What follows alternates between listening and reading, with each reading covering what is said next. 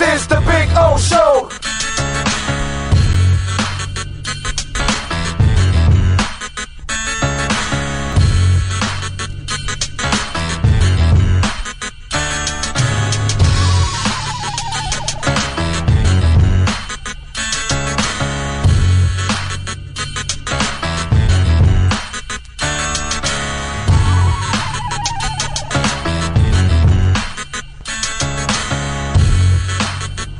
This is the Big O Show.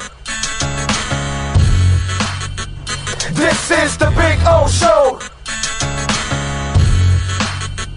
This is the Big O Show. This is.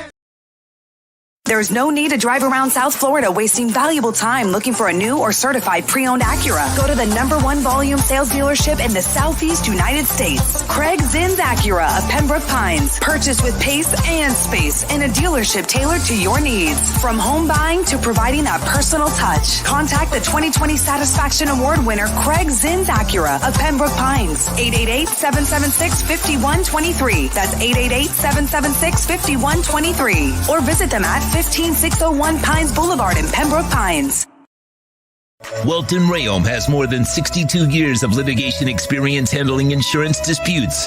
They're committed to resolving even the toughest insurance claims quickly. Call them for a free consultation. 954-966-4646. At Welton Rayom, they don't get paid unless you win.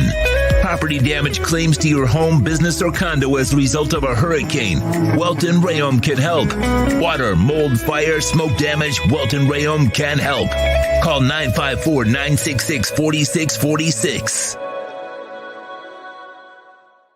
If you're a Miami sports fan, then there's only one store to go to, and that's Caneswear at Miami Fanwear in Davie. They're your one-stop shop for all your inner Miami CF, Canes, Dolphins, Panthers, and Marlins merchandise. They have hats, t-shirts, game day jerseys, and so much more. Located at 2511 South University Drive in Davie, and open 24/7 online at caneswear.com or innermiamiwear.com. Call them at 954-835-5597. Caneswear, the spot where inner Miami and all Miami sports fans shop.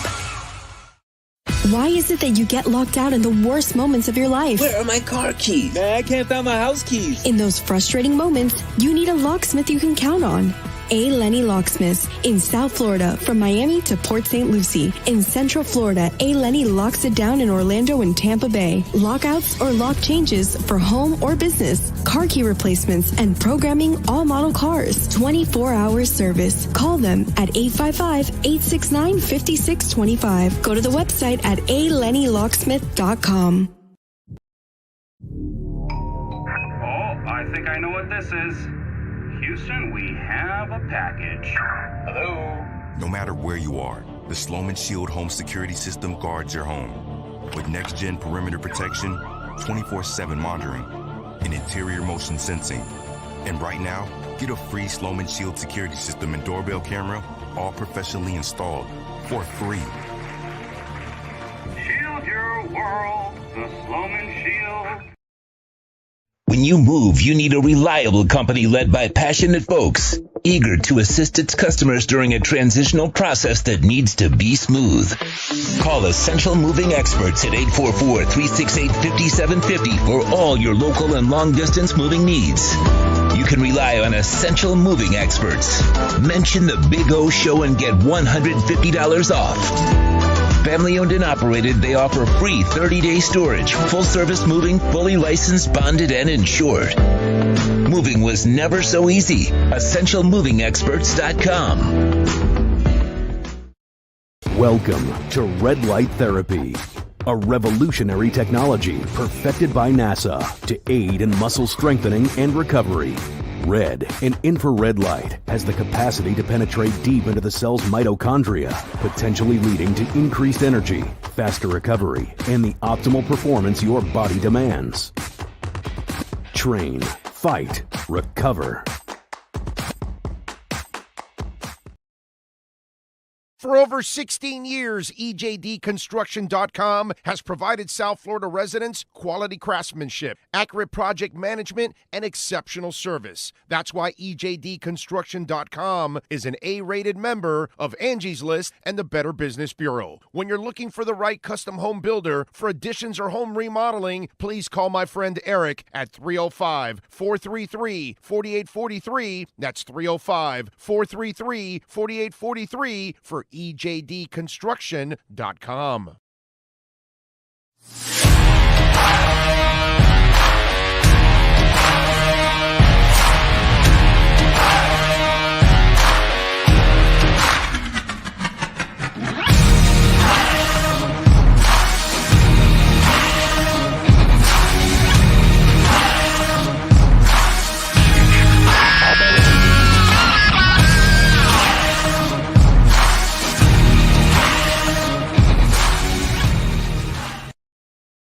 The viewpoints, statements, or beliefs expressed on the following program by the host, guests, or callers are not necessarily the opinions of FantasyXS.com, Media Group Inc., ownership, management, sponsors, or website. When it comes to South Florida sports teams, very few in the media have witnessed, lived, and covered it like the Big O. Let's start the program dedicated to your favorite South Florida teams with a passion that's unmatched. The Big O Radio Show is on. Here's the Big O. All righty. Oh, yep, we got it on. How you doing? Welcome aboard. Time to rock and roll, boys and girls. Yes, sir. Oh, man. All right. Still kind of getting prepared here. All right, there we go. Now I got the computer up here so I can make sure I'm keeping up with everything going on in the world of deportes. How are you all doing out there?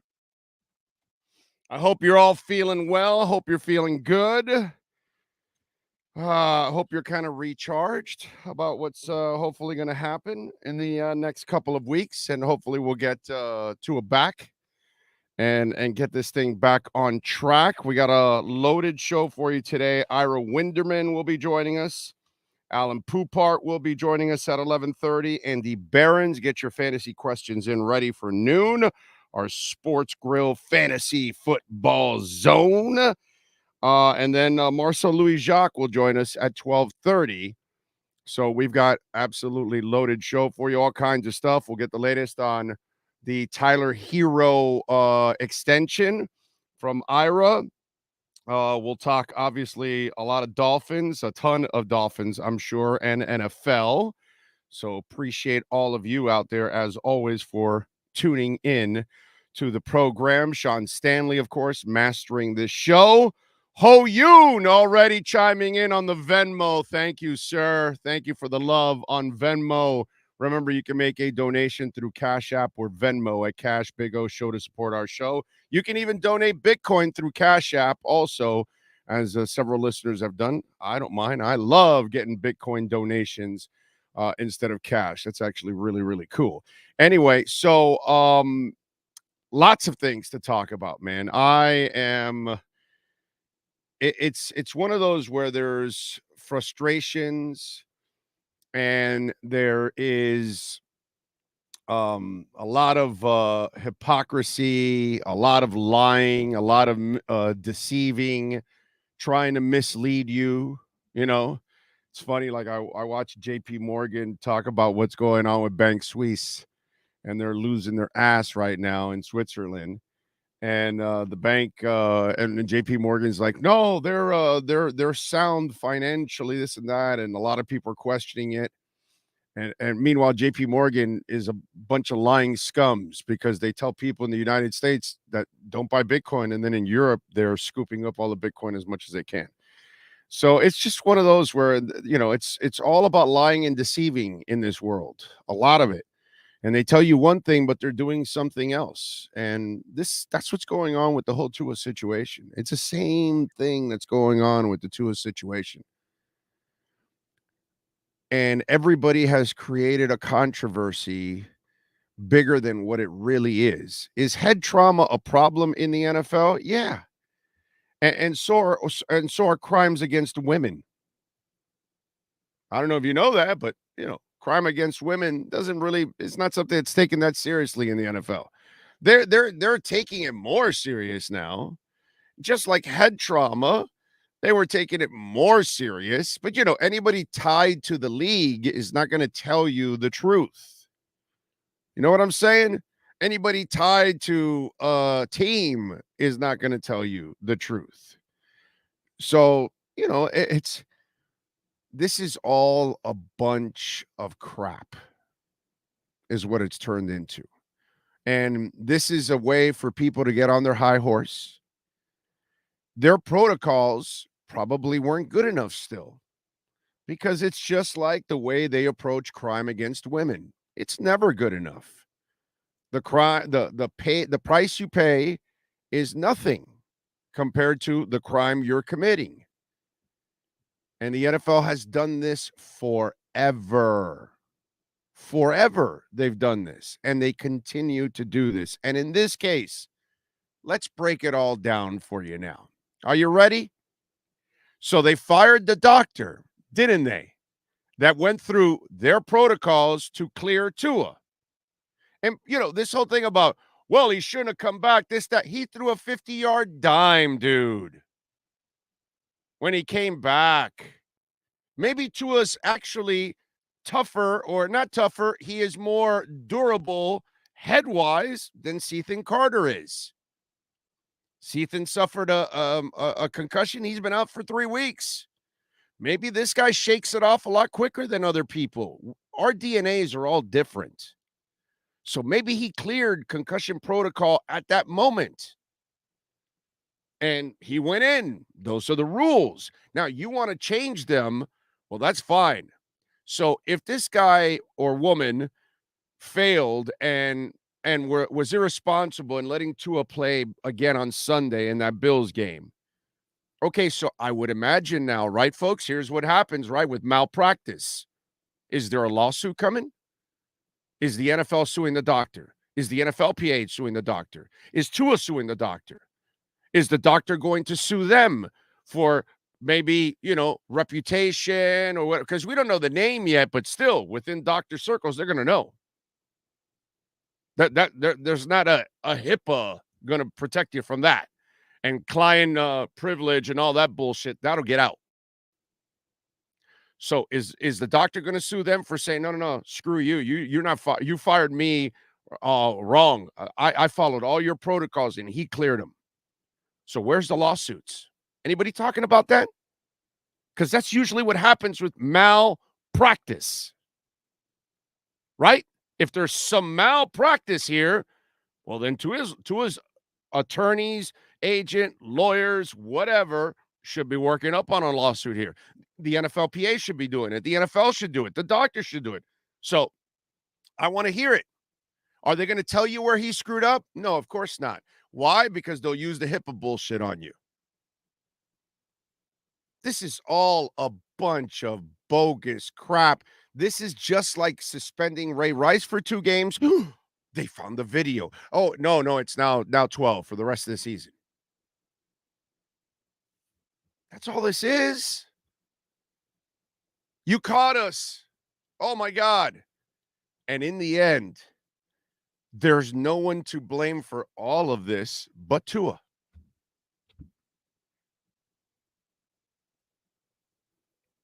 You all can get on your high horses and talk about the NFL's concussion protocol and this and that, and he should have come back to the game on Sunday after he was playing just fine and all that kind of stuff. And then he shouldn't have played on Thursday, but he was playing fine on Sunday, fresh off of the hit on the head.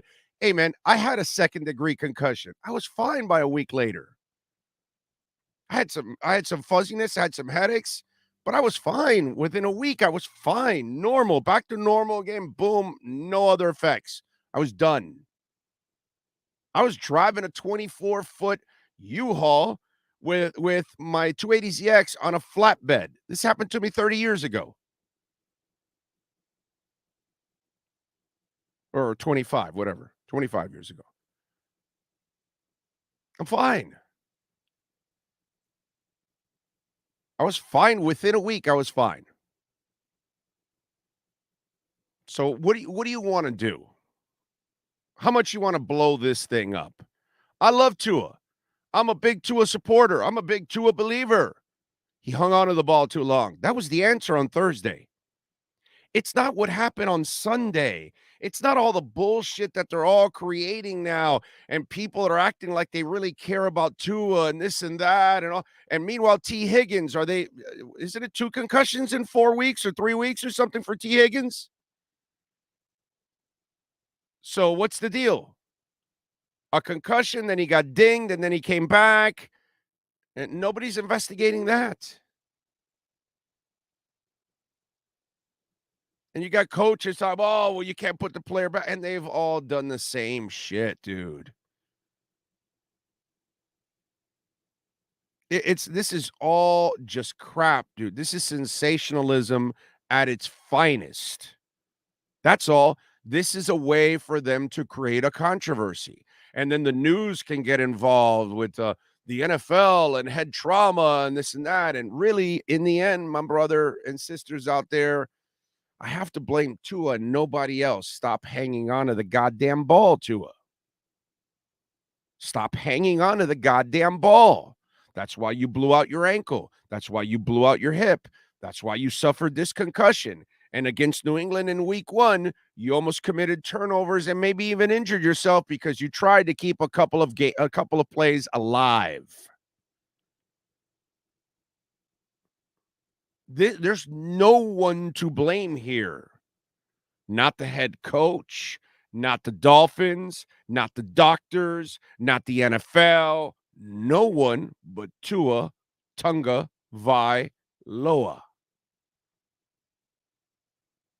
Tua created this problem like he has others for himself. As much as I'm going to defend Tua as a player, okay? I'll defend him as a player to the end of time. His injury history, you can't defend it. But most of his injury history is on his terrible decisions. Not the decision of Mike McDaniel to put him back in the game because he was fine. He played well. And he was ready to go on Thursday. Just don't hang on to the goddamn ball. Anybody want to hear the truth? Or do you all want to get on your high horses and create a whole bunch of bullshit for nothing? Because that's all it is. It's a way for us to get clicks. It's a way for us to sensationalize it. It's a way for us to get more people to watch Get Up Here at This Moment and whatever other stupid show that you guys watch out there where they just create controversy to create controversy, where the producers in the morning say who's taking one side and who's taking the other, whether they believe it or they don't. And that's the shit you watch every single day. And that's the crap you come back to me and say, hey, did you hear what this guy said? I hear that guy. Clickbait. Way to go, dude. Nice job, ladies and gentlemen. Way to be that weighted fish in a fish competition.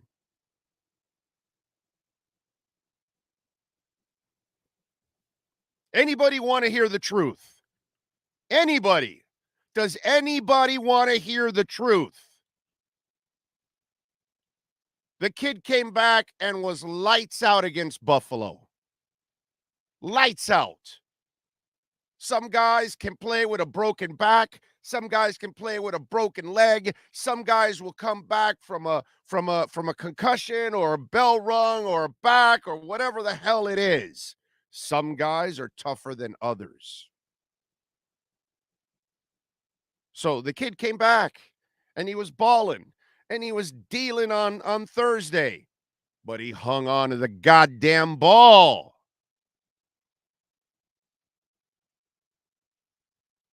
That's it.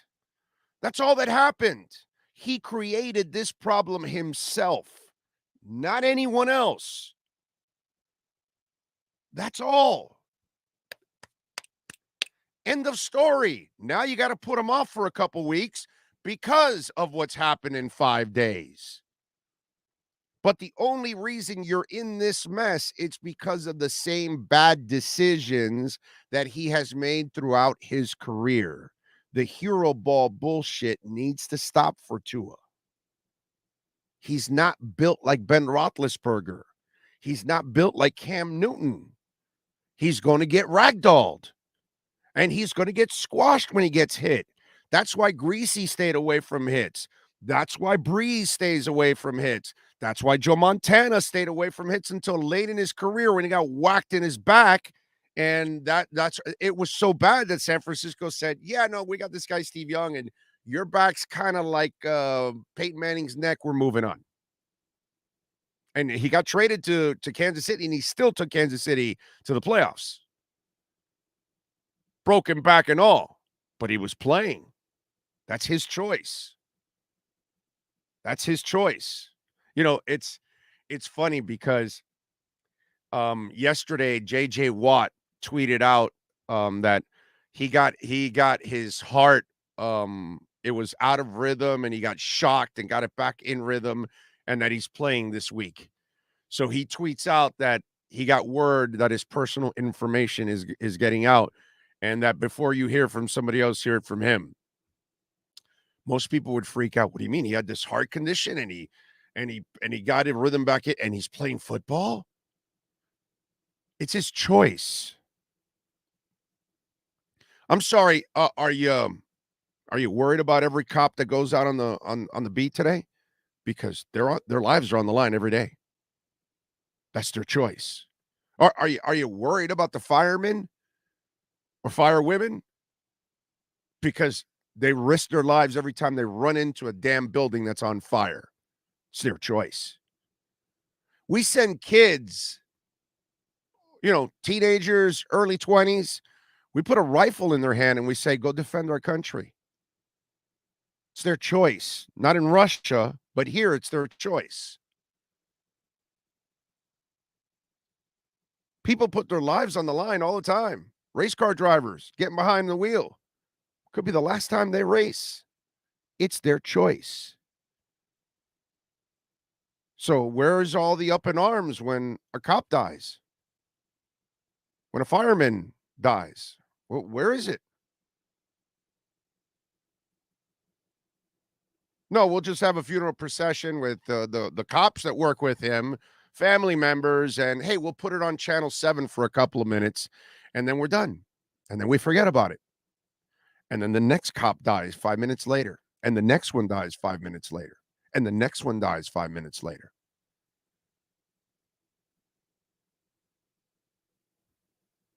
It's their choice. They play football. It's a dangerous sport. Eric Lindros continued to play hockey. And every concussion was head rattling, and it became bigger and bigger, and he was out longer and longer and longer every time. Everyone's different.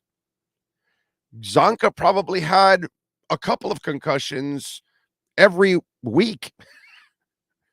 And he probably brushed it off and delivered a few more concussions to other people. Because there's no the way Zonka ran, you can bet your ass he had concussions. And their equipment really sucked compared to the equipment now. Everybody's wired differently. So Tua got his bell rung on that Sunday, and he might have gone in and he passed their protocols. Now, if your NFL protocols are weak, that's your goddamn problem. But now you want to fire the doctor because it's a crap show. So you've got to now sell this to everybody that you're doing something about it and that you care about these players. Get the hell out of here, dude. It just, you screwed up. You screwed up in front of everybody. It looks so bad. And now you've got the PR game. Oh, let's find a scapegoat. Let's fire the doctor. That's why I'm telling you, where are the lawsuits? Because it sounds like malpractice to me. Doesn't it sound like malpractice to you? Because that's what they want to make it sound all over the place. Malpractice. You got to be really, really smart nowadays to kind of read through all the bull crap that goes on a consistent basis in this world. You really do, man. You got to be like that. Oh, my God.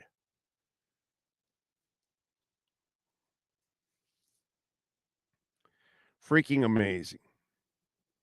No one to blame but Tua. And I'm telling you, the first time he has a press conference, I will be there. I will be there, and I will ask that question, and I will ask it like no one has ever asked it before.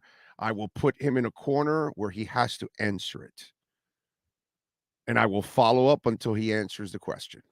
I'm not going to let him dodge the question because it's too important to his life. It's too important to his family. It's too important to his coaching staff, the players. Screw the media. We don't count. And the fans, they're on the periphery. Tua has to worry about making these bad decisions for his family, his wife now, his coaches, and his players. That's who he's letting down. Yeah, he lets down the fans eventually. I get all of that. But really, those people that are around him that are depending on him, you got to start making better decisions, dude. You want to have a long career? Because I want you to have a long career because we haven't had a quarterback here since Marino. This dude's a baller. This dude's a quarterback. This is a real quarterback here. But he's got to do his part, man. I'm not sitting here. Listen, you guys want to go listen to those other stupid ass talk shows that want to lay blame on everybody else? You go ahead and do that, man. I speak what I feel is honesty here. What I think is the truth is what I'm going to be talking. I may not be right all the time. I may be wrong sometimes. I'm a human being. But here, this is elementary, my dear Watson. The only one I'm blaming here is Tua, and no one else whatsoever. Tua put himself in this position, and he has to stop putting himself in this position. And this, in the media, probably Tua's biggest supporter. But as you all know out there, I don't mince words and I don't play the politics and all that kind of stuff. And others might be willing to do that bullshit, but that's not who I am. That's never been who I am, and I won't be that way. And it's worked out fine for me. It's not an easy road, but I'd rather have my pride, and I'd rather do it my way, as someone famously put once. Old Blue Eyes. I'd rather do it my way than, if I'm not going to do it my way, then I won't do it at all. And that's it. So I'm not tied to any corporate crap. I'm not tied to a team. I'm not tied to the NFL. I don't get my checks from them. I don't worry. Not that I ever worried about politics in the first place. Okay. Never worried about that anyways. I don't care. Call it like I see it. And as much as I'm a Tua guy, he's got to stop taking hits. He's got to get rid of the ball when the play is over. That's where this whole problem comes from. Don't point the fingers at anyone else. I don't care about the concussion protocol of the NFL. That's their problem. I mean, they constantly screw up, but they're the Teflon League. None of this will affect them. Ever. Nothing ever affects them. They just roll on, dude. Will you ever find out what's really with the Snyder stuff? And why do you think you don't find out about the Snyder stuff? Huh? Why? Why do you think? Come on, man. Let's not get naive here. And that's the problem. Too much naivete going on in the world. Dean Brown, yes, 100% Tua's fault. You're right. And you can only talk about injuries because you can't talk about his play because you're wrong also, Dean Brown. All that shit you talked about, he balled out. So go ahead and talk about injuries because that's the only thing you can lean on, my brother. Outside of that, your ass is wrong. So don't talk about his play anymore. Talk about how Dean Brown is wrong about Tua. That's what you got to do. Do it or you're blocked. How about that, Dean Brown? Dean Brown, the next text you send in, you better say, I'm wrong about Tua. He was playing okay. Okay. There we go. I got you, bro. If you don't have any balls here, if you can't be a man, You won't last here, my brother. So, hey, Dean Brown, get the F out of here now, buddy. Now you watch from here on out. You don't comment anymore. See, here we have balls. When we're wrong, we say we're wrong. And when you don't say you're wrong and you are wrong, you are out. So, Dean Brown and your little bitching, you're out, clown. When you grow a pair, meet me somewhere and tell me you apologize, and I'll let you back on the chat board. I'll be at Walk-Ons on Saturday. I'll be at Acura Pembroke Pines at 15601 Pines Boulevard on Thursday. Are we somewhere on Friday, Sean? We're not at Acura yet, right? If I'm correct, or are we? Not sure. I don't think so, actually. I think we're on Acura the following week.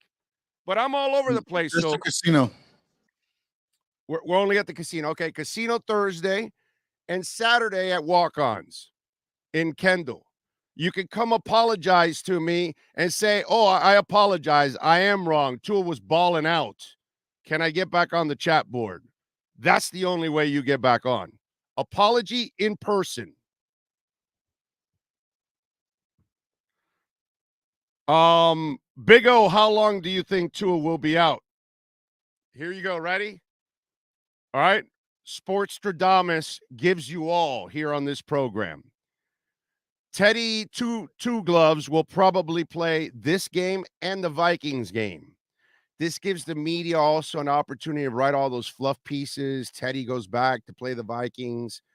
And then this gives them 24 days till the Pittsburgh game where he gets to kick Flo's ass, Minka's ass, and the Steelers' ass.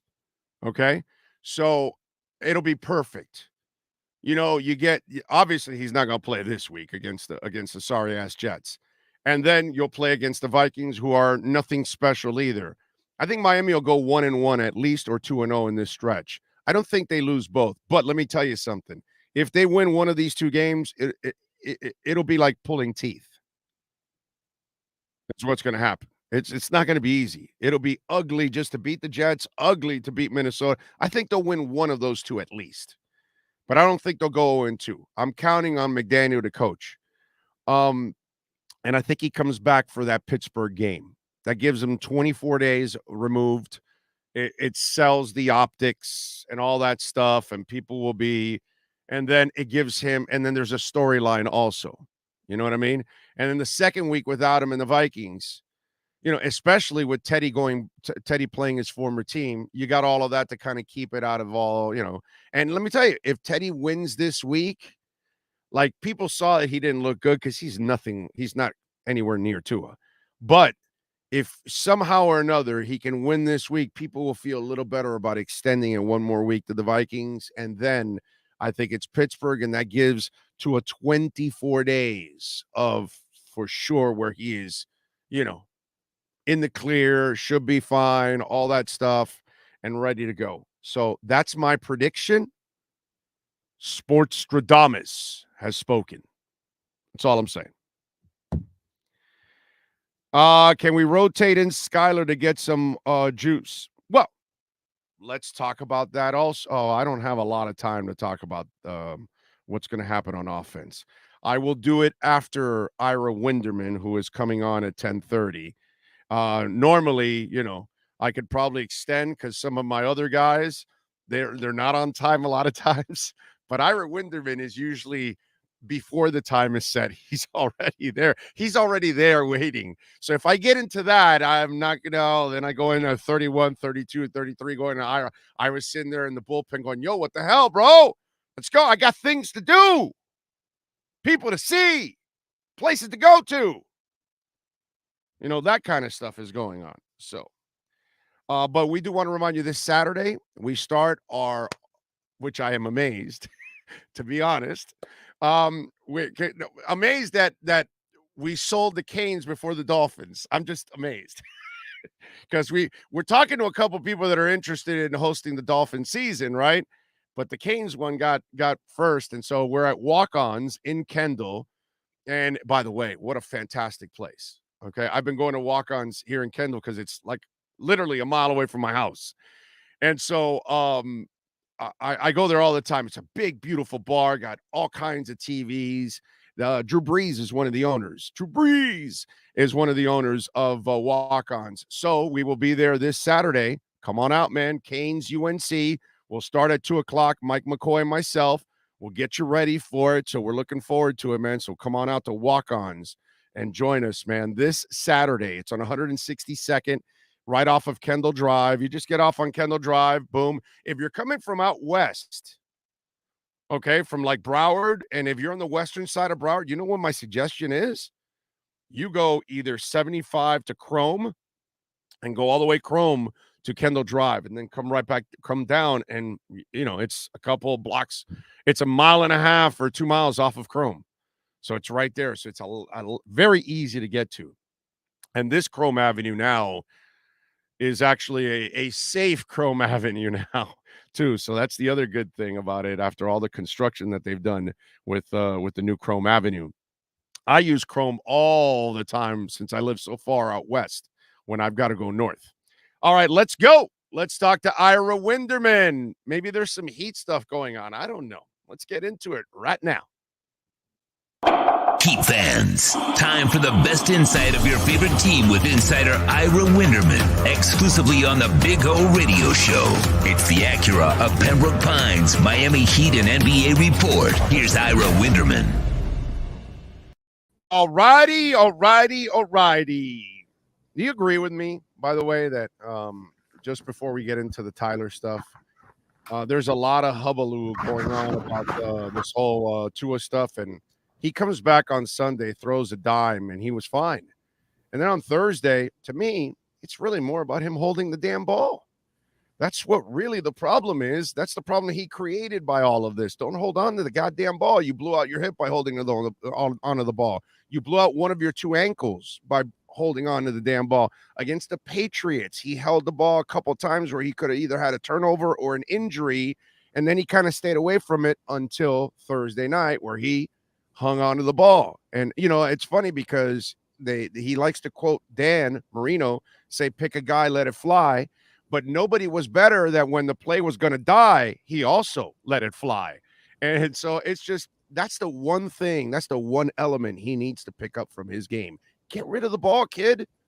Yeah, but you know, Big O, when you're watching today's modern quarterbacks, this next generation, it's all about extending the play. And when Tua was at Alabama, that's what got him to that starting role, is he extended plays. He made more out of it. We saw Patrick Mahomes last night run like 90 yards on a He's much more athletic. He's more athletic. What I'm just saying is that's what these players are being taught. It's sort of like in the NBA.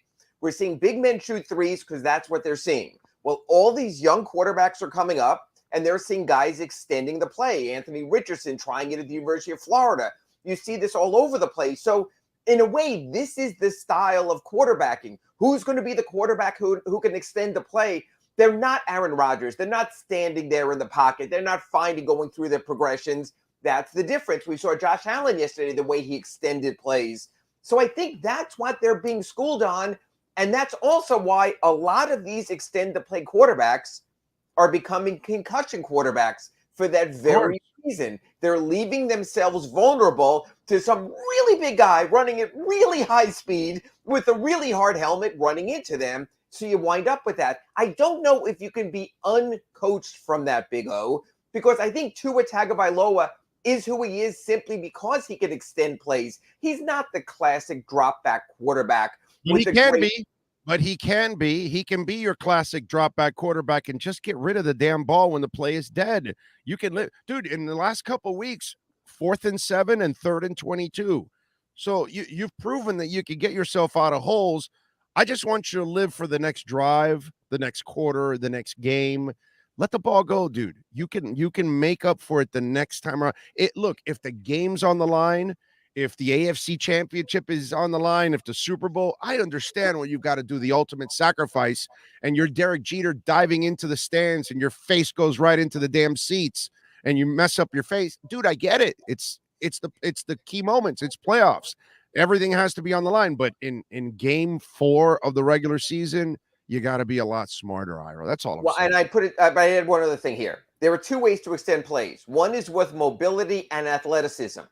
The other way is with a great offensive line where that pocket is clear for that extra nanosecond that you can not only get to your second progression, but your third and fourth progression. So if you want to keep Tua safe, and you know why we come back to this every year, is the offensive line. That's how you protect him more than any of his instincts or anything, is you protect the crap out of him. And that's been very uneven to this point. And that's been the problem with so many Dolphins quarterbacks going back to Dan Marino, has been the offensive line and putting them in harm's way. Unless you get someone in a West Coast style of offense like a Chad Pennington who's going to get the ball out right away, bunch of short passes and do it that way. Otherwise, that's the instinct these days. Fortunate or unfortunate, extending the play is sort of the buzzword among quarterbacks in this era. All right, let's go from Tua to Tyler. The move that had to be made, Ira. I mean, they're just. It's kind of like the whole Bam thing. You're at a fork in the road, and this is something. And in the end, look, if you're going to make the big trade ever, you're still going to be able to trade this contract. So it's not like it's an untradeable contract. It's not like it's a. I don't believe this is a high risk one. Like the Whiteside one was a high risk because of the character. This kid's got a good character overall, and I think he wants to be better and all of that. I just think he's, it's part of the maturity process, like all of us. And so I do agree that this is the move that they had to make. Your thoughts on it? Two thoughts. Salary-wise, a move they had to make, a move I agree with, no issue. The timing, a lot of issues right here. And I thought it sent a really, really bad signal for this reason, Big O. You now can't trade Tyler for the balance of this season. Big poison pill, salary cap rules. You can in the offseason. Matter of fact, I can see where you put this deal together for this reason. Tyler's deal plus Duncan's deal now will equal, come July 1, a max player. No more playing around with picks or anything. You can trade Tyler plus Duncan evens Kevin Durant or anyone in that salary stratosphere. That makes sense. Here's where Ira Winderman has a problem. The Miami Heat this offseason did not go into the hard cap for P.J. Tucker because they wanted trade flexibility this season. I think Big O was on board for that. That you understood if you locked in P.J. Tucker at his max salary the Heat could offer, the Heat would be hard capped. They chose not to be. So they would have the possibility at the time of a Durant trade, of a Donovan Mitchell trade, or even in season, like we mentioned in our RedRecover.com Inside the Paint show on Wednesdays here at 9, that they could make a move maybe for a Miles Turner or a John Collins. However, now that they have locked in Tyler Herro, they don't have a trade to make, Big O. The only trade you can make right now is Duncan Robinson's $18 or $19 million salary and maybe a first-round pick or two. And that's it. You don't have a mega move. So maybe it's Duncan in a pick for Jay Crowder or Kelly Olynyk to get that power forward taken care of. But if you're the team that are the smartest guys in the room and you believe you can make this kind of deal and we're going to make this deal with Tyler, then you probably should have gone ahead and just gone into the hard cap with PJ Tucker because you don't have trades to make now anyway. So I don't think it is fair to Kyle Lowry at 36 and Jimmy Butler at 33 that you've sort of locked in the future of this team when this is a win now team right now. And you have that glaring hole. And I made some calls around this morning, and I found out that he played a lot of Omer Yurtseven and Bam Adebayo in the starting front court power rotation during camp. Maybe that's the answer, but if it's not, there's not a plan B on this roster right now or power forward. I would have preferred if they waited on Tyler Herro to maintain their flexibility and they had the right to match outside offers next offseason anyway. And you know what? Boo-hoo. If Tyler would have been offended about not being taken care of, he still would have got his bag just at a little bit different time.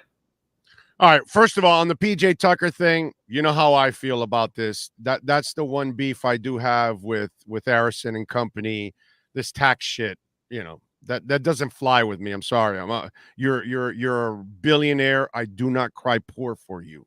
Okay. And all the taxes you save on your boats, you can spend some of it on the basketball team. So, And they still can go into the tax now. PJ was more about the hard cap and hurting trades. The tax is more about saving money and not filling the 15th roster spot and not giving you greater flexibility power forward. Look, I'm not going to go out there and say they should have signed Blake Griffin. Boston, that was a desperation move because Robert Williams is injured. I get that.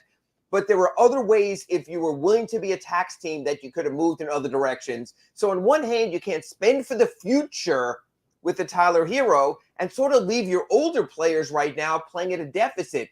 You were one shot away from the NBA Finals. That's the whole.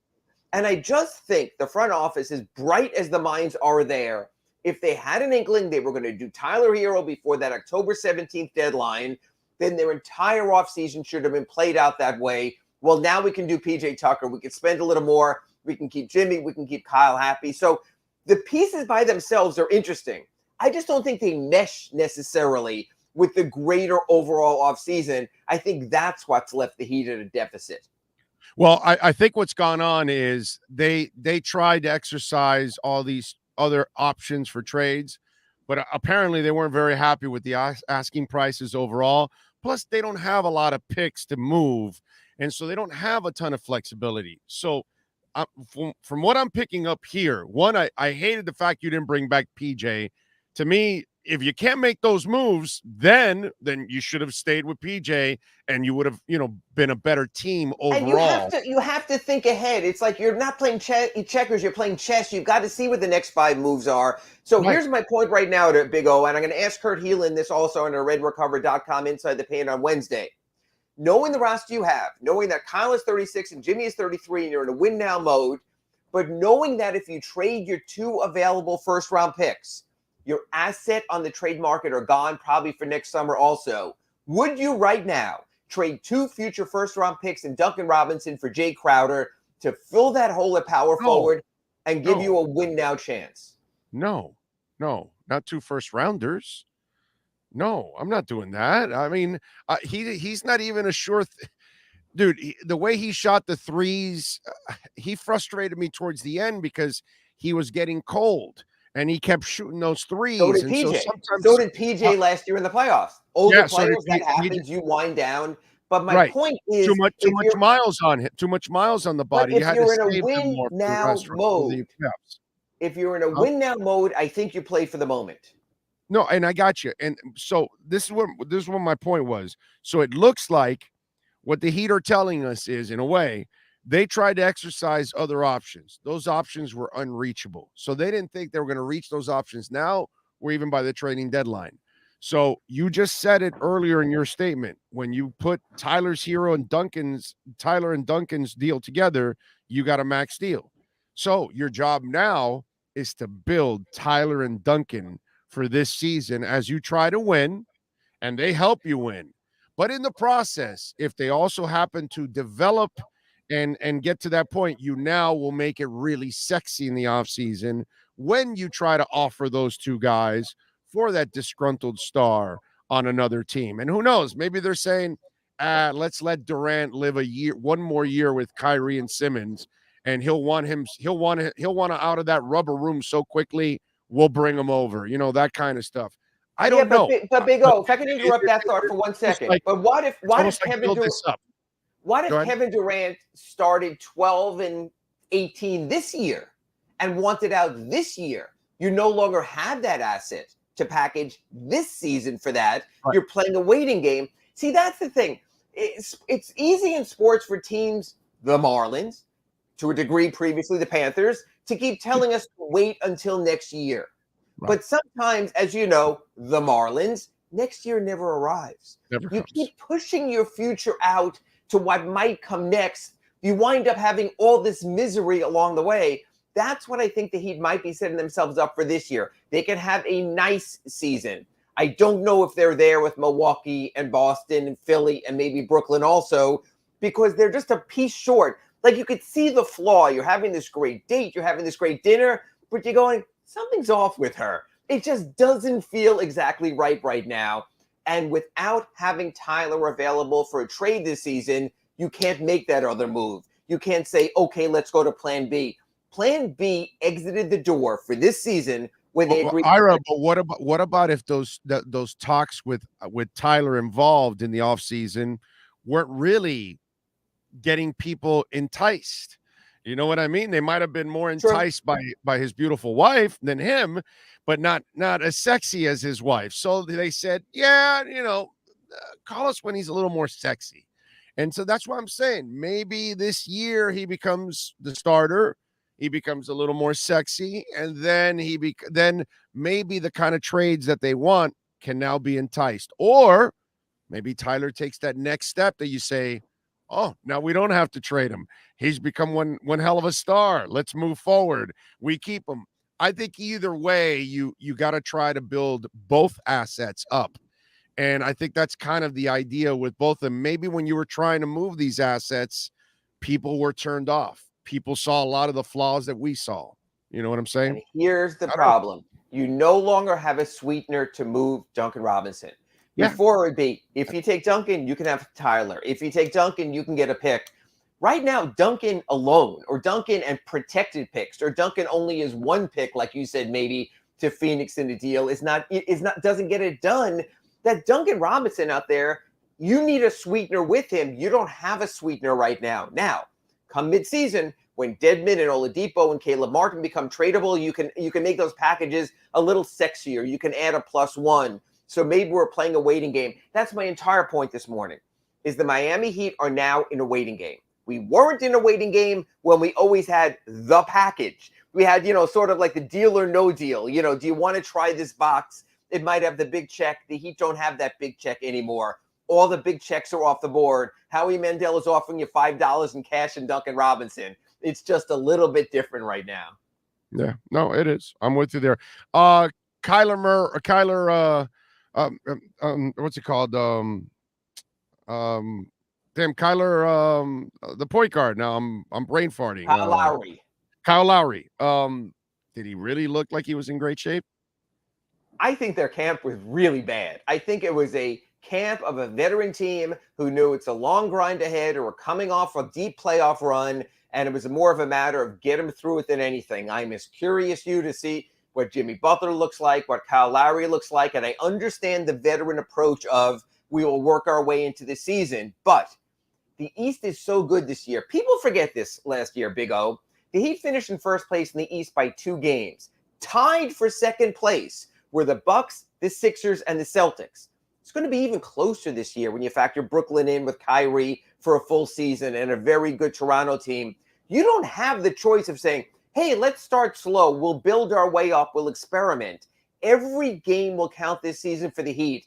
I need to see good Kyle Lowry right away, or else I agree, Big O, I will have legitimate concerns. I agree. Yeah, no, because I'm there and we're asking all these weight questions, and then I'm sitting there watching him, and I'm like, you got a big old double shirt on, and you're like, I'm like wondering, like, if you wanted to stick it to people, you'd come back to camp with like a really tight shirt and showing that you're slim, and screw you all, I'm in great shape. And I don't know. His face wasn't as thick as it was last year, so he has lost some weight. I can tell, because I have the same issue. When I gain weight, you see it in my face, a lot.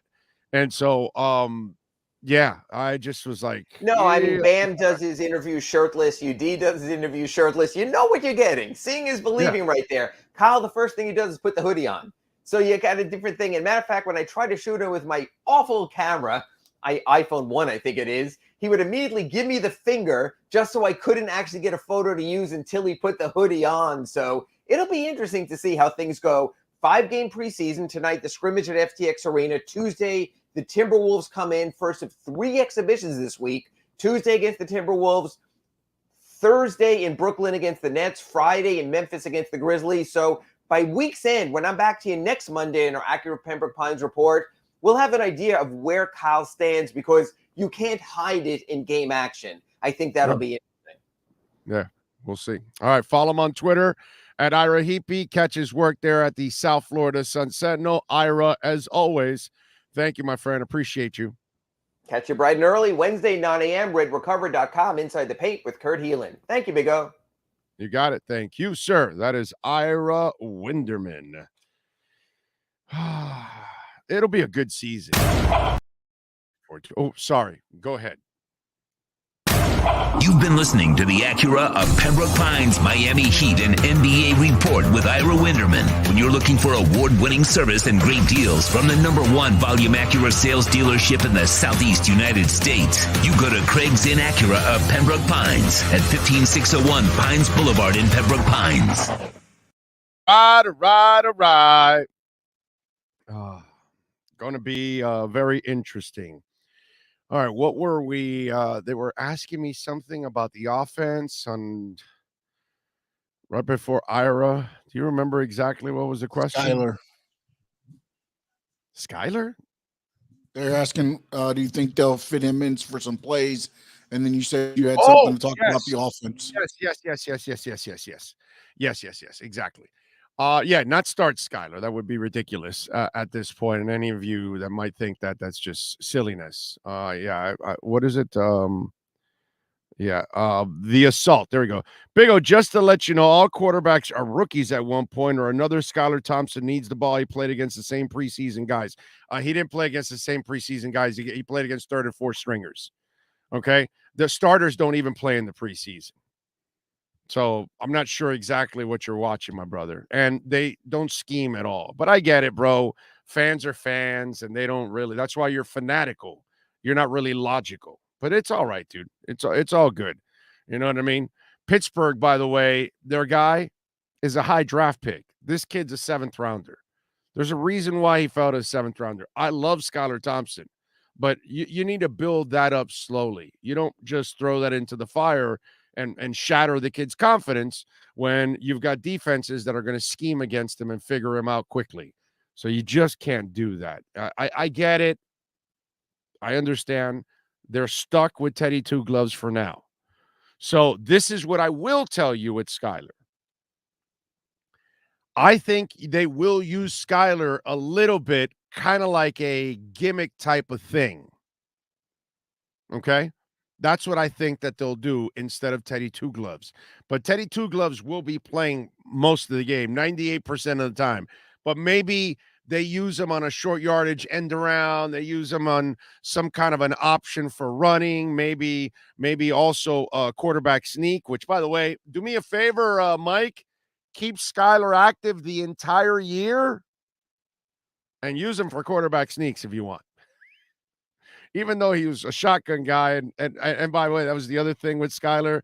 He had issues with the snaps under center, but it's all right, dude. Don't worry about it. I mean, why even think about that?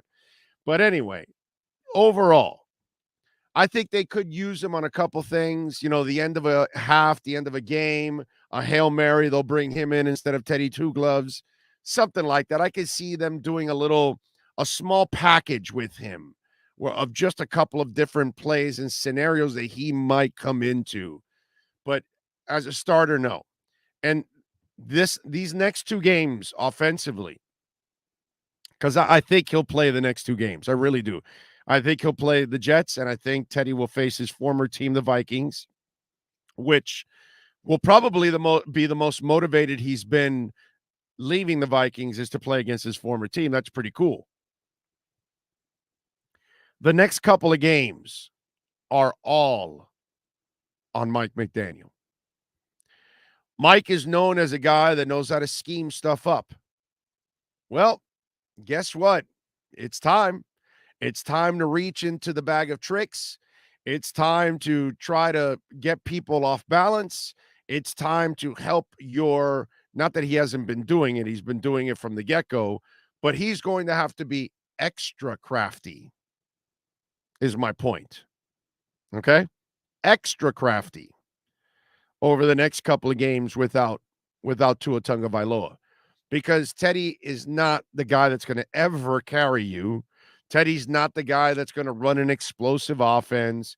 Sure, the sun will shine on every dog's ass every once in a while, and maybe Teddy has one of those games that, things go well for him in a game, but you cannot put the weight of the world on Teddy Bridgewater because he's never been that guy.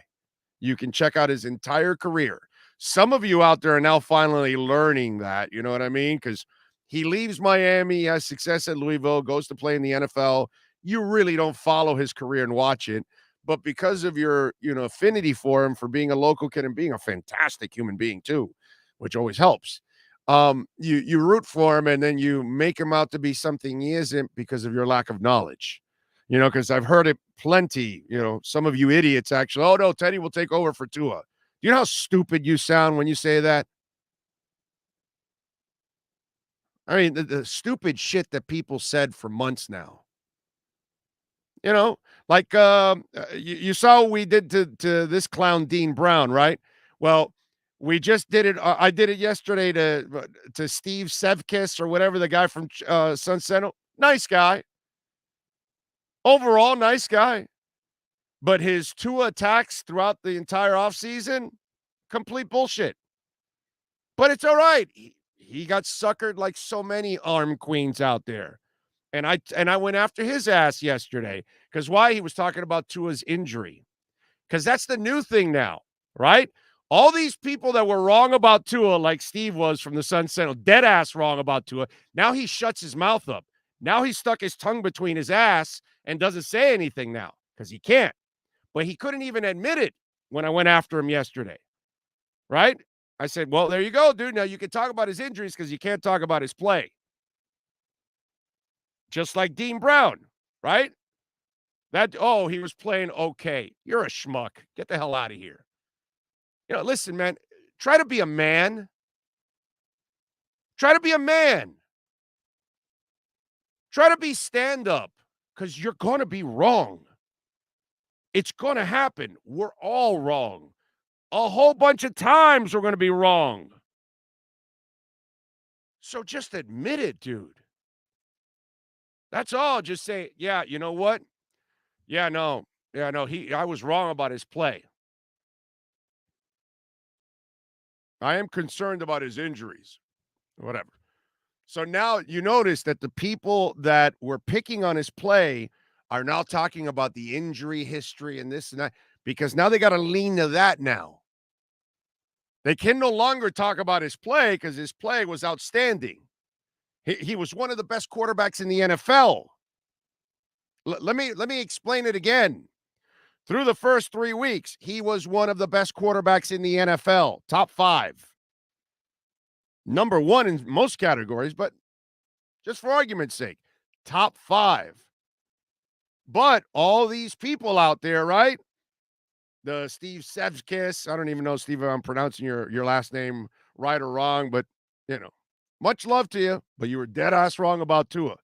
Be a little stand-up, my brother. People like Adam Beasley and all these kind of people. Now you'll use the dramatization or the sensationalism of working his injuries now. Well, his future's in doubt because of his injury history. Okay, they won't say, well, I didn't think he was a player in this league, but clearly I was wrong. He was a player. Now we got to worry about his injury history. At least if you say that, I got respect for you. At least if you say I was wrong about his playing, but man, I got to worry about his injury history now, which that was the only concern I ever had with Tua. And I mentioned it over and over and over and over and over again. I've always said the kid's a baller, always going to be a great quarterback. I only worry about his durability. And what's happened here was not durability, was bad decision. He doesn't leave the game if he gets rid of the damn ball. It's pretty simple. There was an old super chat because I just saw 2 more come in and I didn't get to it. Let me see if I can find it. It's either me or Sean will find it. One of us will find it first. But I know I saw it. Don't want to skip over it. You did. There you go. Leon Fresco, thank you. Would rather change to practice helmets at this point.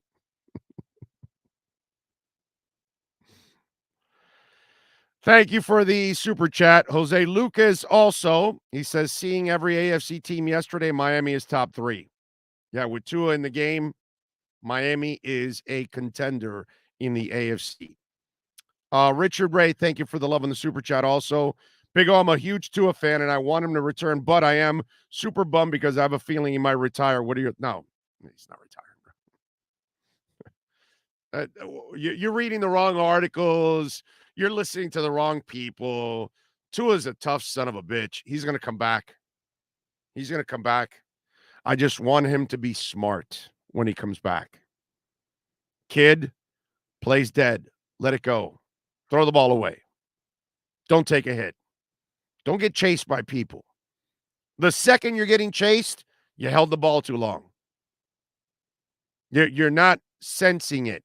Get rid of it. That's all. Live for the next play. That's what I want Tua to do for his wife, for his family, for his coaches, and for his teammates. Not for us. Not for the media, not for the fans. Do it for the people you work with, the people that love you. Do that, bro. Stop being irresponsible. That's what I would tell him.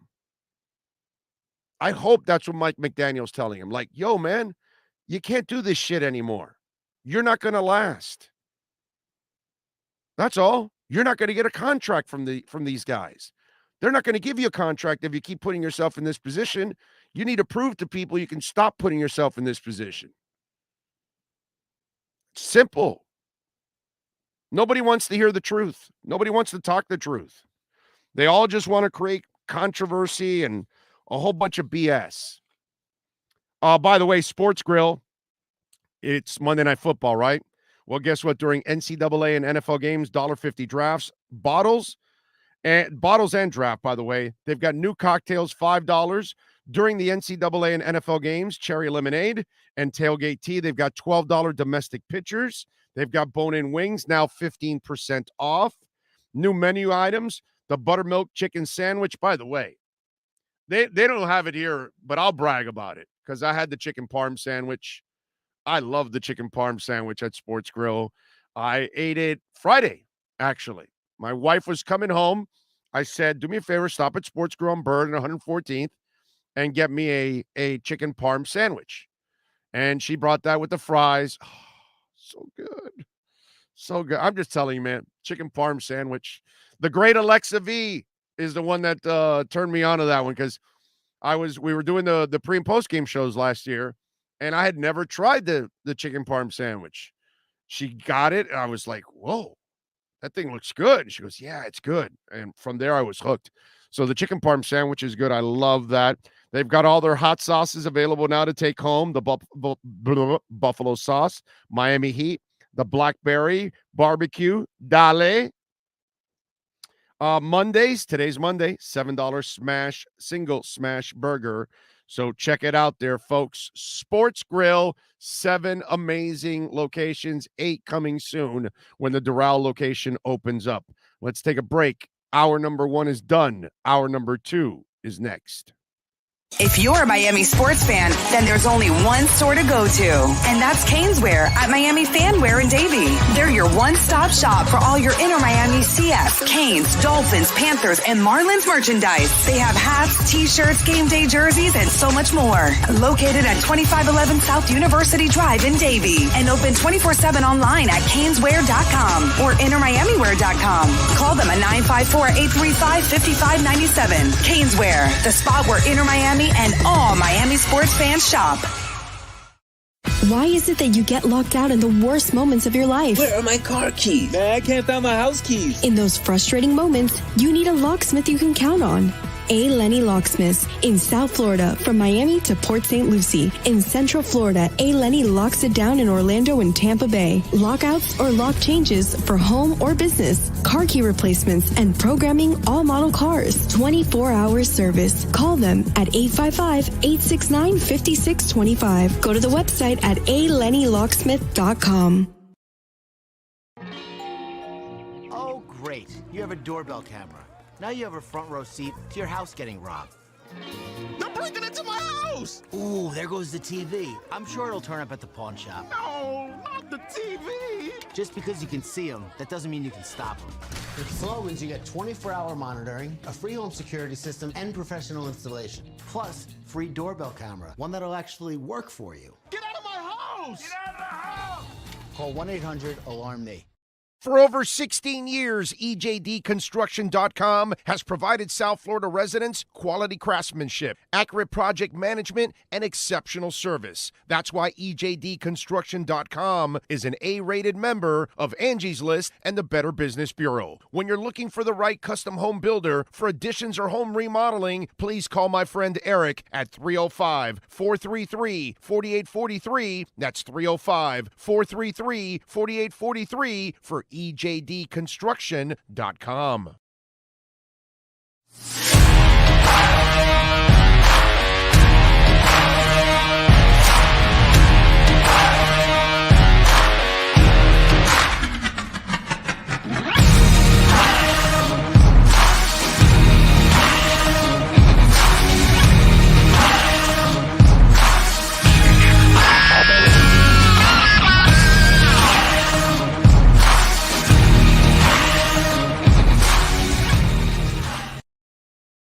The viewpoints, statements, or beliefs expressed on the following program by the host, guests, or callers are not necessarily the opinions of FantasyXS.com, Media Group Inc. ownership, management, sponsors, or website. When it comes to South Florida sports teams, very few in the media have witnessed, lived, and covered it like the Big O. Let's start the program dedicated to your favorite South Florida teams with a passion that's unmatched. The Big O Radio Show is on. Here's the Big O. We're back in this hour. Alan Poupar is set to join us at 11:30. If you have any fantasy football questions, get them in on our Welt and Rayom text line at 855-912-1056, because if you put them now on the chat board, they'll disappear by noon because there's hundreds of people on the chat board now. We're blessed to have hundreds of people on the chat board chatting, but because they're chatting, your questions will disappear. It'll be hard for me to find them, but a lot easier on the Welton Rayom text line, which you can text anywhere you are. Doesn't matter. 855-912-1056. It's a toll-free number, 855-912-1056. So send in any questions, comments, complaints, insults, whatever you want to do. If you're a business and you want to join our growing platform, and a great way to brand your business or find new clients, make sure you reach out to our business line. It's not a request line. No one's going to call you back. No one's going to talk sports with you there. It's a business line, 786-754-4664. So if your business wants to be a part of our platform, 786-754-4664. You can also reach out on email at bigoradioshow@yahoo.com. That's bigoradioshow@yahoo.com. So you can reach out to us there also. All right. Dolphin 13, Big O question. Miami traveling to Cincinnati on a short week. Tua did not get enough treatment in time, but being 3-0, do you think they should have started him? Did you just listen? Did he just tune in now?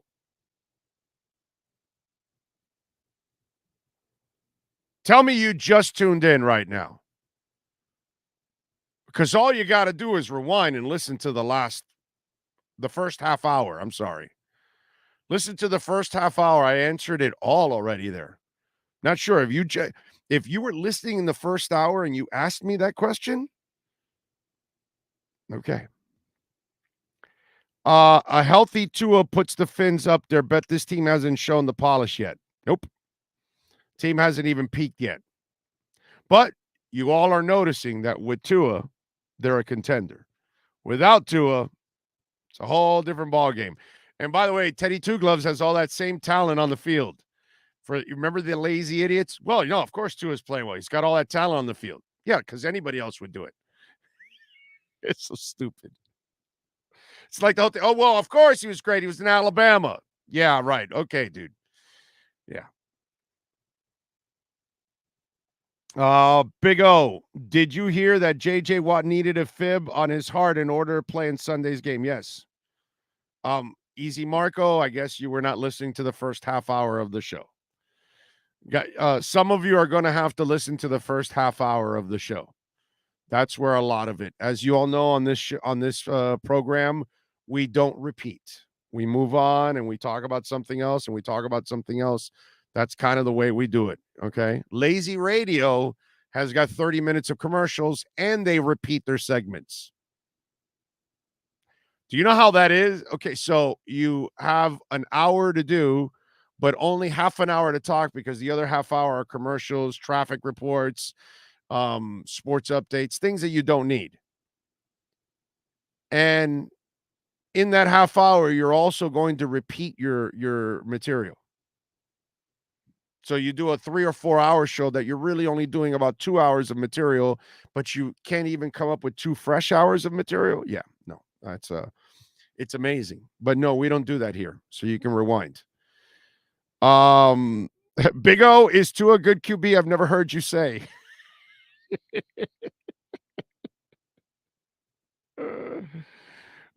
Jets won. They will be motivated at New York. Oh, God. Who cares, bro? Jets motivated. That's like a Yorkie attacking you. What? Jets motivated. How's that? How is that scary? Explain that one to me. The Jets are motivated. And what? They're going to win doing what? Video games? They're going to get on Star Atlas? What are they going to play? Fortnite? What are they doing? The Jets are going to be motivated. Somebody's actually afraid of the Jets motivated. That's hilarious. That's funny. The Jets are motivated. Think about that statement. The last 20 years, the Jets are motivated. Oh, wow. I'm really nervous now. Holy shit. Zach is coming after us, or your mom's. I'm not exactly sure. Which one? The Jets are motivated. Get me some Depends. Something. Help me. I'm nervous. The Jets are motivated, folks. Look out. Who knows what they could accomplish when they're motivated? Who knows? They might just get the 6 wins this year if they're motivated.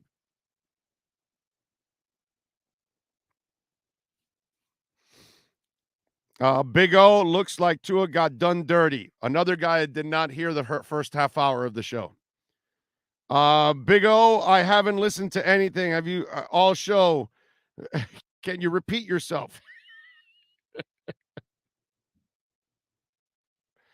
No disrespect, but the Jets are capable of beating us, he says. Everybody's capable of beating the Dolphins now with Teddy Two Gloves at quarterback.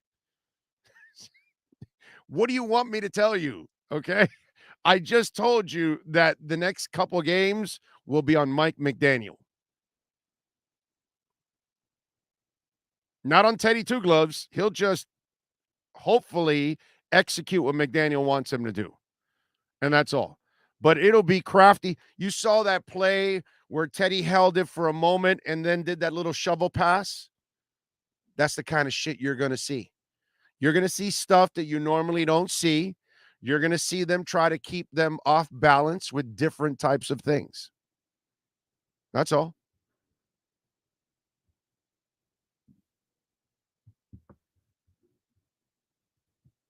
So, what are you going to do? But it will be a mission. It'll be like pulling teeth to win any game for the Miami Dolphins now. The Dolphins are back to being the Dolphins from the last 20-something years before Marino. I mean, after Marino. That's all. It's the same gritty little team with a mediocre quarterback. That's not really a franchise quarterback, which is what they've had for many, many years, and that they need everything perfect in order to win. And they've got to have an element of their game because it's not their quarterback that has to dominate. So this week against the Jets, it probably has to be the defense. The running game has to come alive this week. All these kind of things.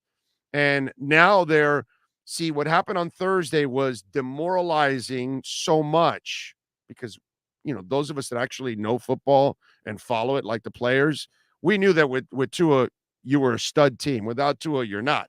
Only some of you idiots think, yeah, you're going to get there with Teddy Two Gloves or Skyler, or let's go trade for Garoppolo, or let's go, David Mills is better, or whatever, stupid shit that I kept hearing all off season from different idiots out there. And so this is where we're at. And they're going to have to be creative. That's just the bottom line to all of this. And it's the same team from the last 20 years. Same team we have now. Same thing. Mediocre quarterback. And now you've just got to hope to try to win as many games as you can. And hopefully, I think he'll be out 2 games. So I hope to split the Jets and the Vikings. What you don't want is you don't want to lose both. And then you're 3-3, and then Tua comes back against Pittsburgh, and now he's got to elevate you from 500, which sucks because you would have won all 3 games with Tua. This sucks, dude. Like, Tua's healthy, they're 6-0. Just drives you crazy that this is what's going on with the Dolphins. Like, seriously? Is this what we're talking about? You got Monday Night Football, baby. BetUS is back for their 28th year. That's right. When it comes to BetUS, they've got all the action for you. BetUS offers the industry's biggest sign-up bonuses, up to 200%. BetUS has all your favorite leagues, including the NFL, NBA, MLB. BetUS offers everything, including live betting, MMA, golf, horses, esports, and all kinds of crazy bets. And BetUS also has hundreds of new casino games, including the coolest European slots, with live dealers waiting for you at the tables.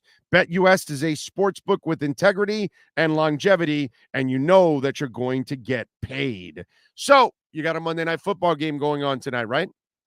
BetUS, baby. Go to BetUS.com. Join now. Get up to 200% in bonuses with the promo code Big O. Nobody in the industry gives you better discounts. That's BetUS again.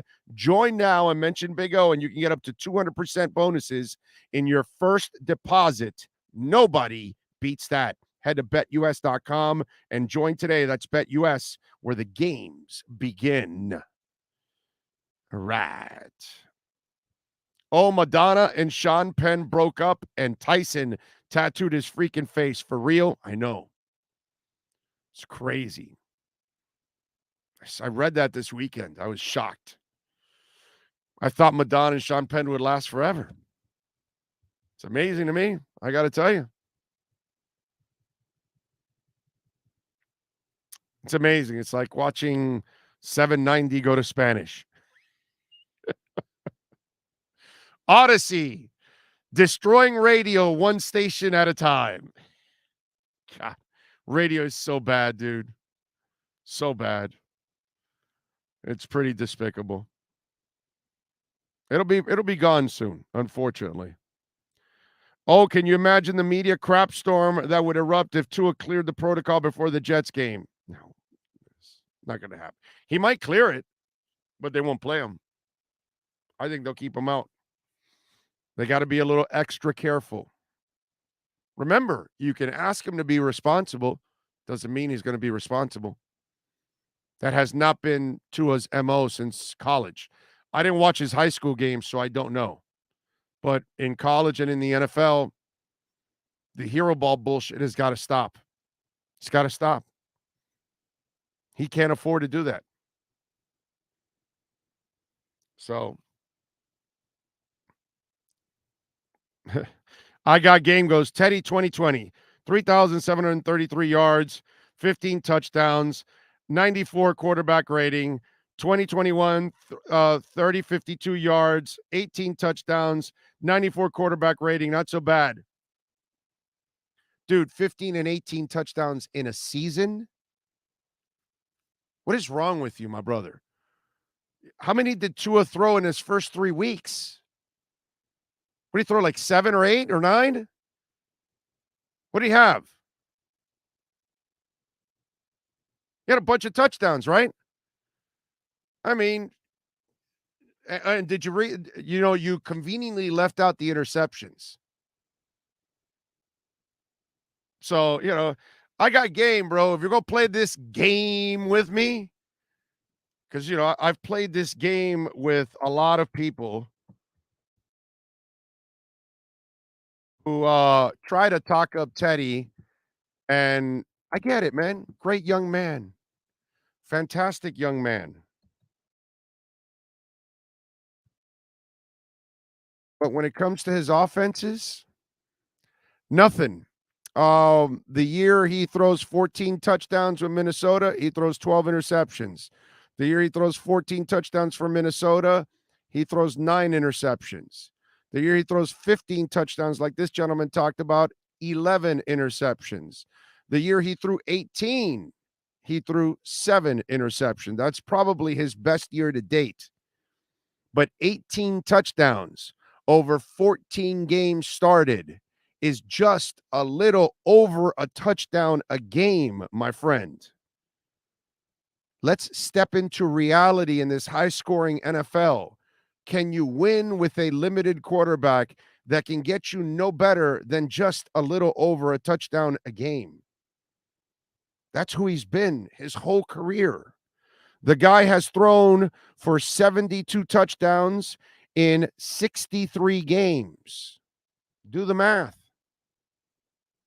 Teddy Bridgewater is nothing but a mediocre quarterback, and on his best days, might be average.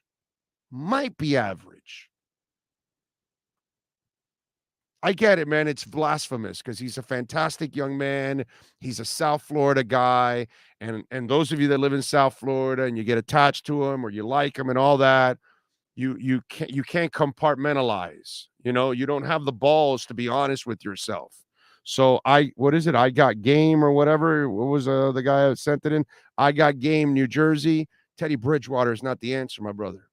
Don't try to talk yourself into anything. Look at the real numbers. Overall, offenses will never be explosive with him at all. That's proven long-term wherever he's at. The biggest detriment, the biggest indictment on him is New Orleans. Okay? He had a great record because I think he went 4-1 or 5-1 or something. He started 5 games in New Orleans. All right? And that year, he threw 9 touchdowns and 2 interceptions in 5 games with that offense, with that coach. 9 touchdowns in 5 games. He almost got to 2 touchdowns a game. Almost. And still, not the answer. Terrific young man. Beautiful human being. You want that mind in that locker room. You want that mind in the quarterback room so Tua can siphon out that information. Skyler can siphon out that information. But when it comes to the arm and the athleticism, it was never good enough. Ever.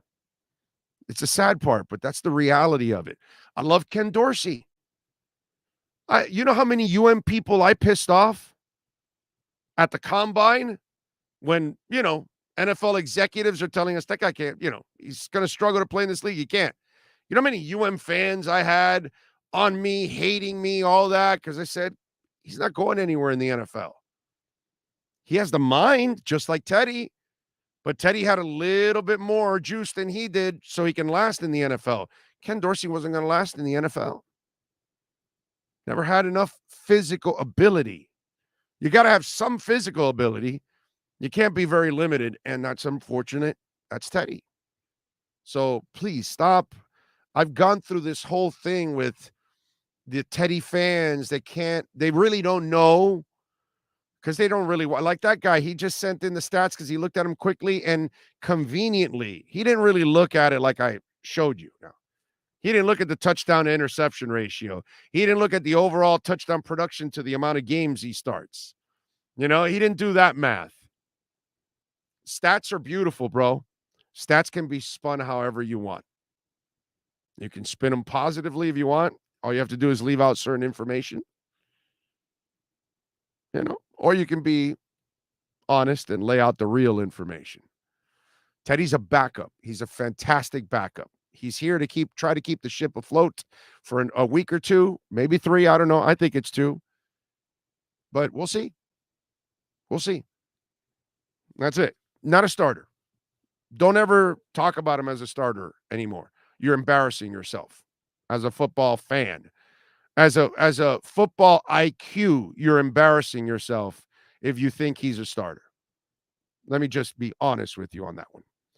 Agreed. Teddy is our backup, but as a fan, I cannot give up on this season because I believe this team will rise to the challenge, knowing the blind-ass fan alert will chime in. No, I'm with you, Rosendo. Tua will be back, and you'll get to the playoffs. I'm not worried about it. What I am worried about is he going to get rid of the ball? That's what I'm worried about now. I know Tua's going to come back because I know he's driven to come back. He's a tough sumbitch. That guy comes back from everything. So he will come back, I bet you. But I want to know if he's going to learn. I hope his wife, I hope his dad, I hope Mike McDaniel, I hope they mention what I'm talking about and they rip into him. Like, yo, get rid of the ball. Oh, okay. No, okay.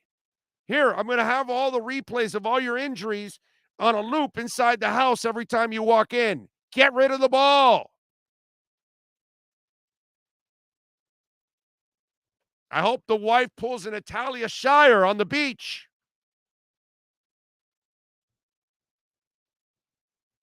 That's Rocky, by the way, what I'm talking about. Oh, can Teddy look better than he is with our weapons? Teddy's Teddy, bro. Doesn't matter. You can do whatever you want. He is what he is.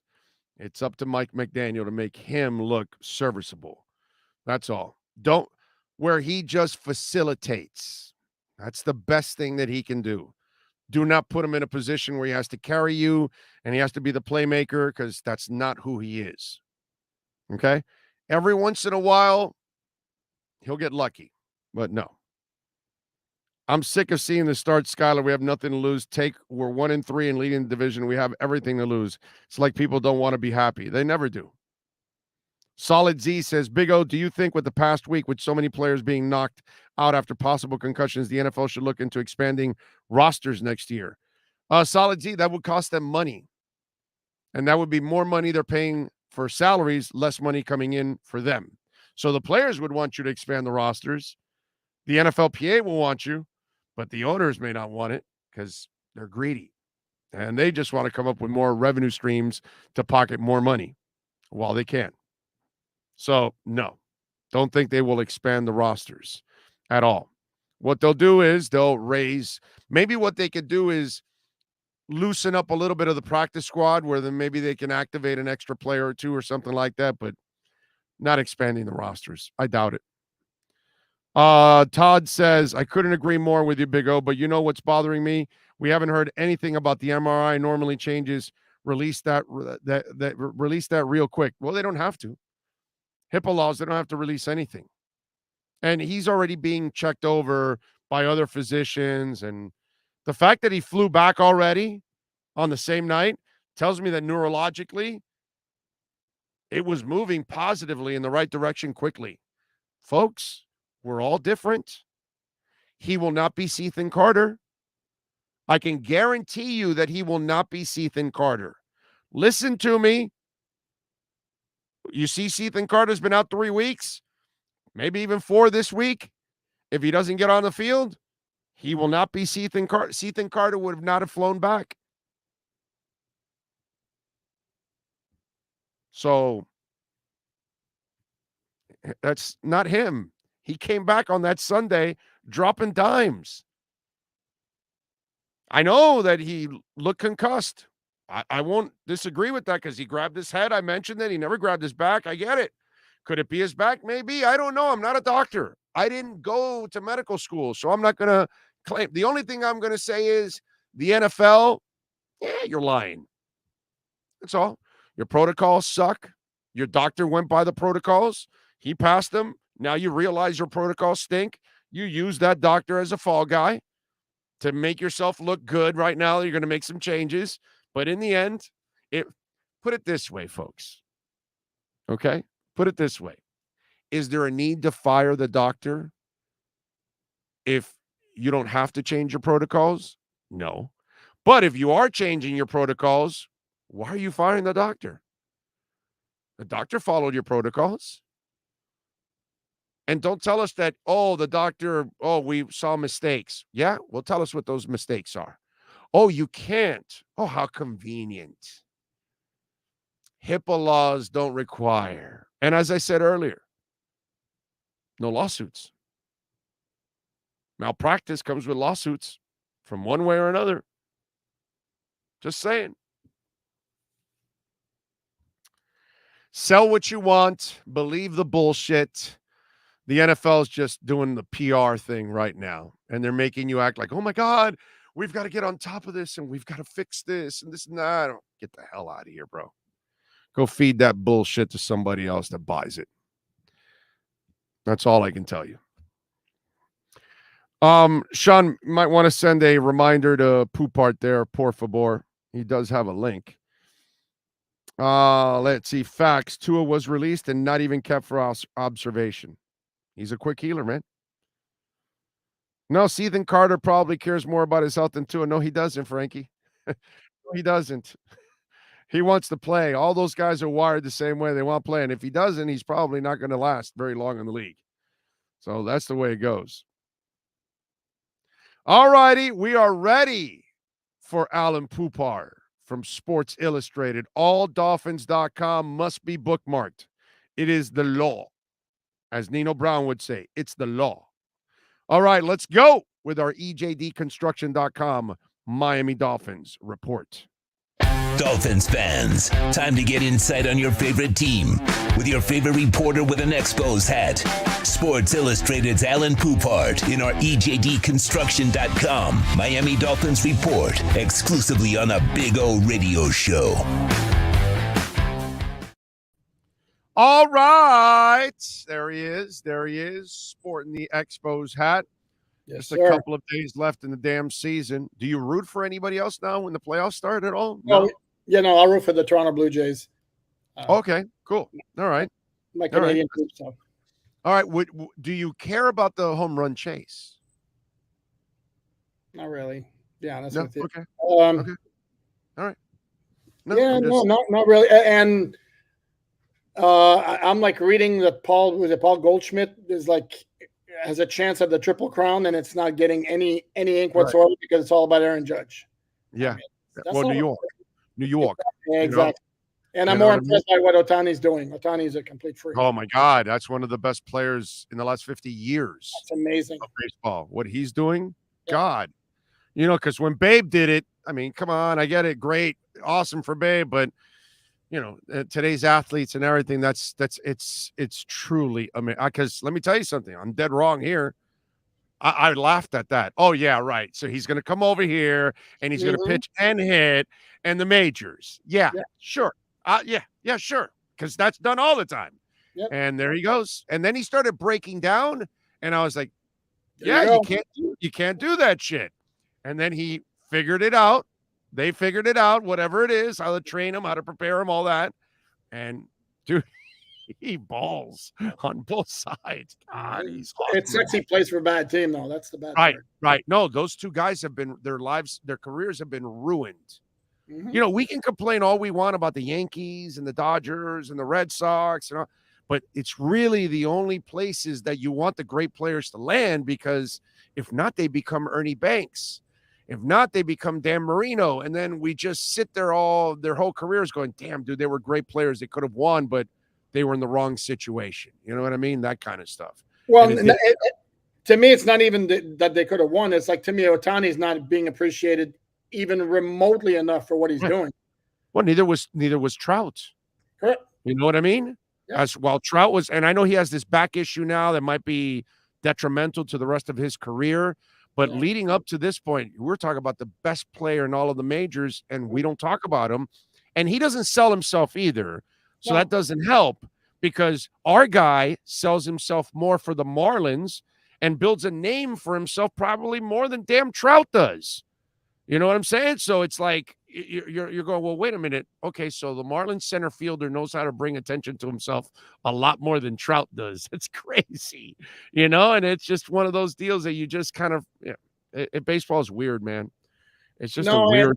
And you mentioned Marina, but Marina, the NFL is so big everywhere that if you cast, you'll get noticed. In baseball, it's No, I'm just saying the regrets at the end of the career. That you're like, that's all I'm saying. That you stay there at the end, you go, because it hurts you that certain players don't win a title, because certain players you would love to see them win a title because they gave so much to the game and to the fans that you'd like to see them at least enjoy that moment. And Trout and Ohtani, Moreno, and the other owners prior to them, it just hasn't worked out. All right, so let's get into it. Obviously, it's all Tua talk all the time right now, as it is.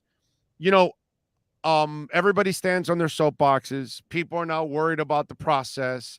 The NFL is now saying, oh, well, we got to, change our protocols and all that kind of stuff.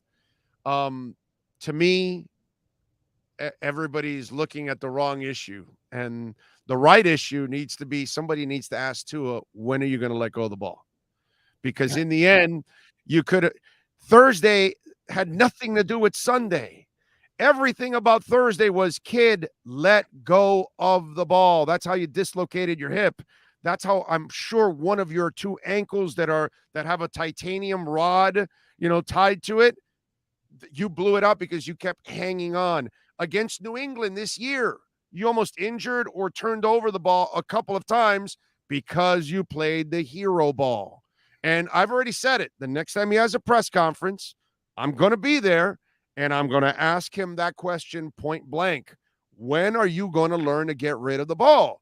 Because in the end, the person I blame is not the doctor. It's not the protocol. It's not Mike McDaniel. It's not the NFL. It's not the NFLPA. It's not his teammates. I blame him. I hate to do this, but as much as I defend Tua, I got to be honest, dude. You got to let go of the ball, dude. Let go of the ball, please. You're not Mahomes. Last night, you're not going to get an argument from here. No, but here's the other thing too: is it not only because I literally used my stopwatch here. It was more than 5 seconds from snap to the time that Josh Tapao wound up in his face. So by that time, if you hadn't found somebody, there's a couple of options: roll to the left. Okay, if you got yardage in front of you, gain what you can, and then slide. If the defender between you and the line of scrimmage, you're outside the tackle box, chuck it out of bounds. There is zero reason. And then what he tried to do is after hanging onto the ball, he tried to juke past the guy, and oops, it didn't work. I mean, guy caught him. A fat guy caught him to blow out his hip. Okay? Yep. Two fat guys. You're not, dude, you're Baker Mayfield. You can't outrun a drunk cop. Stop. Enough already. Know who you are, Tua. You're not Mahomes, dude. You're certainly not Lamar Jackson, and you're not built like Josh Allen and Ben Roethlisberger and Cam Newton. You will get ragdolled. Know who you are. That's all I'm saying. And, the whole saying from Marino, pick a guy and let it fly. Nobody was better when the play was going to die. He let it fly. Yeah, chuck it. It's the same thing. And that's what needs to be asked. And I wonder, has his dad sat in front of him? Has Mike McDaniel sat in front of him and say, dude, you want a long career here? Do you want a new contract eventually? Well, let me replay your ankle injury. Let me replay your hip injury. Let me replay what happened on Thursday night. What's the common denominator there, Tua Tagovailoa? Can you tell me, please? Because we're all getting blamed for your screw-up. And your screw-up is putting you in the hospital. So wake up. Big O, here's the thing also. This is not something we haven't seen before. Even on plays when remember those plays where he gets sacked and he tries to throw the ball as he's going down? New England. I just said it, week 1. Correct. He just needs to accept sometimes the play's not going to, it's okay to have a sack. It's okay to have an incompletion. Every play can be something that works out with good positive yardage. It's just, that's the reality of the NFL. And you're right. And I can't. I got to imagine that Mike McDaniel, Darrell Bevel, Frank Smith have been on him like Tua, know when it's not there, and accept that it's not there, and move on to the next play. And if they haven't done so, in his sleep, put on the headphones and have that message replayed over and over again until it sinks in. And you said that he got sacked at the 5-second mark. In that same broadcast, they were bragging about how Tua's top 5 in the league by getting rid of the ball in under 2.5 seconds. Yep. What are you doing hanging onto the ball twice as much? The clock has to go off on your head. If it's something that Marino had, and a lot of the great quarterbacks have it, the guy was barreling behind him. He can't see him. But somehow or another, he got rid of the ball right before the guy got there. Every time, either he got rid of it to throw it or to throw it away. And the defender frustrated as hell just for that. But it allowed Marino to live for the next play, the next drive, the next quarter, the next game, the next season. And that's what you got to do. And he's got to learn that, dude. He's got to learn, because that's what Breeze did. That's what Montana did till late in his career when he took that back shot that obviously, kind of sidestepped his career with San Francisco and they gave up on him. But the smaller quarterbacks unless you're Kyler Murray and, those kind of cats that have wheels that are, Russell Wilson, that's different. You're that kind of athlete. I get it. Yeah, I get it. That's cool. But if you're not, and you're Bob Greasy and you're Breeze and you're Montana, bro, get rid of the ball, bro. Get rid of the ball. No, I can't. Can't argue with it. One word you said. It's just, it's just weird like that. All right. And then here's the other thing that I find funny on all of this. I think the doctor followed all the protocols. I think he passed all the protocols. Now, you want to change your protocols now? Well, then obviously the doctor wasn't the problem. You can blame it on him all you want. But here's the thing. Last time I checked, when it comes to malpractice, which is what you're insinuating happened with some of these reports that they fed certain media members, right? So if you're insinuating that, then Tua's lawyer, NFLPA lawyers, NFL lawyers, or the doctor that got fired, somebody may want to start suing somebody, right? So if I don't see any lawsuits, then it also looks like a farce, this whole thing. And it just kind of looks to me like the NFL didn't have great protocols in place, and that doctor probably followed the same protocols they've got set. That kid came back and dropped a dime for 50 yards right after. So, and he was balling on Thursday too. So give me a break, dude, until he made a bad decision that had nothing to do with a concussion. So overall, how do you see this window dressing of all of this? How do you view it? No, well, here's the thing, though, because you do mention, and they were pretty quick to change the protocol now, where if you're wobbly, doesn't matter the reason, you're out. Well, here's the thing, and the other issue, as you know, with protocol, with concussions, a lot of it is basically the person telling you what he's feeling if he has symptoms. Right. So Tua could have had his bell rung, come back to the side. By the time he got to the sideline, doctor started talking to him. His head had cleared, and he's going to tell him everything's fine, everything's okay, and all that. I'm fine to go. My back hurts. And as much as I like Tua, I think he probably won't lie or bullshit to a lot of people in most situations, but in that one, I bet he would bullshit just to get back on the field. That's just me.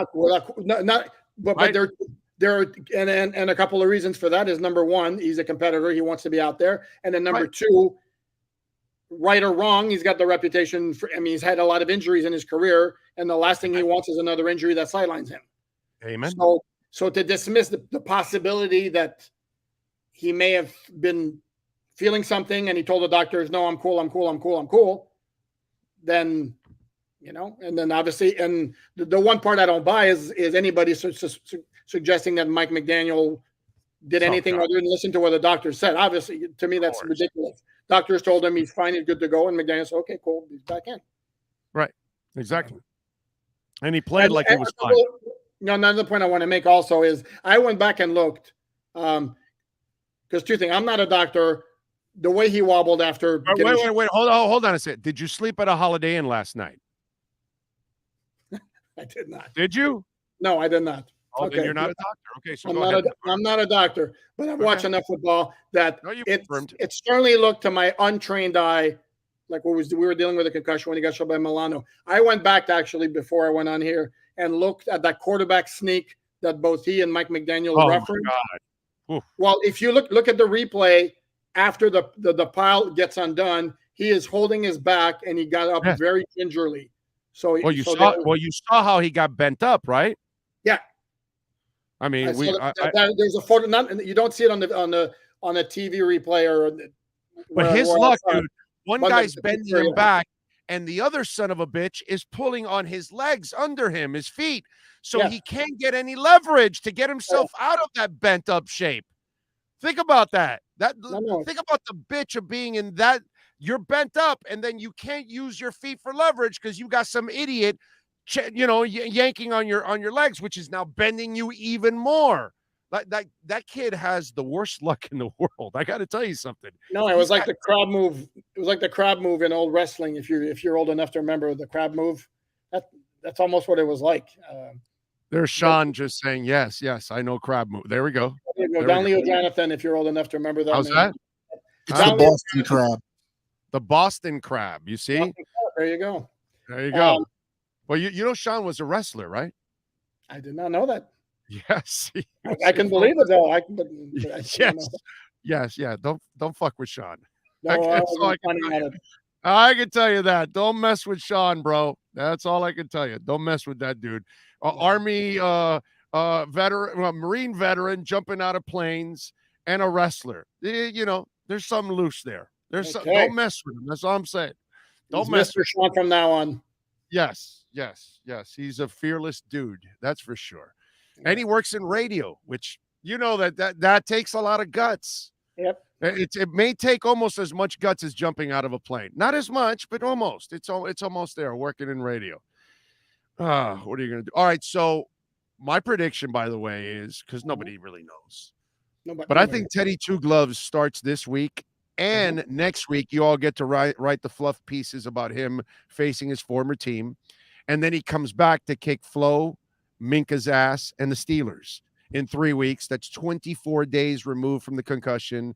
It gives the NFL the space. It gives everybody like, okay, we've given him enough time, and the optics are beautiful for him to come back. I think that's what ends up happening. Those 2 weeks without him, they try to go 1-1, worst case scenario, maybe 2-0. Try to avoid 0-2, but I think that's what ends up happening. What's your guess right now? Yeah, no, your guess is as good as any that's going to be out there. You just don't know with a concussion. I mean, it could be. Remember Joe Flacco when Kiko Alonso almost decapitated the guy. Back in 10 days. So you honestly, you just don't know. The fact that he got on the plane after that with the team, I don't see him in the Ethan Carter mold. I think he's a quick recoverer. Dude, he blew out his hip, and he came back in less than 10 months to get slammed by Michael Brockers. I mean, that's just that dude's a quick healer, man. He may not be like, physically durable because obviously he's a small guy, but when he does get injured, he gets back quickly every single time. And I think what you've seen with Ethan Carter, that he probably will miss week 4 now, I don't think that'll be him. It just doesn't look like it. That's just me. I don't know. No, I don't know. And again, I don't even remember seeing the collision that knocked out Ethan Carter. Obviously, it had to be really bad to be going on this long. And the thing is, you just don't know with head injuries. Right. It lingers. It might linger for one person more than another. Right. I had a second-degree concussion. My hands went like this. They went inward. I couldn't control them for about a minute. My head slammed on the concrete and playing basketball. But a week later, I was fine, dude. Nothing. Yeah. That's it. It's 25 years ago, whatever. And, nothing ever affected me ever again after that. So, yeah, you have a little bit of headaches. You kind of feel a little it's not high, but it's kind of a daze. Mm-hmm. Okay? A little bit of a daze that happened to me for a couple days, that I was in a daze. and then it goes away, and then you're off and running. I might have had a headache for a day or two after I had it. Yeah. And then after that, it was gone. And then you had a little bit of a fuzziness, and then it kind of went away also. And that's it. And I was fine a week later. I was back to normal. So everybody's different. No, correct. That's why I can't even speculate. I mean, your timetable certainly, I don't find like out of crazy or anything like that. You just don't know. No, I know. But I think for optics and everything, I think they'll wait till after the Minnesota game. If he's fine, if he's ready to go, I think the 24 days off is good. And then if you can win one of the two, that puts you at 4-2. That's pretty good. That's very good, actually, with the rest of the games left. Again, the key will be, will he learn is the question. That's what's going to happen. All right. What are you working on alldolphins.com, my friend? Well, we have actually finished Speak of the Devil, a long, comprehensive piece on Tua with a whole bunch of the updates and what's going on with the NFL, NFLPA, and some observations, including the fact that he's got to stop holding onto the ball as we spoke, and also a request of Mike McDaniel, if he cares to listen to me, to stop calling quarterback sneaks with Tua. Yes. There's no reason for that. I even said this morning, just keep Skyler active for that. That's all. Or just have Ingold come in like Mark Andrews was doing for the Ravens, that he does that. Same thing. Just then hand it off to Ingold and let him, or have him take the snap and run right in, and that's what he lives for. So let him do that crap. Okay. He loves being a battering ram. He's a good battering ram. Let him do that. Don't use Tua Tagovailoa. Something tells me after this whole episode, you won't see Tua doing concussion. Quarterback sneaks anymore. Plus that back stuff. One would hope. Correct. Correct. He doesn't have the body for it. He's not Ben Roethlisberger or even Jacoby Brissett last year. Or Tom Brady, who's the god, and you knew it was coming every single time, and you didn't stop it because he's a big dude. That's fine. That's fine. I got no problem. But with Tua, there's no need to do it. I mean, were they doing a lot of those with Breeze? I don't even think I remember a lot of quarterback sneaks with Breeze. I don't either. Yeah, why would you? No. It doesn't make sense. No, you don't do it with Greasy. You've got Zonka. Come on. Just let's use some common sense. All right, what else you got? Well, the Dolphins are back at practice today, so I'm going to guess there's going to be a lot of news out of this. It'll be interesting to see. Byron Jones is now eligible to return to practice this week. Yes. We're going to keep an eye on him to a lesser degree. No offense. Need that. Leighton Fedulum is also eligible. Who? Yeah, and X got to find out about the injury too. He's got. But it's a groin injury. I'd be shocked if he was out of practice today. Oh no, I mean, I'm hoping that he's healthy for the Jets, is what I'm saying. Oh no, correct.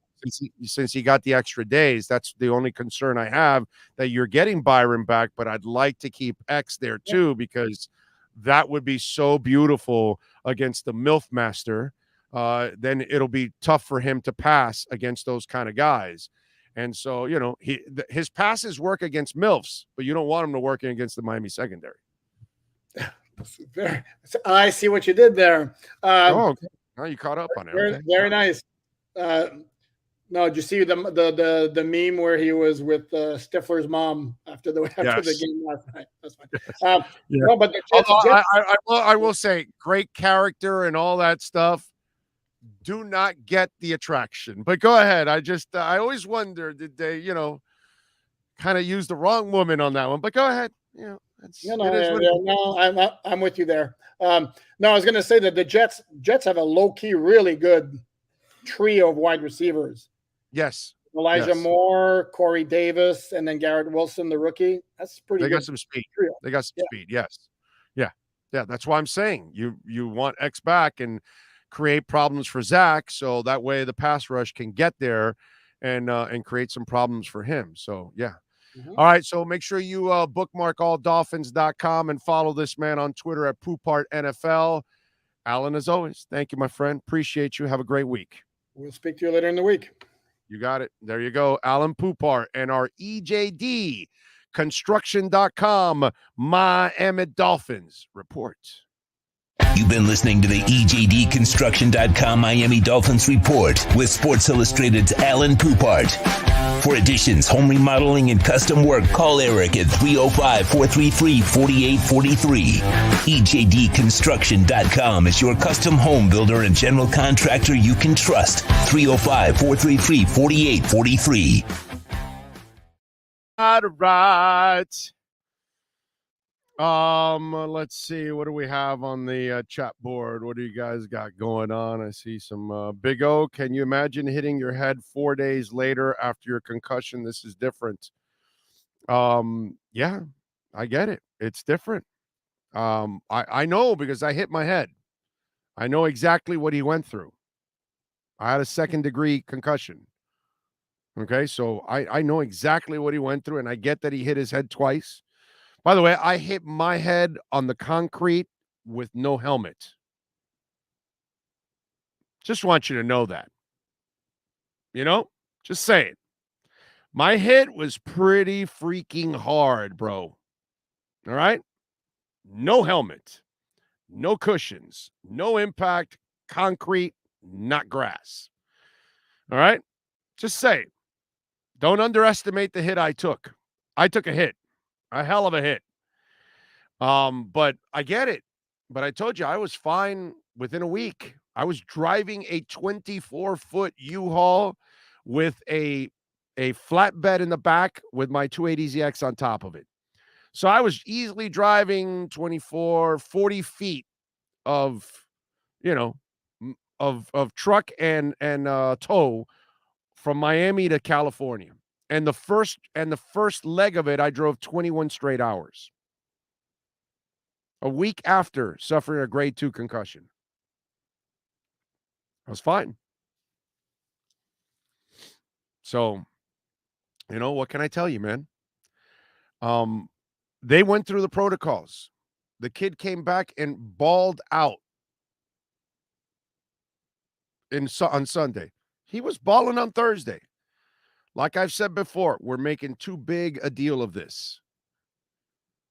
Way too big a deal of this. They make decisions. They play a dangerous game. Policemen play a dangerous game every day. We've got military that play a dangerous game every day. Coast Guard plays a dangerous game every day. Firemen play a dangerous game every single day. Auto racing plays a dangerous game every single day. People make decisions. Sean Stanley chose to join the Marines and jump out of planes.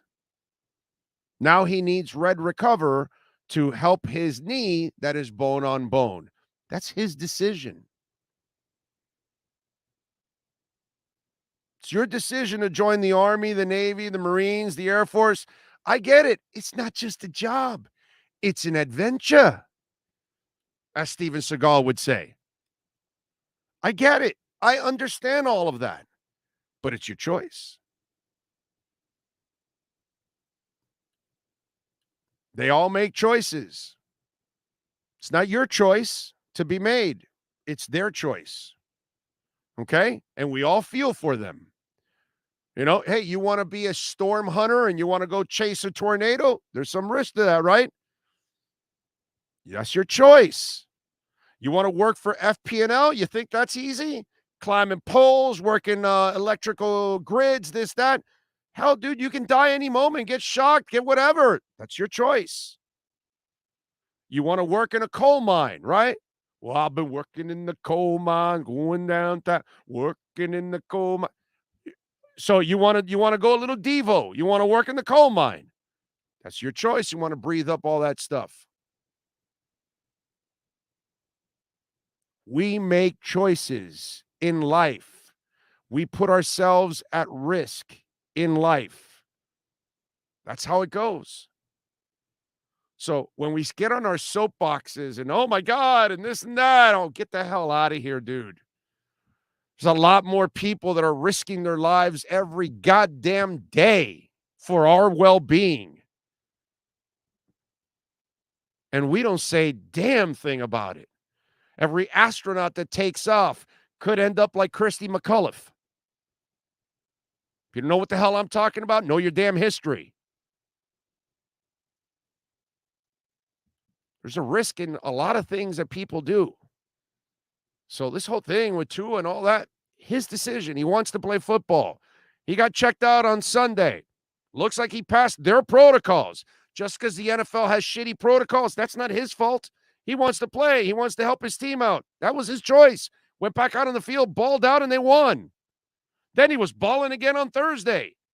And he got injured because he held on to the ball. Not because Mike McDaniel put him in, not because the doctors didn't do the right thing, not because of the NFLPA, NFL, whoever. No one, not you, not me, none of us. He chose to get back in there. He chose to make a bad decision by holding on to the football. Decisions are made every single day by many people all over the world, and they decide to put their lives at risk. Okay? You want to keep leaning for that selfie off the cliff because you think it's a better shot every time you get closer to the edge, and then you fall over. You made that choice. Right? You made that choice. No one else. You want to run in front of the Bulls? That's your stupidity, not mine. Jason Pierre-Paul, hey, I've lit up more fireworks than you ever will in your entire life, but I learned how to let go of them. Oh, by the way, Tua, you need to let go of the fireworks also. It's just not a firework, it's a football. Risks are taken every day by many, many people, and they chose to take that risk. So before you get on your soapbox and all that stuff, tons are doing it. Right? Jim Cantori. You want to stand in front of 140 mile an hour winds, 110, 105, 95? You go ahead and do it, buddy. Thank the Lord they're now wearing helmets. I wonder why. And I saw him get hit by a branch that was going at 100 miles an hour. And, whoa, I think I need to get inside. No shit. Risks are taken every day by many. So please, get off the damn soapbox. All right, let's get the fantasy football questions ready. Right now, you got fantasy football issues? Well, then let's go. Send them in right now. Andy Behrens is locked and loaded. He's going to start off hour number 3 here on the program. Send them in on the text line. It's a lot easier to find them at 855-912-1056. Although if you send them now on the chat board here on YouTube, you're fine because now the segment's coming up in 60 seconds here. So we will start hour number 3, 855-912-1056. You got fantasy questions, send them in right now on the YouTube chat board, even on Twitter at Big O Show. Andy Behrens and our Sports Grill Fantasy Football Zone next. Oh, I think I know what this is. Houston, we have a package. Hello? No matter where you are, the Sloman Shield home security system guards your home. With next-gen perimeter protection, 24/7 monitoring, and interior motion sensing. And right now, get a free Sloman Shield security system and doorbell camera, all professionally installed, for free. Shield your world, the Sloman Shield. When you move, you need a reliable company led by passionate folks, eager to assist its customers during a transitional process that needs to be smooth. Call Essential Moving Experts at 844-368-5750 for all your local and long-distance moving needs. You can rely on Essential Moving Experts. Mention the Big O Show and get $150 off. Family owned and operated, they offer free 30-day storage, full-service moving, fully licensed, bonded, and insured. Moving was never so easy. EssentialMovingExperts.com. The viewpoint statements or beliefs expressed on the following program by the host, guests, or callers are not necessarily the opinions of FantasyXS.com, Media Group Inc. ownership, management, sponsors, or website. PPR, draft, keeper, dynasty. It's the Sports Grill, Fantasy Football Zone with Yahoo Sports' Andy Behrens. Keep up with your fantasy football teams by visiting any of the 8 great Sports Grill locations. Sports Grill, good food, good drink, good friends. Here's Andy Behrens. All right. There he is. How you feeling, my man? You pick up a lot of wins this weekend? Because I know you have like 146 teams.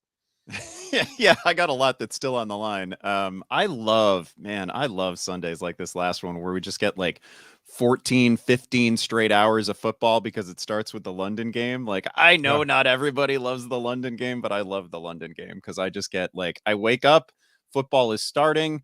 And it lasts until I'm ready to go to bed. I love it. I absolutely love it. And that was a great game too.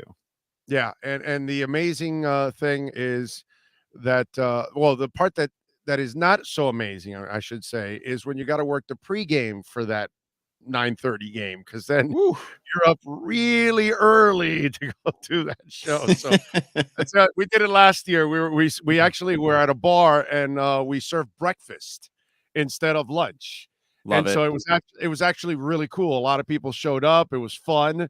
So people had their pancakes and waffles and all kinds of other stuff that they were making. And so it was actually really, really cool. That's about the only thing that we made it kind of an event. You can only do this with football, dude. Only football. You can get people to go to a bar at 9:30 in the morning to go have breakfast and watch it. And wow, that game, oh my God, they lost the stanky fingers. And that was just oh man, that was terrible to lose the stanky fingers. I'll tell you, I do feel bad yesterday especially for the West Coast folks. Maybe anybody who lives in Hawaii who didn't realize that Alvin Kamara was going to miss that game and took a fat 0 at the running back spot. I know I saw a fair number of people complaining about it in the morning. Man, you got to be aware of the London games. We got the Giants and Packers next week, and be on top of injury reports and be on top of the roster. Like if anybody is even a little bit questionable, and that was the case with Kamara, right? I feel like we've maybe it's the fact that the NFL got rid of probable as a status, right? Yeah, we don't take questionable seriously anymore because too many guys who are questionable end up playing, right? Because all the probable guys get lumped into it. I get why the NFL did it. But people were getting a little too casual with Kamara. He was limited all last week in practices. Some of the buzz from the local media, from the New Orleans media, was not terribly positive on him, and he was inactive. Credit to that team for still showing up in again what was a really fun game. But that's going to be a situation we got to monitor moving forward. What do you do with Marcus Mariota? Because he's not rostered in a lot of places, and he is producing. I don't believe in the guy whatsoever as a reality guy, but, fantasy, I guess he's kind of productive. Is that a guy that you would stash as a backup for the hell of it? I actually feel like they got to get to Ritter at some point. And I like Mariota, especially week 1 was fun. Like he came out and he set a career high in rushing yards. I think it was 72 yards in the opener, had a touchdown in the opener, but he's given the ball away. Not a particularly not even reaching 20. I'm separating reality and fantasy. I'm not a reality guy with him, but I'm just wondering, there is some fantasy production there, and it's just kind of weird if anybody would, we'd go in the direction of Marcus Mariota now at this point. I'm just wondering what you think about that. The point in his favor is he's the guy who gets to throw to Drake London and Kyle Pitts, right? And he's got some dual threat ability, and we like all those things. Particularly like the rushing ability in fantasy, although he's not as proactive a runner as many of the guys. Like he's not Jalen Hurts, obviously. He's not Lamar. Nobody's Lamar. He's not Kyler. But he's got some rushing ability. The problem really lately has been the actual attempt totals. Like the ball's just not going in the air enough. It's going to the right guys, but they're not getting enough opportunities. Like it's really hard. No matter how gifted a rusher you are, it is really hard to sustain fantasy value on like 17 attempts, 20 pass attempts. Like that just doesn't normally cut it. If we're talking about guys who are just widely available right now, I'm probably a little bit more interested in Geno Smith. Okay. Because Gino's the guy who another one. He had a 300. Yeah, absolutely. Like you don't want him quarterbacking your real life team necessarily, although he's been fine. He actually leads the NFL in completion percentage right now. He's over 77%. It's just like life is easier. Life is good when you get to throw to DK Metcalf and Tyler Lockett. It's a good group of skill players surrounding him. He's made the most of it. It's wild that he's having the sorts of games that Russell Wilson wasn't having for the Seahawks last year. Gino running proactively a little bit. So he's been fun. He's playing well, and you love the weapons. No doubt. All right. Brian Robinson Jr. What do we do with Brian Robinson Jr. if he's available? Yeah, this is probably your last opportunity to act like he's still IR eligible right now. If you've got an IR spot, you want to make sure that you stash him, because I think all that buzz was real in the preseason, right? Like I think he was definitely going to come into the season as not the total centerpiece featured runner for Washington, but he was clearly going to be the lead back or the 1A to Antonio Gibson's 1B, something like that. He was going to have a huge role. Amazingly enough, it sounds like he's gonna come back from this thing at the earliest possible timeline. So that's great news. It's gonna ding Antonio Gibson, and I think Robinson is a really interesting player. He didn't have the greatest collegiate rushing profile, I'll say that. Like, especially when you play at Alabama, the least of what you should do is rush for like 4.9 or 5 yards per carry, right? They all do better than that. Everybody who gets to run there behind those offensive linemen is generally better than that. But he had a good preseason for Washington. They obviously trust him. They were talking in the offseason about making this sort of a D'Angelo Williams, Jonathan Stewart style committee. And that was maybe the original committee for a lot of fantasy players, right? So I think we're going to get something like that. I think he needs to be rostered almost everywhere. And he's somebody who, as soon as he plays, is going to enter the flex conversation. Chubba Hubbard was the handcuff, or is it really Donta Foreman, who did a marvelous job of filling in for Derrick Henry last year? Yeah, in the end, Christian McCaffrey was really good and had the sort of game that basically only Christian McCaffrey can have for that team. Hubbard was fine last year, but is not a terribly exciting runner. Foreman had some really nice moments and some really good games, but Foreman also didn't like the first guy who touched Deontay Foreman almost always tackled him. So these aren't a couple of favorites of mine. I feel like the answer for fantasy managers, if McCaffrey is to miss time at some point this season, the answer for fantasy managers is probably going to come from another team's roster. Yep. That's why I asked, because in a moment like this during this time of the week, this is where you start to look for some options out there if you're hurting at running back or if you're hurting at other positions. Wide receiver, is there one that you're looking at right now that might be a move that somebody may want to make of guys that aren't rostered that much? Yeah, two of the most interesting guys who popped in week 4. Number one, Michael Gallup, who's available in about 60% of Yahoo leagues right now. I know it wasn't an incredible box score performance, only caught a couple of passes. One of them did go for a touchdown, but that guy also, he's the 50-50 ball guy for Dallas. Nobody does it quite like him. He's a big play threat. We saw him draw something I think it was 65 yards in PI flags, in his first game back for Dallas. And when they had 2 receivers on the field, he was one of them. He played plenty. I think Gallup's a guy who, especially once Dak gets back, Gallup had an 1,100 yard season with Dak Prescott. There's existing rapport there. That's really nice. So I think Gallup is going to be somebody that we want on rosters. And I also think that George Pickens, who kind of incredibly to me is also still available in about 60% of Yahoo leagues. I mean, that guy just looks like a star. He made a catch a week ago that is going to hold up as the catch of the year.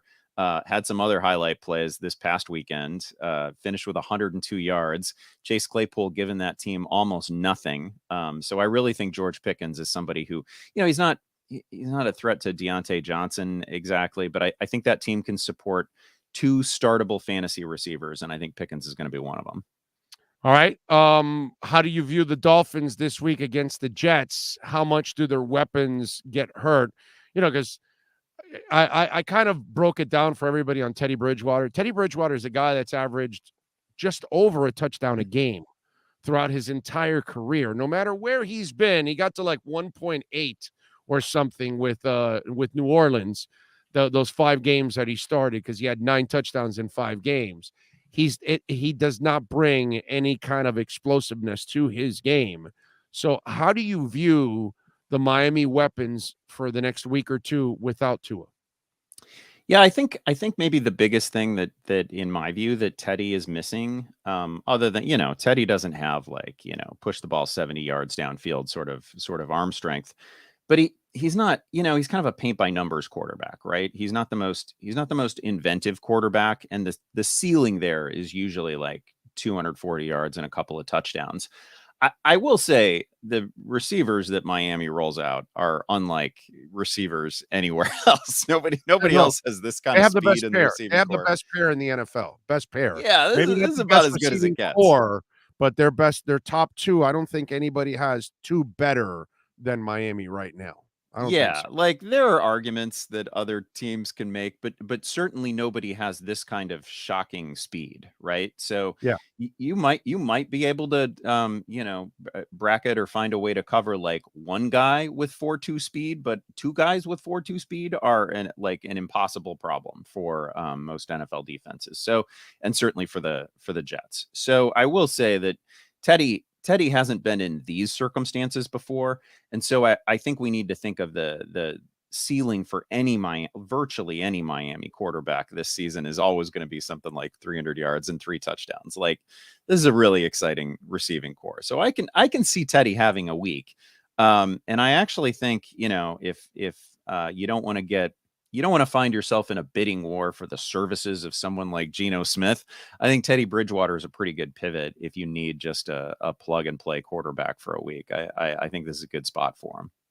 Drop Ayuk or Allen Robinson for Dotson? No, I wouldn't do that. Number one, Dotson picked up a little injury this past week. We'll see what happens there. Brandon Ayuk is great. Robinson is somebody that we can begin to talk about as a drop, I think, relatively soon. We'll see how tonight goes. He hasn't seen more than 5 targets in any game. And I think he's still a good player, and it's obviously the right offense.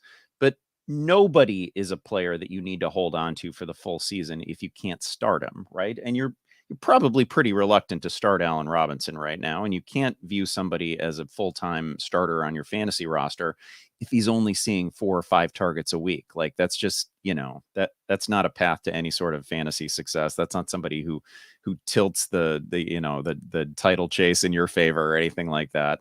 So I'm closer to dropping Robinson than I am Ayuk, certainly, but I wouldn't make the move with either one of them for Jahan Dotson.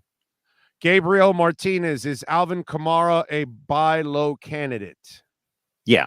I think he pretty clearly is. It's a rib injury. This isn't a guy coming back from he's struggling to come back from a patellar tendon or an Achilles or an ACL. It's a rib injury, and it's going to heal, and he's going to be fine. And he's probably like a week away, something like that. He may play this week. He's still Alvin Kamara. You just need to change. You need to change your expectations for how he's going to deliver his fantasy points, because certainly when Jameis is at quarterback, and I would expect Jameis to get back. By the way, that team, I believe, plays Seattle this weekend. Seattle's the team that just gave up 4 passing touchdowns to Jared Goff. That came in averaging almost 9 yards per attempt. So it's a good spot for the Saints this week. Kamara's not going to be an 80 catch guy anymore, because Jameis Winston ain't about throwing the ball to running backs. Jameis Winston is a guy who chucks it, his average depth of target is always over 10 yards. He's generally looking downfield. Kamara was at 40 some receptions last year, and I would expect roughly the same usage this year, but he was seeing more carries. There's a pretty good chance that we get into the back half of the season, all of a sudden Alvin Kamara is seeing 20 carries a game. And he's really helping you, because that's going to be a pretty good offense. It's not an elite NFL offense, but it's pretty good. And I think the second half of the year can look great for Kamara. I was laughing while you're answering one of the questions, because I'm reading another question. Carlos says, what the F is up with Jonathan Taylor? He's killing me.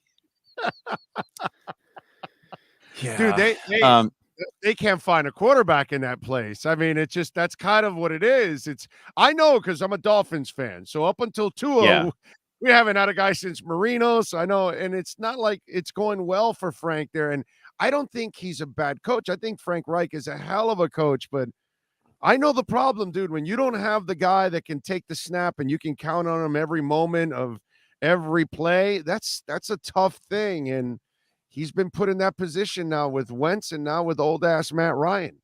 Check down to your point, Nyheim Hines gave a great answer to the media when asked, sort of asked generally for thoughts on the Week 4 game, and he talked about how it's a different quarterback every year, right? Like, and the difficulty that creates.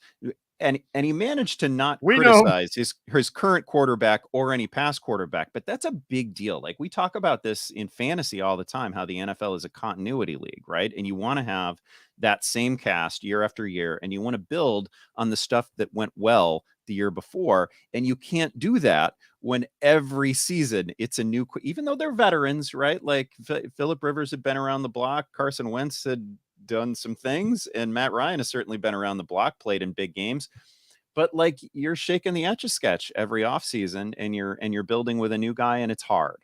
It's just really, really hard. The other issue with Jonathan Taylor right now is he came away with an ankle injury from Week 4. It might be a high ankle sprain. We're still waiting for all the details on that.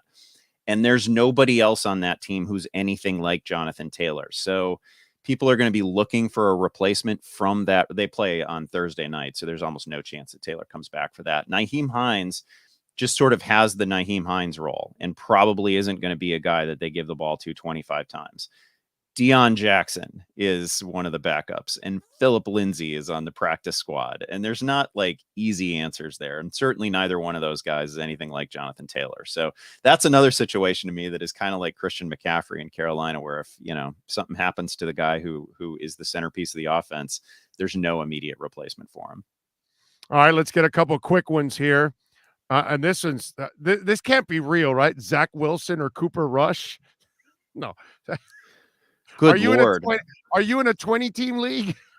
I mean, this sort of thing happens in super flex leagues, right? If you're starting two quarterbacks, yes, okay. Then this is a real choice. The issue here is that Dak Prescott could come back. Like, Dak Prescott was reportedly eyeing Week 5 as a return, and if that happens, then Cooper Rush has basically no value. Rush has been good, and he's got not great but good, and he's got a very good receiving core. So if Rush were to actually play, that's where I would go. If not, Zach Wilson is kind of a low up. So you're really hoping that you get either a receiving touchdown like he just gave you, or a rushing touchdown out of Zach Wilson, because you're never going to get a blow up game from him. All right, Zach wants to know Jared Goff or Russell Wilson this week. Yeah, this is a tough one. And I know Jared Goff has been so good, like weirdly good, a couple of 4 touchdown games. And Jared Goff did it this week without even having, Amon-Ra St. Brown at his disposal, didn't have DJ Chark at his disposal, didn't have DeAndre Swift, still had a 4 touchdown game thanks to Seattle. He has a pretty tricky matchup with, I believe it's the Patriots coming up. And, you good, saw man. that they just, they're good. They're not quite what the Patriots defense was last year, but they just threw a good game at Aaron Rodgers, had a pick 6 against Aaron Rodgers, which when does that happen? Their offense is just pathetic. That's all it is. Absolutely pathetic. But that defense is kind of frisky. So I think I would steer clear of Jared Goff at least for a week. Like, I feel better about him than I thought I would. But I would just go ahead and play Russell on Thursday night against the Colts. Should I pick up Mike Boone with Williams' injury? Yeah, that was really unfortunate. So Javonte Williams, we didn't talk about it earlier, came away with a knee injury from Week 4. That's rough. Mike Boone, who should be a name that's familiar to fantasy managers because he was a red hot ad in the fantasy playoffs back in 2019. He's a former preseason legend for Minnesota. And he absolutely face planted in championship week in 2019. And then the following week in week 17, when nobody has a fantasy matchup, he went off for 160 scrimmage yards. So it's probably going to be the Melvin Gordon and Mike Boone show. We don't yet know the severity of Javonte Williams' injury, but it doesn't sound like it's going to be good. So Mike Boone's going to get a decent share of the touches there. He's struggled with drops this season. He had a brutal drop in Week 4. So I wouldn't, I'm I don't have glowing things to say about Mike Boone, but he is probably somebody who's going to fall into perhaps 15 touches a game, and that has value in fantasy. You can definitely think of him as a flex. Pick up Mike Boone or move to Boone, North Carolina, and enjoy a little Appalachian State games as they why not do both? Why not do it? Doesn't have to be either or. Both? Pick up Mike Boone and then move to the beautiful area of Boone, North Carolina, actually. Joey Vasquez says Kyle Pitts, Tyler Higbee, or Njoku at tight end. Isn't that brutal? I would keep riding Kyle Pitts because there has to be better days ahead. He's such a gifted player. But again, we talked about it earlier. If they're only going to throw the ball like 20 times a game, it is really hard for Pitts to break out. There are going to be weeks where I feel like it's okay. My ranks may not reflect this, but I would understand if somebody wanted to start Tyler Higbee ahead of Kyle Pitts, because at least Matt Stafford is going to put the ball in the air. All right. Final question. Flex spot this week: Judy, Mostert, Edmonds, or Devontae Smith? Well, I could filibuster about the Mostert Edmonds thing because I keep guessing it wrong. And Edmonds was fine last week because he found the end zone. But as you know, young man, you should know your history with the Patriots and other teams when they like to use a carousel of backs. Yeah. Never make a decision in a carousel of backs, because you will keep spinning and spinning that wheel all year long. Not a good move. The Dolphin running situation is a disaster in the sense for fantasy, not reality. Dolphin fans, relax. Okay. Mostert was good, but all of a sudden we have Mostert playing, 72% of the snaps last week, which was the first time he'd cleared that bar this season, certainly. So he looks like he's, I don't know, but to your point, you got to know the game plan, dude. It Every could week. easily pivot back to Chase Edmonds. So I would play Jerry Jeudy here. I recommended Russell Wilson earlier. He was fine this past week. So I'd play Jerry Jeudy because at least we know Judy's role. Yeah. And I was right about Russell. He went to that team is overrated, and he's going to have to be a magician if they want any chance over there. That defense is not the same it's been in the past. That's not a good situation. That's for sure. All right. Tell them about Yahoo Sports, young man, and what you're doing for fantasy players all week long. Yeah, hey, check out the Yahoo Fantasy Football Forecast. That's the podcast that we record 5 days a week, and also Fantasy Football Live, our live video show that we run an hour before kickoff on Sundays. And follow him on Twitter right there. But if you're listening to the podcast, you can't see it. It's at Andy Behrens. So follow him on Twitter. Andy, as always, we'll catch up next week, my friend. Have a fantastic week. Thanks, Big O. Love chatting with you. Thank you, my friend. It's always a pleasure. That is your Sports Grill Fantasy Football Zone. You've been listening to the Sports Grill Fantasy Football Zone with Yahoo Sports' Andy Behrens. Go to sportsgrill.com to find a great location near you.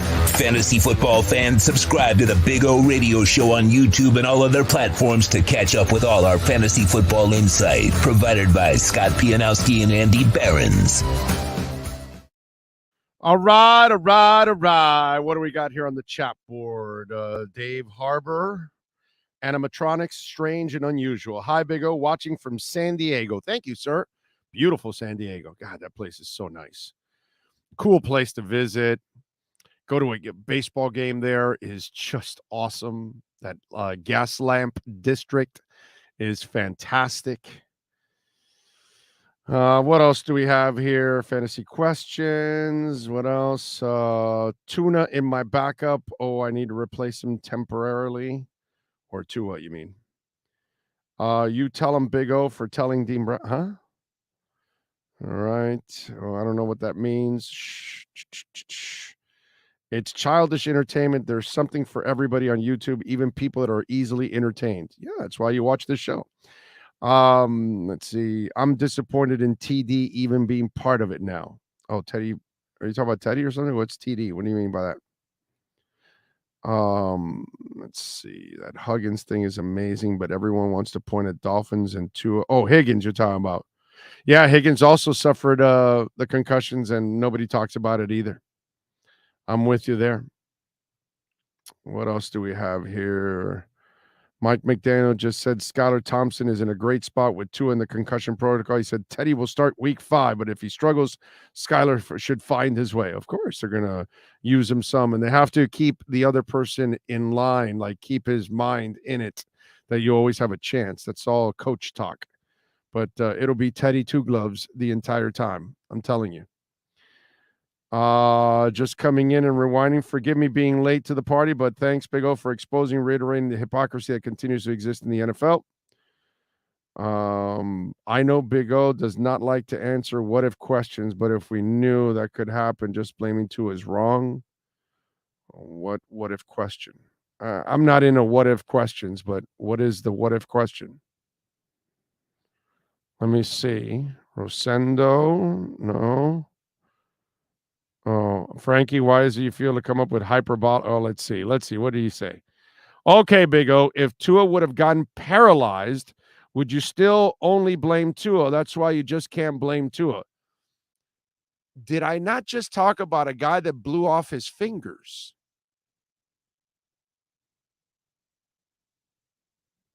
I'm just saying. And lots of people go, oh, pobrecito. Oh, wow. Oh, I feel bad for Jason. Yeah, I feel bad too. But then there's a part of me that's going, what are you, stupid, dude? Sorry. Brother, you want to hold on to a firecracker and blow your fingers off? That's your problem. You know, last time I checked, you light the M80 and you run. You don't hold the M80. Okay? The black cat, remember that? Those big-ass firecrackers? You don't hold them. You light them and you run. Zero sympathy for Jason Pierre-Paul. Zero sympathy for anybody that wants to get in front of a bull and get, trounced. That's your problem. Okay? And if Tua wants to keep hanging on to the ball, he will have no career. So, Frankie, I'm sorry, but somebody's got to tell him. Yo, you see that? You see yourself concussed there? It's your fault. Yo, you see that hip injury that you had to work your ass off for 10 months? Your fault. I have no problem telling him that at all because I'm trying to help him. It seems like really I'm one of the few people in the media that actually really wants Tua to succeed and really actually cares about the young man and is really willing to talk about the truth about Tua and to the Tua detractors that we've proven wrong that he can play. I'm just speaking the truth, dude. That's the truth. The truth is no one is to blame but Tua Tagovailoa. Alan Poupart just told you he took 5 seconds on that play. What the F are you doing, bro? You going to light up a cigar also there, Tua? But would you like a little whiskey with that cigar? Can I get you something there? But what do you want me to get you? 15, 25, 30-year-old whiskey? What do you want? Talk to me, Tua. You're back there hanging out for half hour. Would you like a chair to go with that cigar and the whiskey? Or do you want something else? Talk to me. You're going to be back there hanging out. Would you like the ATM to be swung over? Maybe you need a little extra cash? Maybe some chicken fingers? 5 seconds, bro. Who else is to blame? Tua. Not the NFL, not the NFLPA. So if he got paralyzed, if he lost fingers, if he got a horn in his ass, it's Tua's fault. You want to run with the Bulls, Tua? It's your fault. You want to hang on to the ball for 5 seconds? It's your fault. You want to hold on to a firecracker and lose your fingers? That's your fault. You want to go play football on I-95? That's your fault.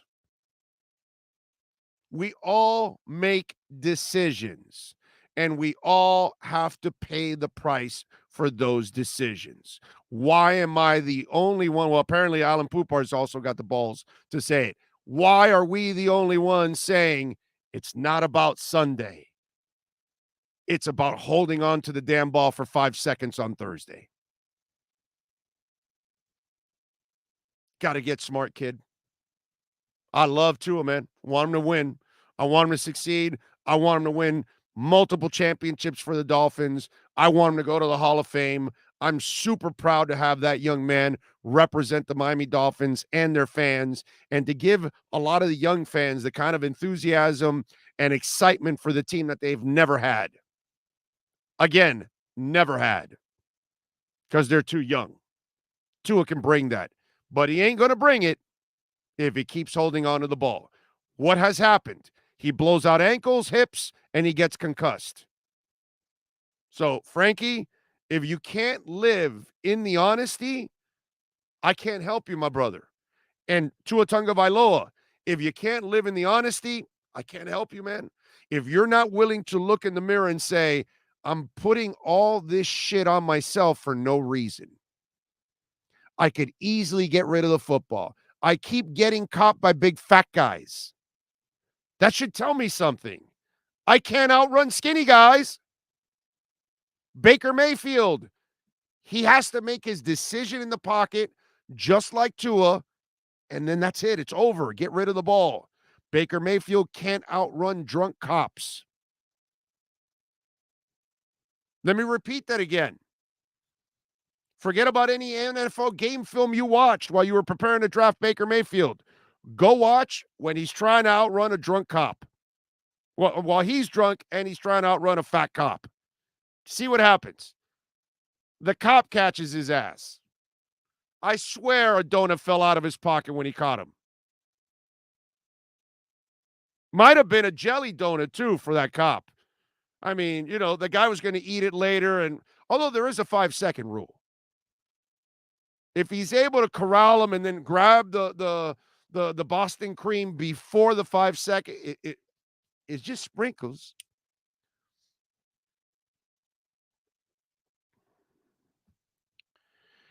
All right. Big O, when Tua is not playing hero ball, he's playing hero ball, if you know what I'm saying. That's because he is a hero. Kid's a badass, man. But we need the badass to take care of himself, dude. It's just the way it is.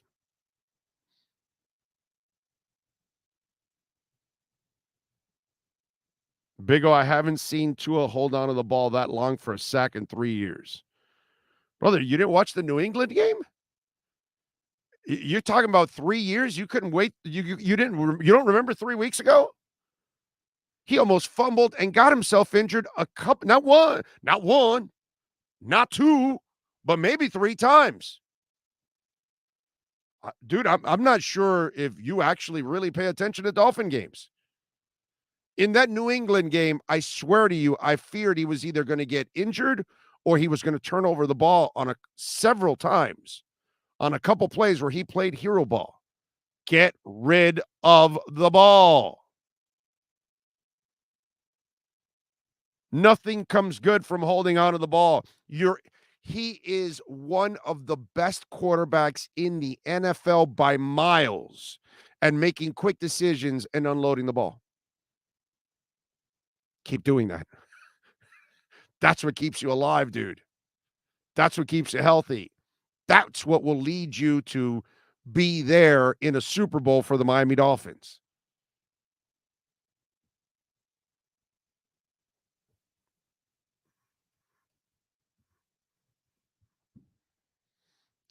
Cap for Life says, just saw Zaslow speeding down 95 in a T-Rex 3-wheeler.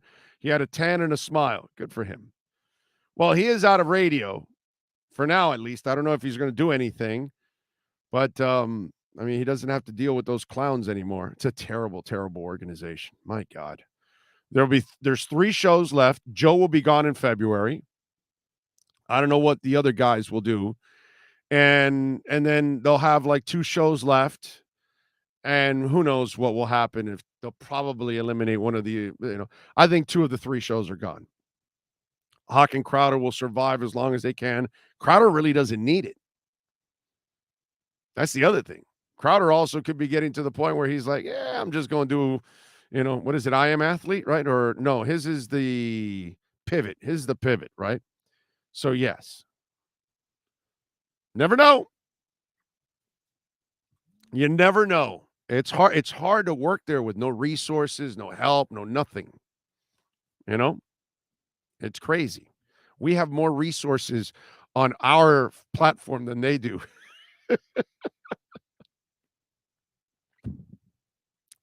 Just ridiculous. It really is. It's a shame. They destroyed our business. But what are you going to do? Listen, hey, they can destroy all they want, really. To be honest, radio's dead as it is. Very few people listen to radio anymore. They're listening to this, platforms. That's what they listen to. That's how it's played now. It's not about radio or even television anymore. It's all about on demand. That's really how all of you listen. You don't sit there through half hours of commercials in an hour. You don't sit there for 5, 6, 7-minute breaks. It's not your thing. All right, he's ready. He's half Cuban. He is Marcel Louis-Jacques. He is half Cuban. You can already tell that Marcel Louis-Jacques has been affected by us Cubans. Guarantee. You know, Omar used to say, you guys can't take it all for yourselves because my people do it too, you know, because he's claiming that African Americans are also as habitually late as us Cubans, but I think we take the pie when all of that. So I'm going to say that Marcel's been hanging around too many Cubans. It's 12:39. We go to Marcel Louis-Jacques and our Edge energy drink, Miami Dolphins report. Time to get the edge on the Miami Dolphins with our Edge Energy Drink Miami Dolphins report. When you want the energy drink that's delicious and smooth with zero aftertaste, you can only order Edge Energy Drink at myedgedrink.com. That's myedgedrink.com. Here's the ESPN Dolphin insider, Marcel Louis-Jacques. All right, Marcel, we've got all kinds of there we go. We got all kinds of cookie cutter Cuban last names for you. Would you like Martinez? Oh, no, bro. Hernandez, You're not going to take my Haitian heritage from me here. No, sir. So what, are you claiming Haitians are also late all the time? I worked at a Haitian station. Those people work, bro. They work. I'm claiming they're hard workers. That time is a made-up construct. Time and being on time is a Western construct. I arrive when I can arrive within the set limitation. You're definitely Cuban. Yeah, you're definitely. What do you got? How many Cubans in your building? Who are you hanging out with? Look, man, who you hanging out with? Sometimes you know the business, bro. Sometimes calls come in. Sometimes they take 2 minutes. Sometimes they take 25 minutes.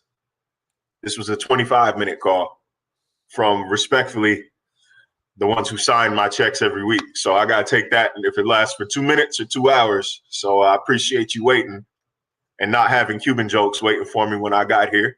Oh, but I got Cuban jokes. I got Cuban jokes for miles. When anybody's late, it's automatic. I can do those things. Remember, I'm allowed to do those things because I'm Cuban. Also, so I can do those things.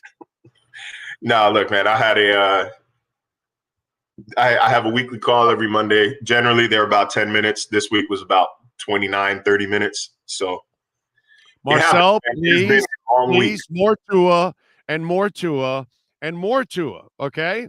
And so for 25 minutes, they just kept telling you more Tua and more Tua and more Tua, right? That's basically what the conversation was all about.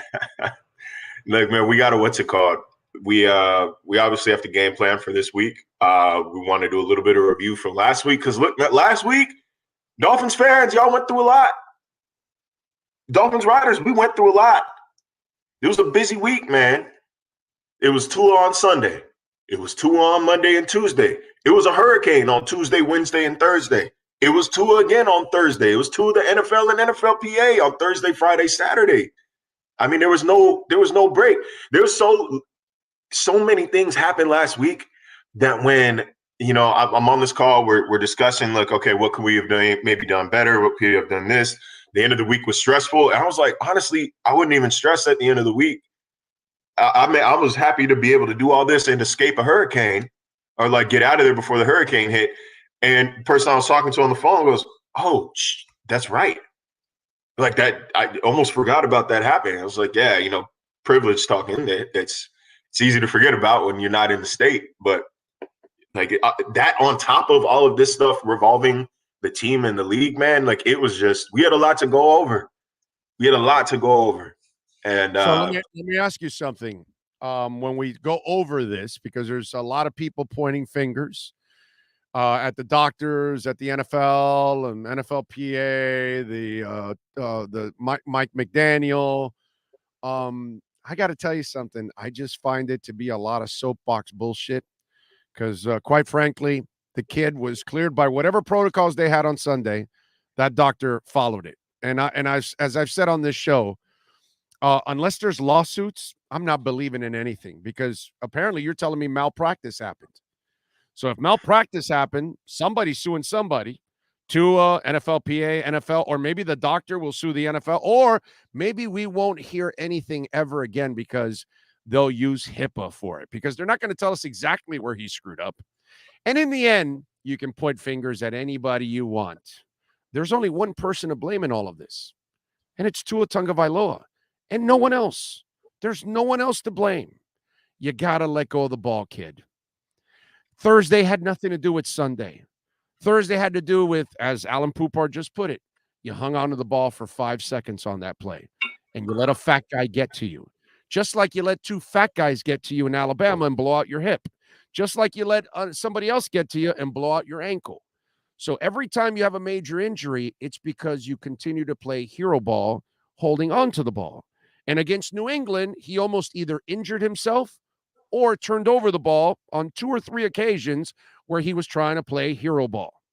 And so in the end, if we really want to be brutally honest, if we really want to look in the mirror, he was balling on Thursday. All he had to do was do what he never does.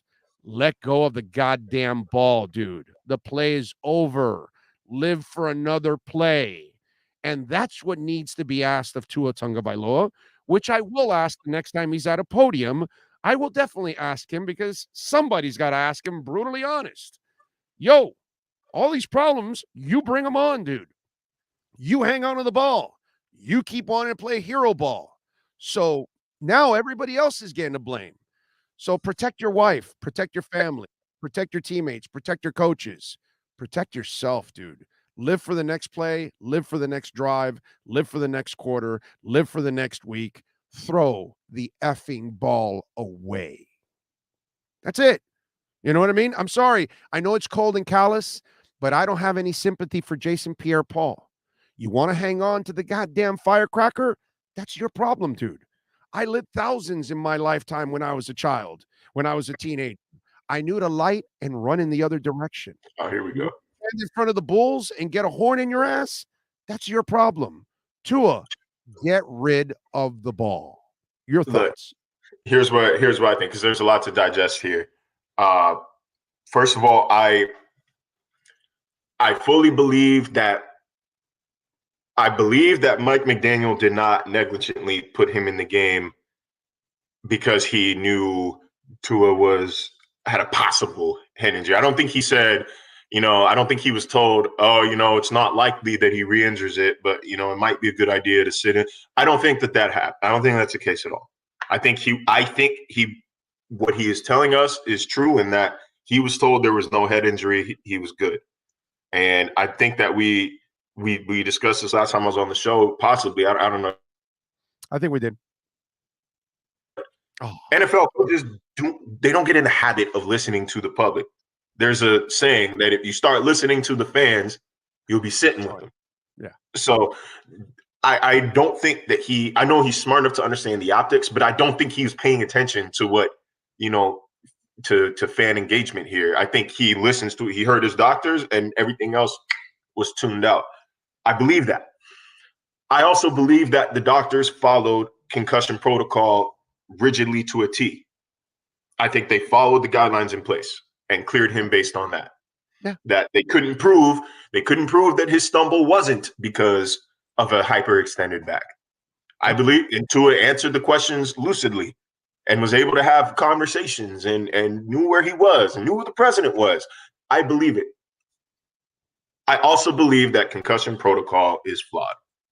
And that is ultimately what failed Tua Tagovailoa this week.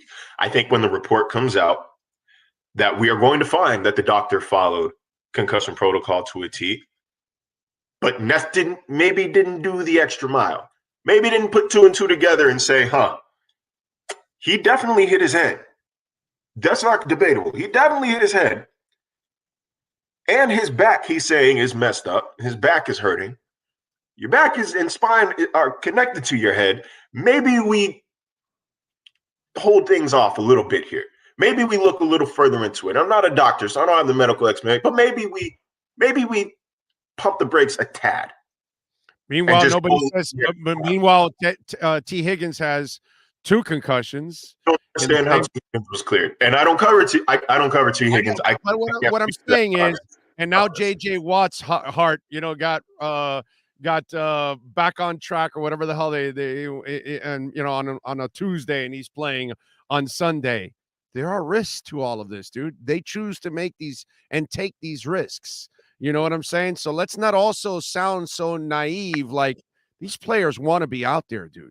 They want to be out there. And I don't blame the doctor when Tua's looking at him saying, I'm fine, and he's passing all your tests.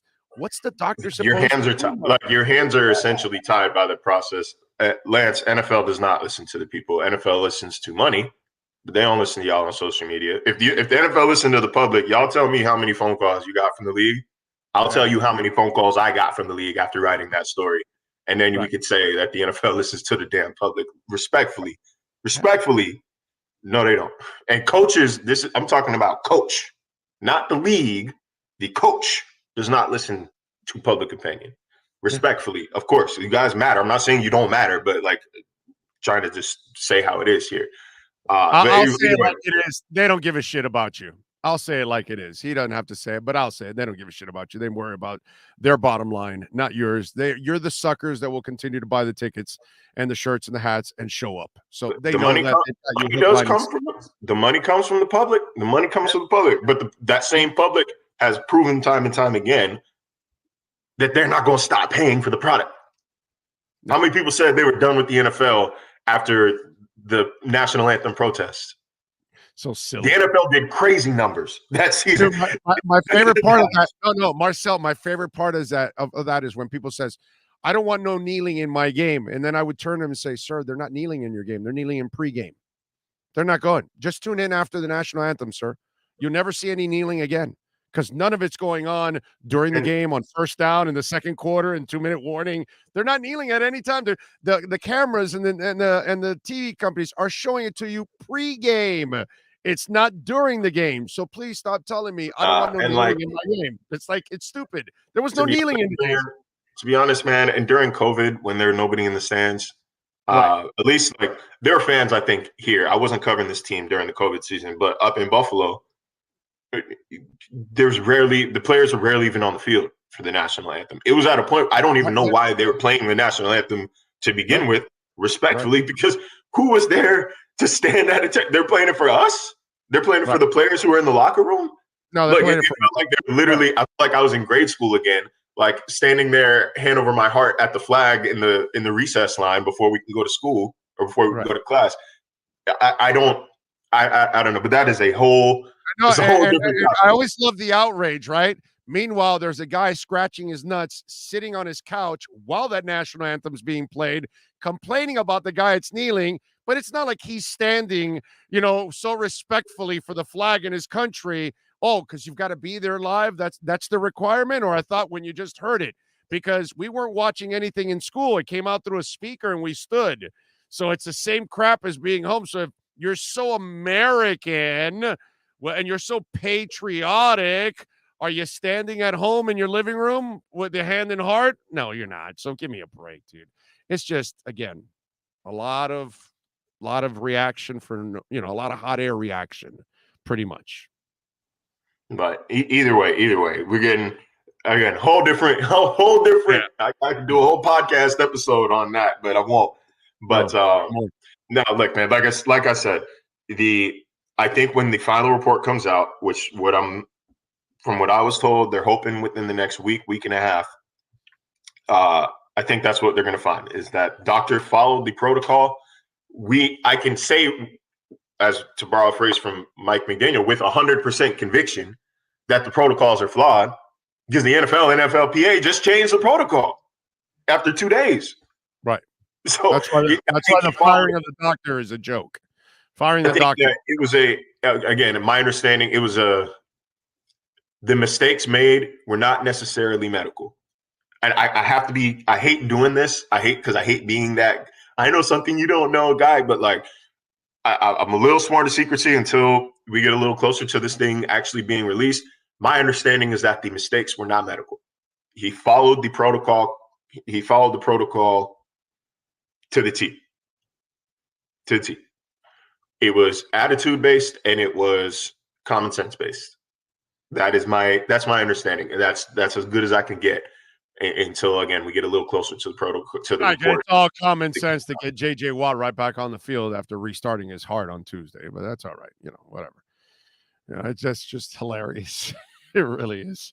To me, like I said, if I don't see any lawsuits, then don't tell me there was anything done wrong, because obviously somebody got injured from it. So if you're really blaming that, then you all of a sudden gave Tua and his lawyers all kinds of ammo by doing this. So I'm just saying, if I don't see a lawsuit, then I just think this is all window dressing and you're using the doctor as a scapegoat to satisfy the lynch mob that's out there, that you've got to lay the blame on somebody. You know what I'm saying? And I think you got to remember, though, going after Mike McDaniel is just a joke. Mike can only do what the information's given to him. They say he's all right. Hey, by the way, say what you want. I know Tua's not a big guy, but he is a tough son of a bitch. Okay? And guess what? He also is. He may not be durable. He may not be able to take the hits that Ben Roethlisberger or Cam Newton can take, but I'll tell you this, he bounces back pretty damn quickly, as fast as any big tough guy ever would, because very few people would repair their hip in less than 10 months and be on an NFL field. Okay? And Ethan Carter's been out for 3 weeks, probably going to be another week here at least. And this kid got rocked and got back on the plane with his team. So maybe, just maybe, Tua's a fast healer also at the same time. So he got his brain shook a little bit, and then he was ready to go. He was dropping dimes on Sunday, and he was dropping dimes on Thursday. He just hung on to the ball for 5 seconds on that play. That's your indictment right there, dude. You got to let go of the ball. Got to let go of the ball.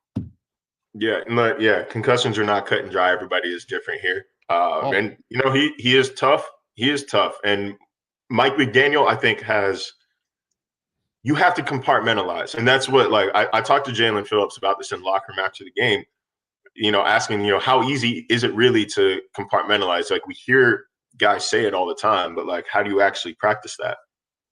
And, he said that they do it every day. And Mike McDaniel, as a head coach, you have to be able to compartmentalize. Okay, I can't be thinking about working with Greer on roster decisions while also how the state of my linebacker room, to also, is Byron Jones healing quickly enough, to also, what's our depth at wide receiver behind Waddle and Hill?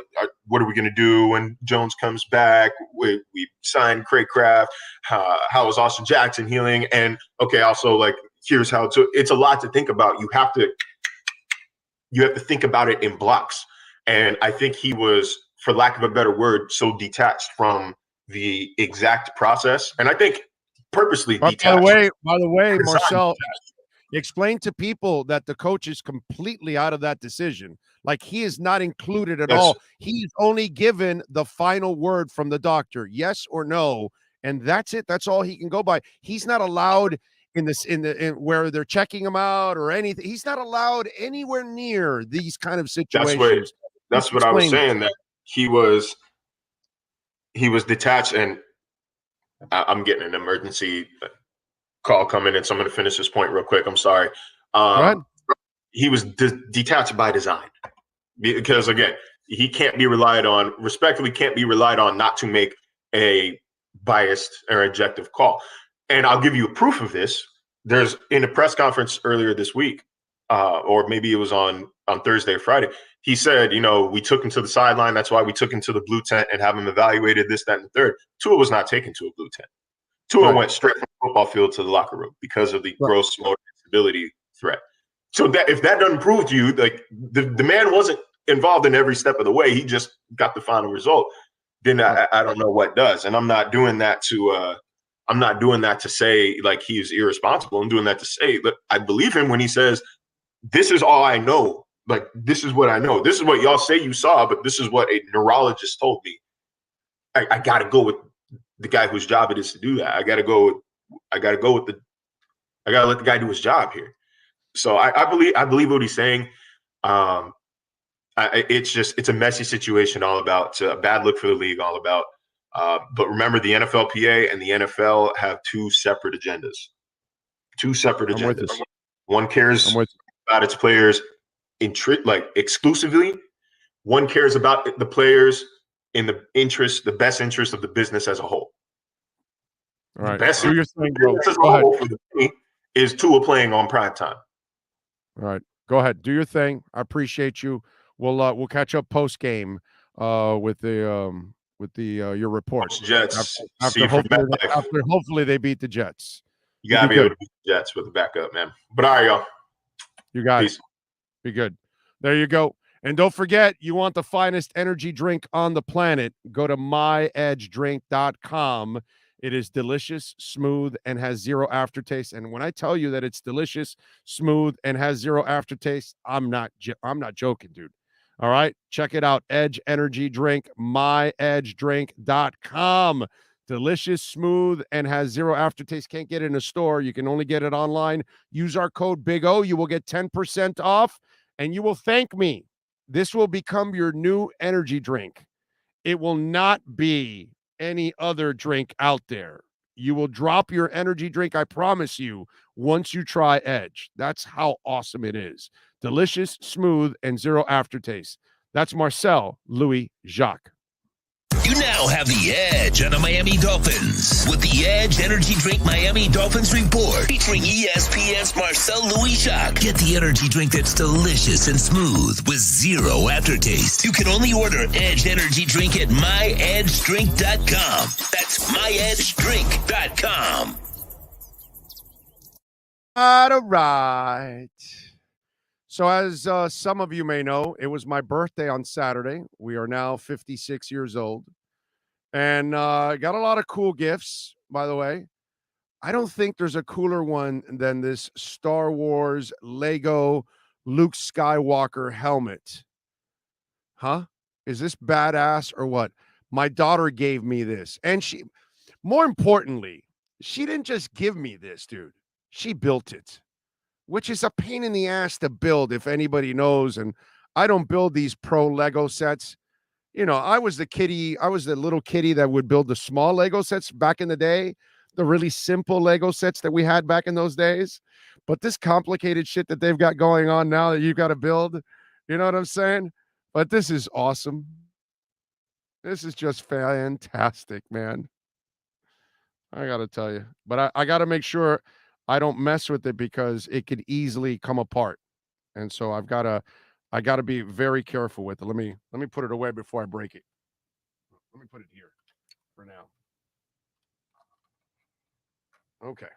And a piece just fell out. I gotta tell you, can you put this back? Anyway, so it was really cool. So I've got it there. I'm telling you, we've got to redo. I got to talk to EJD Construction. You know, they've done a lot of our construction, and I've got to enlarge the studio now. I've got to make a bigger set and have a larger stage where we can like see all kinds of stuff. And it's not just my face, it's more my whole body and then the whole bigger stage. We need that. We got to have that. So we will do it. Yes, Sean. Higuain just announced his retirement. Yes, I saw Michelle Kaufman report that Higuain is retiring. Yeah, he's going to finish the season. Well, of course, yeah. I mean, that would be a bitch. You're tied for the last playoff spot. For those of you that don't know, because most of you probably don't follow it, but they're both tied at 45 points. Miami has the 7th spot. Columbus has the 8th spot. On Wednesday, they take on Orlando over at Drive Pink Stadium at 8 o'clock. At 7, the same Columbus team is taking on Charlotte at 7 o'clock. And you want Charlotte to win because they've got 41 points. and Columbus has the 45 points. But if Columbus wins and Miami loses to Orlando or ties, they're going to jump Miami and knock them out of the playoffs. So, I mean, Higuain cannot leave in the last couple of games with a chance to actually go to the playoffs. That would be a disaster. But, I mean, you kind of figure that he was retiring. His dad talked about it and all that, and then he downplayed it because, of course, he wants to announce his retirement, not his freaking dad. You know what I mean? So I get what was going on there.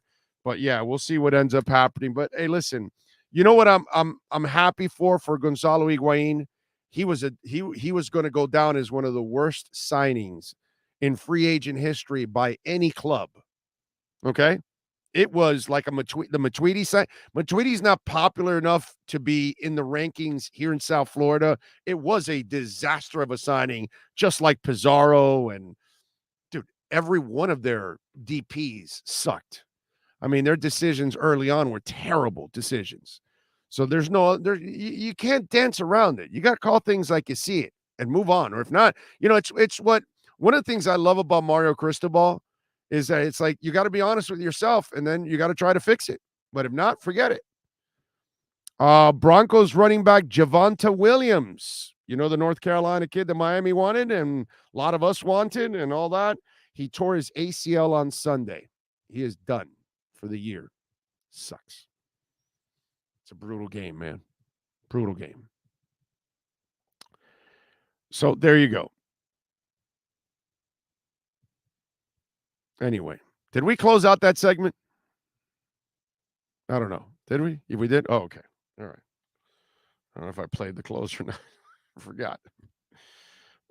Tyler Herro got his 4-year, $130 million extension. $30 million per year with $2.5 million of incentives. So he can make it's a 120, but it can go to 130 if he meets those incentives, the 2.5 every year for the next 4 years. So that's basically what it is. It's a contract. As I was talking with Ira about this, the way I see it, they tried to make some moves. Obviously, they could not. The asking price was too much. They don't have a lot to trade. The Durant thing fell through. So all of a sudden now you weren't really left with a lot of great moves. I disagree not bringing back PJ Tucker. If you're just worried about taxes, shame on you. You're a billionaire. So as much as I'm a big fan of Mickey Harrison and support everything, but I don't want to hear about not paying taxes and, luxury tax, this, that. Not when you're him. Sorry. Like I said, and I'm sorry, it's brutal honesty. You save yourself a shit ton of taxes with those ships not being registered in the United States, right? Okay. Well, you can use some of that for basketball. You got plenty of money. Should have brought back PJ Tucker. But you didn't want to? Whatever. I mean, you're willing to give all these other guys contracts that are old. Why not PJ? Just find a way to develop other guys throughout the season so PJ doesn't have to carry as much of the load and keep them fresh for the playoffs and then save him for the playoffs. But last year, he was so beat up and used up by the time he got to the playoffs that he just was not the same player anymore. So I get it. He's old. Maybe they think he's done. I'm not sure. But you had to pay Tyler. And obviously, you could not make another move. And there was no superstar to be had. So now you may have to wait till next year. And Durant may not have a lot of options, even if he's unhappy with Kyrie and Ben Simmons halfway through the season. And the Nets may not have, want to just make a trade just because he wants to. Because, Durant's a petulant child, so he might be complaining later on in the year. I mean, you are going to play with Kyrie and Ben Simmons. Jesus Christ. That's worthy of going absolutely insane to play with those guys. So they had to re-sign the kid, and now they got to develop him. And now what you've got to do this year is you've got to hope that he does take that next step as a player. If he takes it to the point that, okay, you don't want to get rid of him, great. But if he's still good enough that you can use also Duncan and package it to go get another player and a first rounder or whatever, then maybe you can get yourself a star. But in a perfect world, let me tell you something, if you're a Heat fan, you want Tyler and Duncan kicking ass again. because you want it because it's good for the Miami Heat. That's the first and foremost, and it'll help them win, help them be better. Second, worst case scenario, if you're going to trade for somebody, a big name, you're going to need pieces to trade. So you need Tyler and Duncan to perform so they can become tradable pieces. Worst case, I'm saying worst case scenario. Really, you know what I'd love to see? I got to be honest with you. I'd love to see Caleb continue to develop. I'd love to see Yurtseven develop into the guy that can shoot and help out Bam on the court, because you can't have two big men that can't shoot. You need one of them. You know, I want to see Gabe Vincent improve. I want to see Duncan get back on track, try to improve his game in other areas where he desperately needs to. I want to see Tyler become a star, man. I want to see Bam. You know, he talked about getting more shots and being more aggressive, and Butler says he's going to be more aggressive and all of that. Well, then do it, bro. Because improvement from within would make me much more happier than anything else. I think it would be the coolest thing in the world if Jokic could, develop a little and come off the bench and help you some, whatever, anything like that. I would love to see all of that kind of develop. That would be fun because these are your own guys. You've invested enough. I'd like to see Lowry in shape all year long. If you have personal issues, I'm with you there, man. We pray for you. Hopefully, whatever personal issues you have in your family, I hope it gets resolved, but you've got to compartmentalize, bro.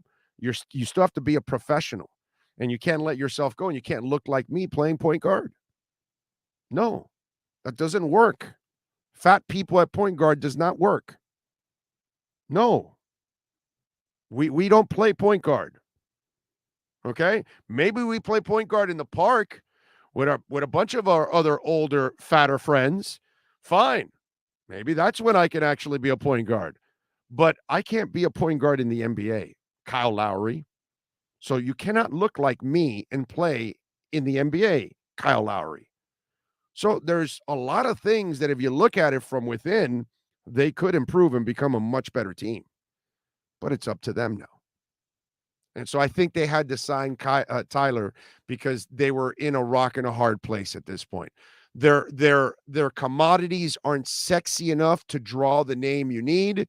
So now you've got to commit to your commodities and build them up in order for you to become a better team or to use them as tradable pieces.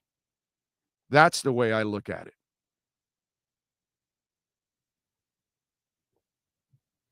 Oh, does Lowry still get that big booty? Probably. If he's going to be fat, that's what us fat people have. We have big asses. It kind of comes with the territory. We gain the weight. The weight comes in ass. What can I tell you? E.M. Baller says Michael Irvin defended McDaniel. Much respect. Okay. Big O, I think you make one hell of a point guard. In the over 55 league, I'm killing it. Okay? The over 55 league. The over 55 and fat league. I'm killing it.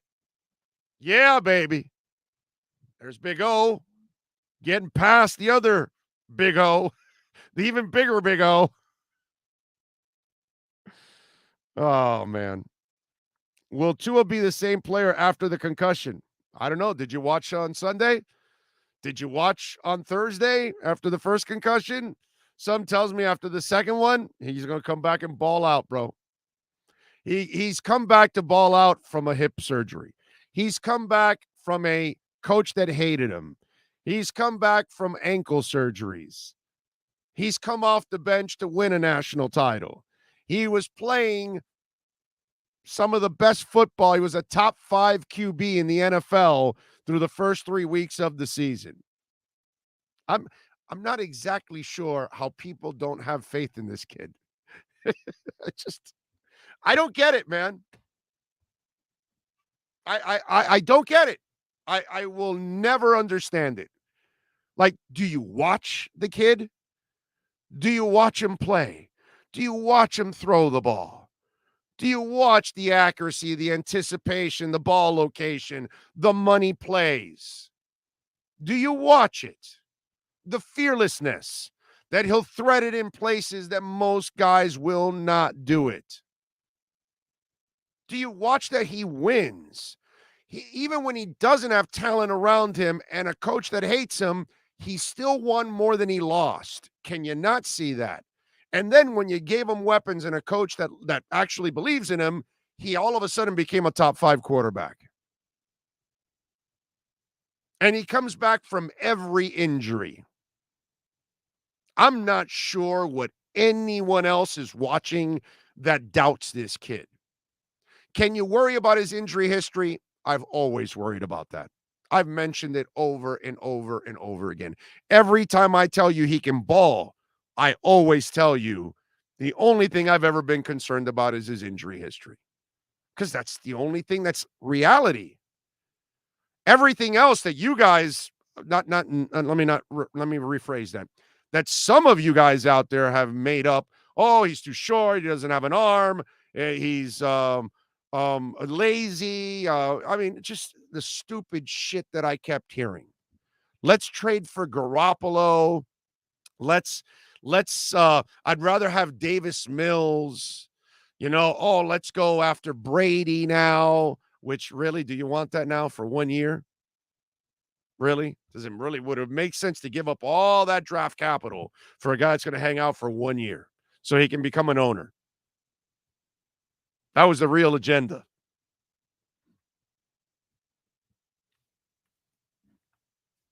I mean, I don't know how people do not believe in Tua Tagovailoa.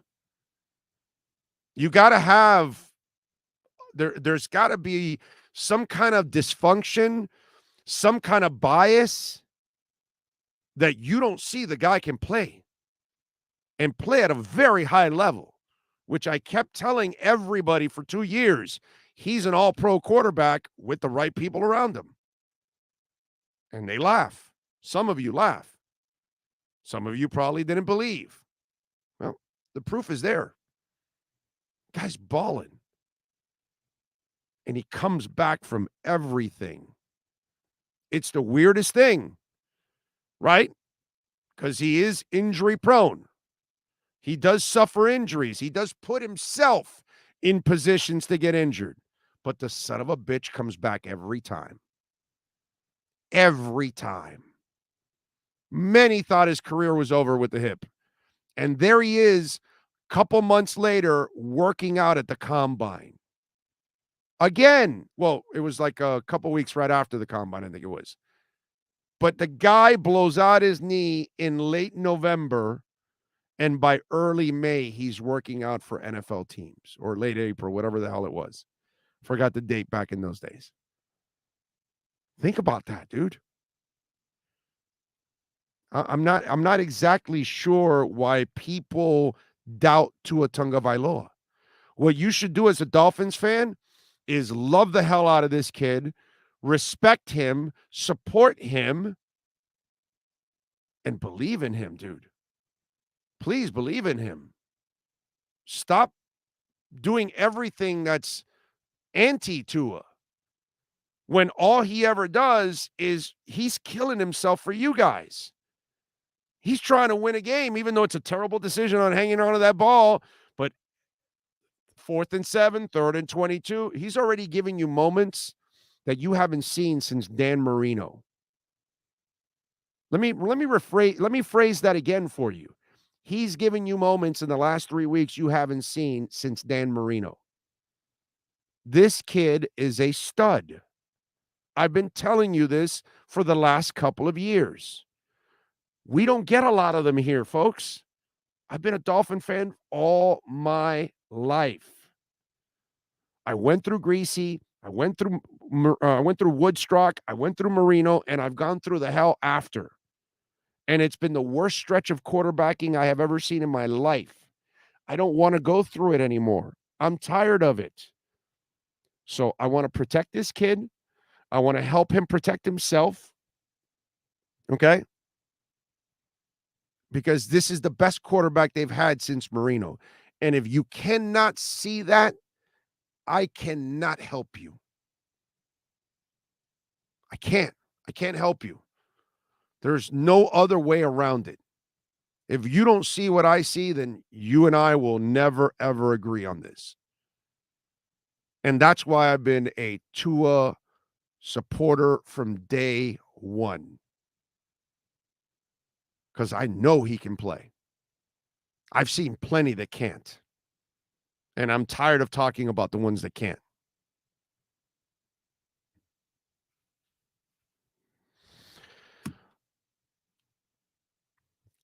I believe if he steps foot on the field one more time this season, it's going to be a very bad look for the Dolphins, and you can't blame Flores and the current coaches. Why would it be a bad look for the Dolphins?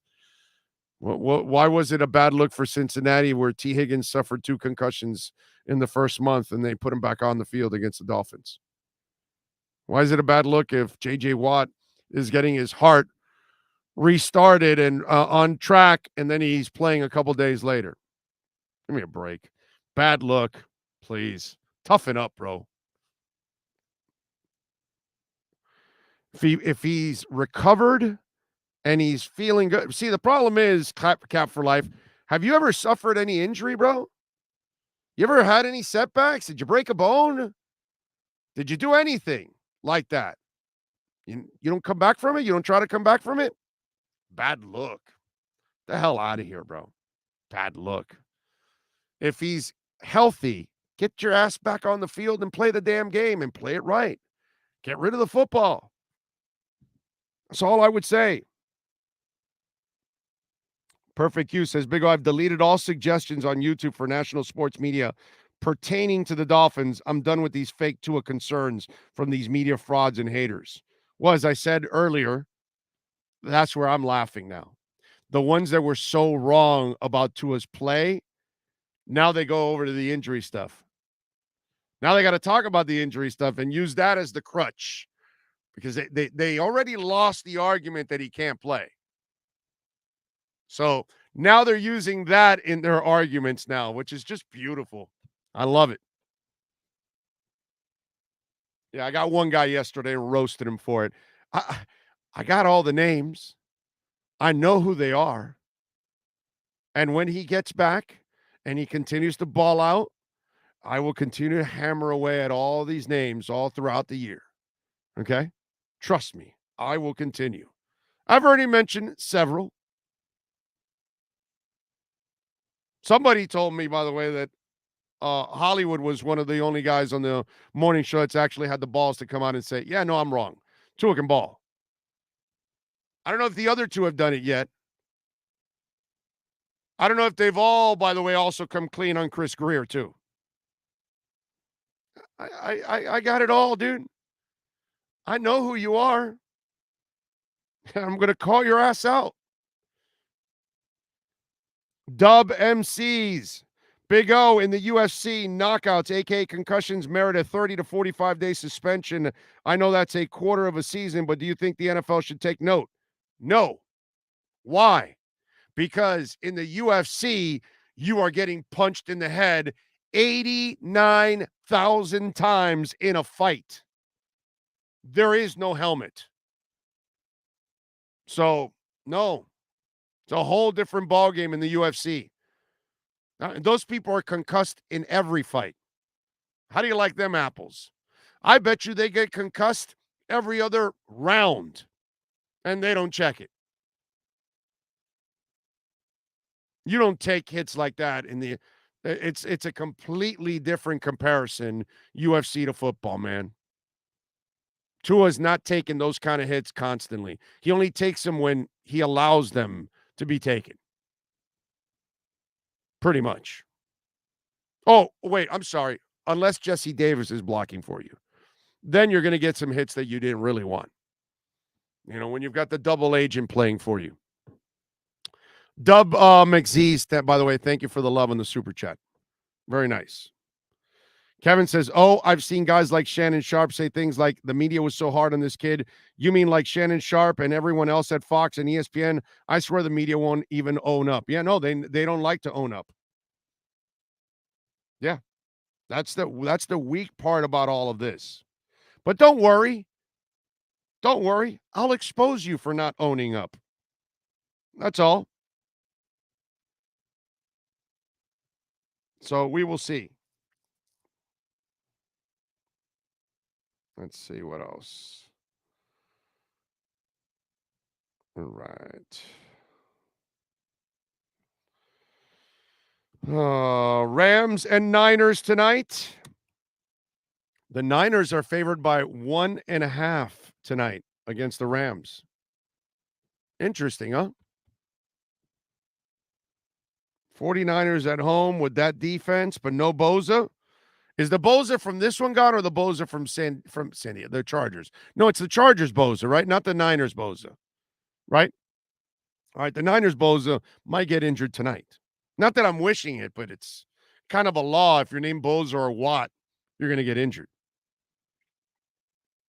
Per Miami Herald, Skyler revelation during training camp and preseason, how has been thrusted into number 2 quarterback job behind Teddy Bridgewater. Big deal. Thrusted or we have no choice. You want to use thrusted? I'll go with you have no choice. It's no big deal. Tua, take your time and do whatever you want to do when you are ready, says Bip Bop. 45 years ago, Shula's word was God's out of the locker room. Yep. Big O crosses gigantic O. Behemoth O tripped and fell. Big O goes for the layup. Boom. And we hit that layup. Well, that's for sure.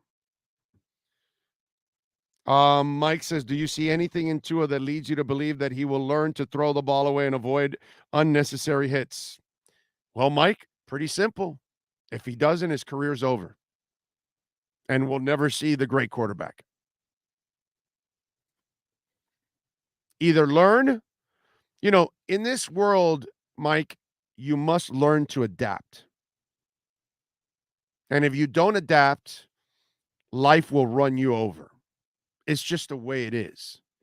And you can learn to drive a moped, but then you got to move up to a motorcycle or you got to move up to a car eventually. You can learn to use, I don't know, the what's that machine that used to tap to send messages? The telegraph, right? Was it a telegraph? But then you got to learn to use a phone, right? And then you got to learn to use a digital phone. And you use a fax, and now you use an email, and you've got to adapt. In life, it's about changing and evolving. And things happen to you in life, and you better evolve and you better change with them, or they will run you over. And this is for anything and everything in life. If you're a lawyer, laws are changing constantly. If you're a doctor, medicine is constantly evolving. You never stop to prepare, to study, to get better, to be better prepared, to defend your clients, to improve your patient's health. You have to keep staying and changing with the times. Okay? That's all. Radio. Hey, man. When I was in radio, I was the first guy to get a digital recorder and take it into the locker room. Everybody's still using cassettes because our cheap company wouldn't pay for them. They'd give us these Marantz tape decks, and mini discs were coming out, little mini discs. And so I bought one. And why? Well, because it was digital sounding. It was convenient to carry. But I bought it out of my own pocket because, of course, QAM notoriously cheap. But it's something that I want to evolve with, and change with the times. Social media comes. Well, I'm looking at my business going, well, if I don't do social media, I'm going to get run over. So if people weren't hosting and adapt to social media, you're done. Guess what? I was dying to get out of QAM. Why? Because I saw what was coming. Radio's dying. Platforms are it. You got to change with the times. If you don't change with the times will run your ass over. And Tua Tagovailoa better change with the times. It's not about how he plays. It's not about any other modern technology he's got to pick up. He needs to adjust to where he's at. He's on a football field. He doesn't have a long time to make a decision, and he's got to learn the discipline to walk away. The man or woman that stops being an alcoholic has to learn to walk away from the drink. Right? It's the same thing. You got to learn to walk away from the play. When it's dead, throw the ball away. Don't hesitate. Don't think about it. Don't think that you can make another play because the next one might be your last. So either Tua adapts to what obviously he needs to adapt to, or his career is over. Okay? So he better learn how to get rid of the ball, or his career is over. Because he does not have the body that can withstand the punishment. He has the heart and the will to try to overcome the punishment, but the idea is you are not a big quarterback, so it's going to be hard for you to overcome punishment compared to Cam Newton, compared to Ben Roethlisberger, compared to any of these big galoots that can take all kinds of hits like Josh Allen. He's not made that way. Adjust or die. It happens to us in all walks of life, in all professions. Adjust or die. That's it. It's pretty simple. Nothing more, nothing less.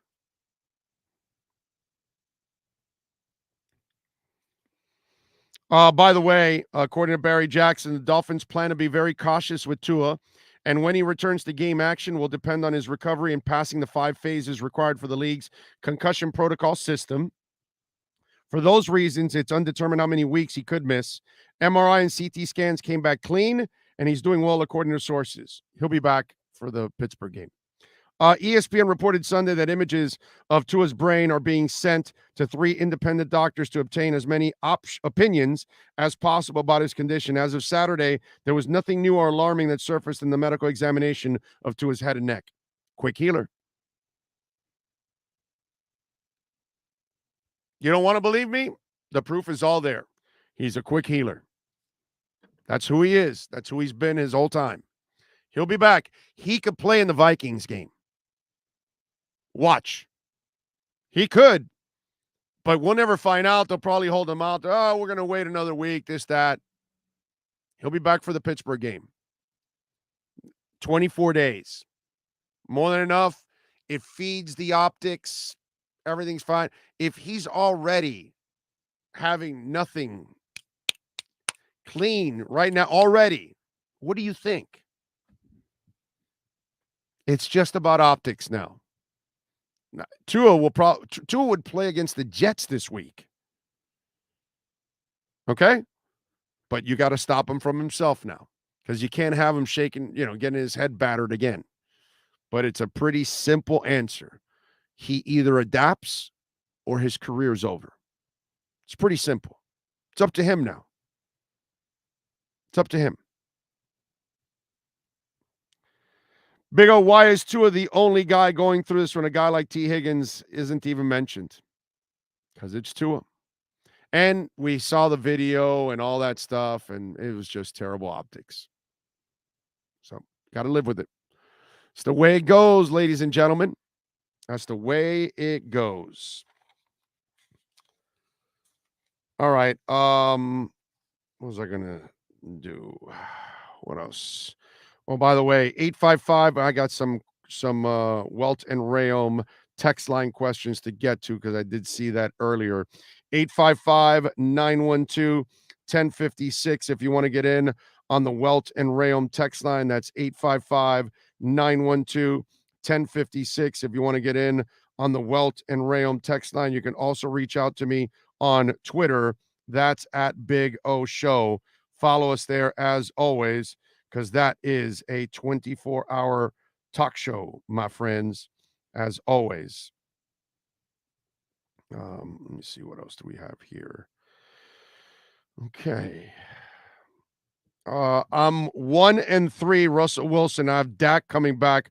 What can I get in exchange for Wilson realistically?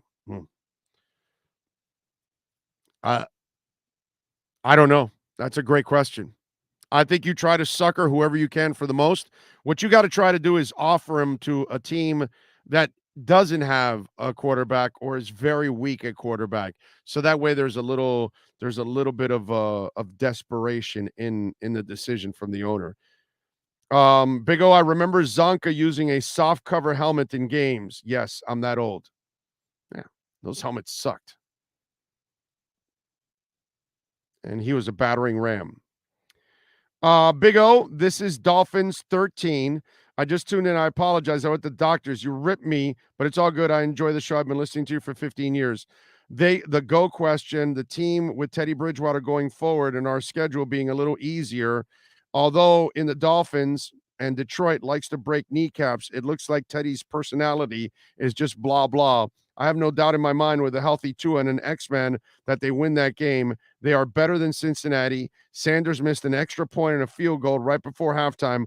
Otherwise, they're winning at halftime with no quarterback. Big O, it doesn't matter who's coaching, who's running the front office, who's selling beer and hot dogs. There's always a distraction on this team every year. Yeah, there is. And what did I rip Dolphin 13 for? I remember ripping the other guy, not Dolphins 13. What did I rip Dolphins 13 for? What was the guy that we banned? Dean, right? Dean, the dancing machine. I remember ripping his ass. I don't remember the other one. Oh, we got the line across the damn text again. How's it going, Big O? I've listened live or listened to the podcast every day. So does my wife in the evening when she gets home. Something funny to me is Rex Ryan getting on his high horse about my 20-year-old son. I wouldn't let him play. Well, yeah, but he's let people play when they were concussed too. Give me a break. Rex Ryan is full of shit. They've all done it. Doc says, oh, he can play? All right, get him back in there. Big O, hope you had a great birthday. The NFL is just about money. It's totally pathetic. Doctor was just a scapegoat. Yes, sir. You are correct. The Welton Rayom text line, 855-912-1056. That's 855-912-1056. Again, another one that has a line going through their message, and I don't know why I don't end up seeing the damn message completely. It says, I wish your show would someday go national. We need someone like you to discredit the lies and the BS that are daily expressed in those sports talk shows, specifically shameless ESPN. The Dolphins haters on ESPN take advantage of any issue. I mean, this thing is, there's a line through it. That may be in order to keep other haters interested. Yeah, those are all clickbait shows that you're watching on ESPN. I would tell you not to watch it. And by the way, you really don't want my show national. You don't want me on local radio anymore, and you don't want me national because I can't be myself. When I try to be myself, I get in trouble because I ruffle feathers. Trust me, I did it for years. Okay? Years. And I'm just not the company guy. It's not who I am. You know? Certainly you're not paying me enough money to be any kind of company guy. No, but it's just not my style anyways, to be honest with you. So you never really want me on national radio.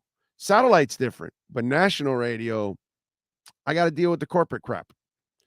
And local radio, well, it's all corporate now. You don't really want that. What you want is to hit the like button here. What you want is to share it with friends, tell them about it so we can grow our audience here and help us get stronger and stronger and stronger like you're doing every day by subscribing, hitting the like button, and visiting our fantastic sponsors. Those are the important things. Ooh, Mike McDaniel's also important. Let's go to that.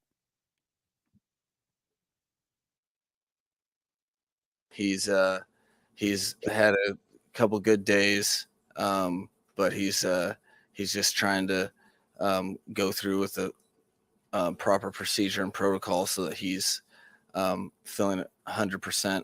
I know he's going to be diligent with it, and if there's obviously any things that are giving him issues in terms of light and those things, then we will shut that down.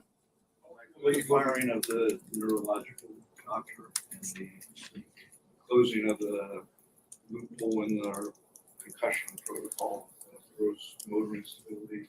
Are you guys still comfortable with the initial in the Bills game? I see those as separate entities. Personally, I can't speak on what the league and the specifically the union decided to do with that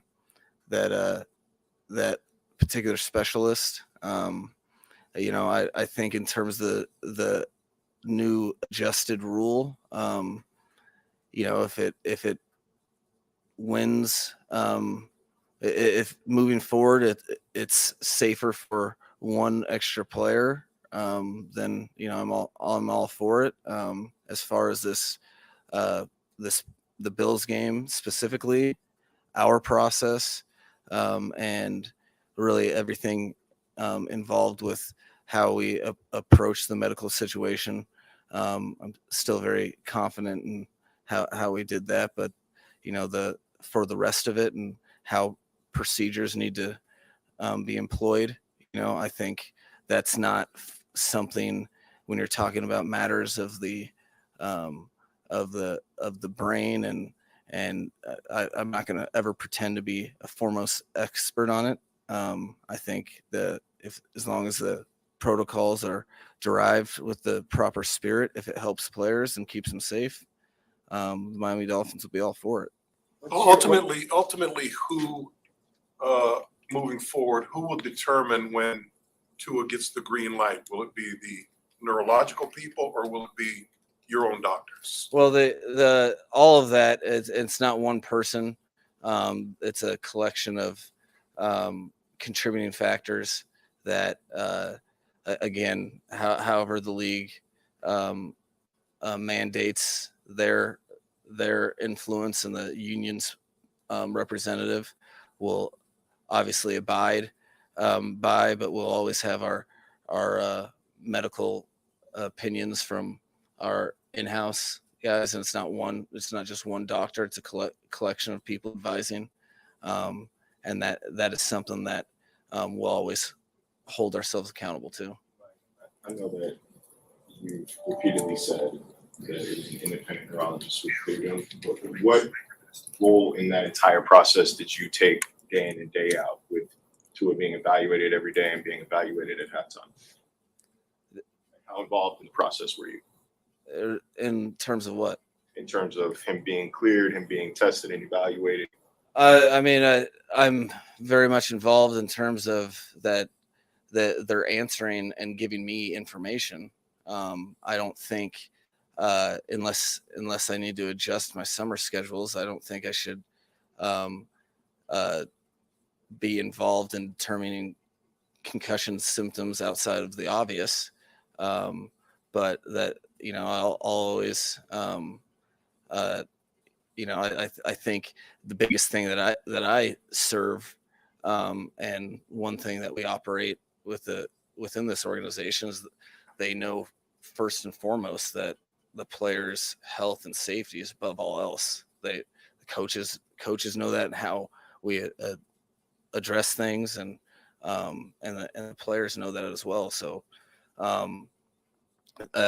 mandating and making sure and being that extra voice of reason that says, hey, we're not trying to ever push through something with unintended consequences being pushed to the player. I mean, I'll always stay involved in that way, from an enforcer standpoint, from how we do business. But in terms of me interjecting into a opinion that is that we have people schooled in years and years of expertise, I think that would be a little irresponsible if I tried to kick the door in and say my piece as a layman who's not an expert. There was a report today, I think it was Football Talk, that the union also might have questions about the procedure to clear Tua, even with just a back injury. What was your level of confidence at the time that, with the instability he showed, which obviously you guys say is from his back, wasn't something that was going to hurt him more by Like I said before, I'm very, very confident. The only reason I'm confident is because of everything that I've been around since I've been here, with regard to our medical staff and how they go and do their business. But as far as the inquiry that is going on from the league and from the PA, we're very happy to comply with all of those things, and would much rather be as transparent as possible. So, we're happy that all that's taking place, because we do not have anything to hide from that standpoint at all. I wanted to make sure we confirmed with you, because this was the last thing that was pending when you last spoke on Friday. Tua's MRI, did it come back clean as well? It did. But that can be confirmed. And I know there was a report that he's getting 3 additional medical opinions. I think that from ESPN. Do you know that to be true? I haven't chased down that to verify that. No, I haven't. But like we do with all players, like, we're not the type of organization that that bats an eye at second or third opinions. That's when it comes to adding information for a player to understand where they're at from a health perspective. That's actually encouraged. Mike, I get the part of the independent neurologist referring to the team doctor, and then the team doctor ultimately tells you player can go, can't go. But in the case of concussions, in your opinion, shouldn't it be the neurologist who has final say rather than a team doctor, who in this case is an orthopedic surgeon? Well, I think that you have to. I don't think that's an easy easy answer. That's just completely flatlined, just because there's different working relationships that I can't really attest to. I know that in this particular case, that the line, there was a lines of agreement, really, and I think I don't necessarily think that I really don't have an opinion on whether or not that's the best or worst case for every team. I know that from a procedural standpoint, with the rules being as such, that is I have no cause for concern of how it's streamlined through our process. But if there some addendum comes forth that adjusts that, totally fine with adjusting our procedure. If it helps player health, then that's not anything but rejoiced from the Miami Dolphins. The team about getting involved in this situation, like on social media or anything like that, commenting on it? And has it been a distraction? I know it's only Monday, but has it been a distraction in preparation for the Jets?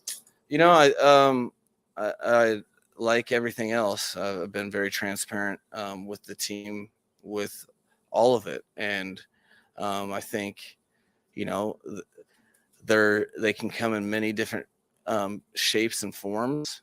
Sometimes they can be good, sometimes they can be bad, but the nature of the NFL season are distractions from what your team's objective is, and narrative that has to do with anything else but playing the next opponent who's trying to beat you is a relative distraction for them. This is something for none of our players to bear. So I make sure that they understand that. I also make sure they know that there's where we were coming from, and how things kind of can happen out of your control. So the biggest thing for the team is to understand that regardless of what's going on from last Thursday or the Bills game or any of that stuff,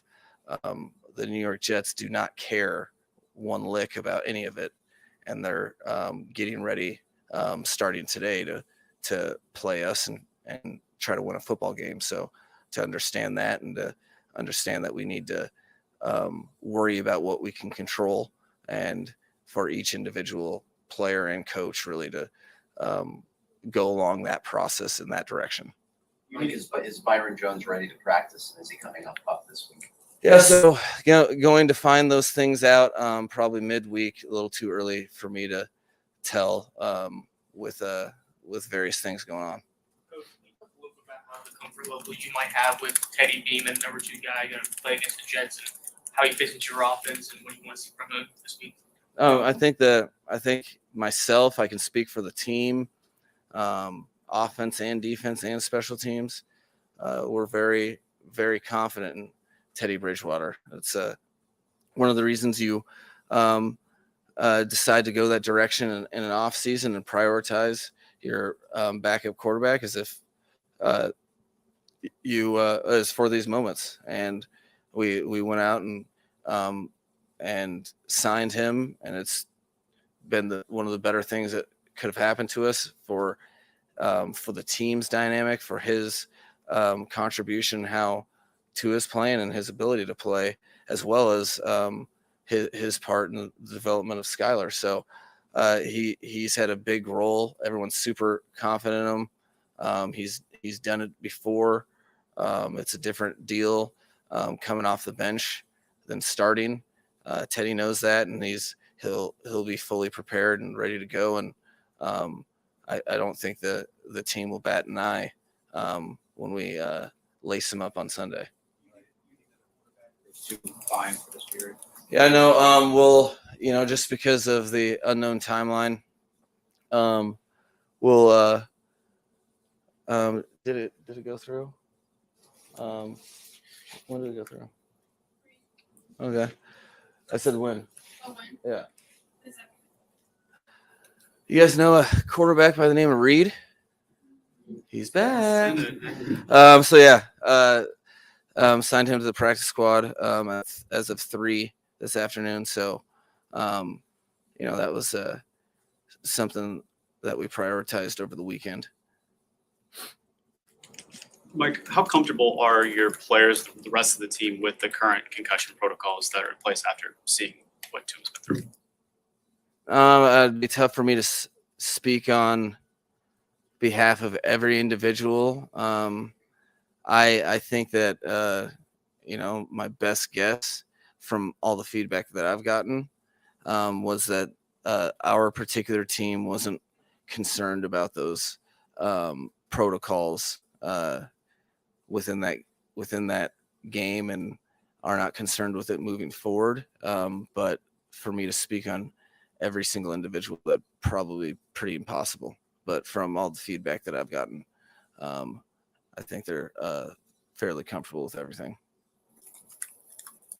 Mike, without divulging secrets, how much, if at all, does the offense change with Teddy in there as opposed to Tua? You can tell Robert Saleh that the entire offense is way different, but the exact same. No, I think that there are certain times where you will have a large disparity between how the type of offense you run from your starter to your backup. I don't see this being one of them. I think I think Teddy does a lot of very good things at the quarterback position that are similar to his strengths. And he's done a great job within the offense. So we'll obviously cater to certain things that specifically that Teddy prefers or is comfortable with. But for the most part, the aesthetic presentation should look very similar to what it looks like now. Was Raheem looking finally healthy again, changed your running offense? It seems like the past couple of weeks he's taken a pretty firm grip on, I want to say lead back, but no, I think we're getting. I think our specifically our two backs have you know, done some really good things that have highlighted some of their skill sets. I think one of the things that their strengths are is they are very versatile in both phases. I do, however, I have seen some real cool things for Raheem in the last couple weeks that has really given our offense a little confidence in the run game, much needed. Chase has done a great job too, so we'll continue to utilize those players all season and in different modes and different ways. But to answer your question, yeah, I think he has. I think our team has felt it too. He's done some good stuff carrying the ball the last 2 weeks specifically. You and Robert Sala go back a ways. 2006. Tell us about him. What any good stories about him? Well, he was a squatter when he first got the job in Houston, which was hilarious. So I came with Gary Kubiak and Troy Calhoun, really, from the Broncos. And we in Houston, what was then Reliance Stadium, we had like a office that there was one guy in there when I got there. It was Robert Sala, and he hadn't been terminated. He was I think working with Dom Capers before. He hadn't been terminated. I think he had like 2 more weeks of pay or something. So he did an excellent job of just forcing his hand and getting FaceTime with the head coach. Sat in there all week. I think I got there like on a Tuesday, and he just sat in across from me in this awkward room, like, "Hey, dude, you got a job?" "No, I'm not really. Trying to see Gary Kubiak." And he just waited there until I think like Friday, barged in and told him, "Hey, I'd really want to work for you." And there's a lot of those stopgaps at the beginning of Robert Sala's career. Always a sponge, always unbelievably smart. He would always blow my mind because we'd have a problem with our printer and we're trying to print Visio or Excel or something, and he wouldn't call IT. He would just like open up this manual and figure out how to figure this stuff out. So he's always super smart, but had some hiccups in his career, which I really, really respect, because he just really stayed true to himself, kept pressing. Finally, was a little more fortunate when he was with Seattle and as an assistant there. And then, but he's never been given anything, just like he wasn't given the job with Gary Kubiak in 2006. I think when he went to San Francisco in 2017, it was under the impression he would be the linebackers coach, and he asked to interview for the defensive coordinator spot. Long story short, he hasn't been given anything, and every time he's been given an op, he's taken advantage of it. So very, very close with him as a human being. Really respect him as a man. But from a professional standpoint, he's lived the whole mantra of you don't define me, I define me. And he's pushed through and really, one of the better defensive coaches and head coaches I've ever been around. Thank you, guys. Appreciate it.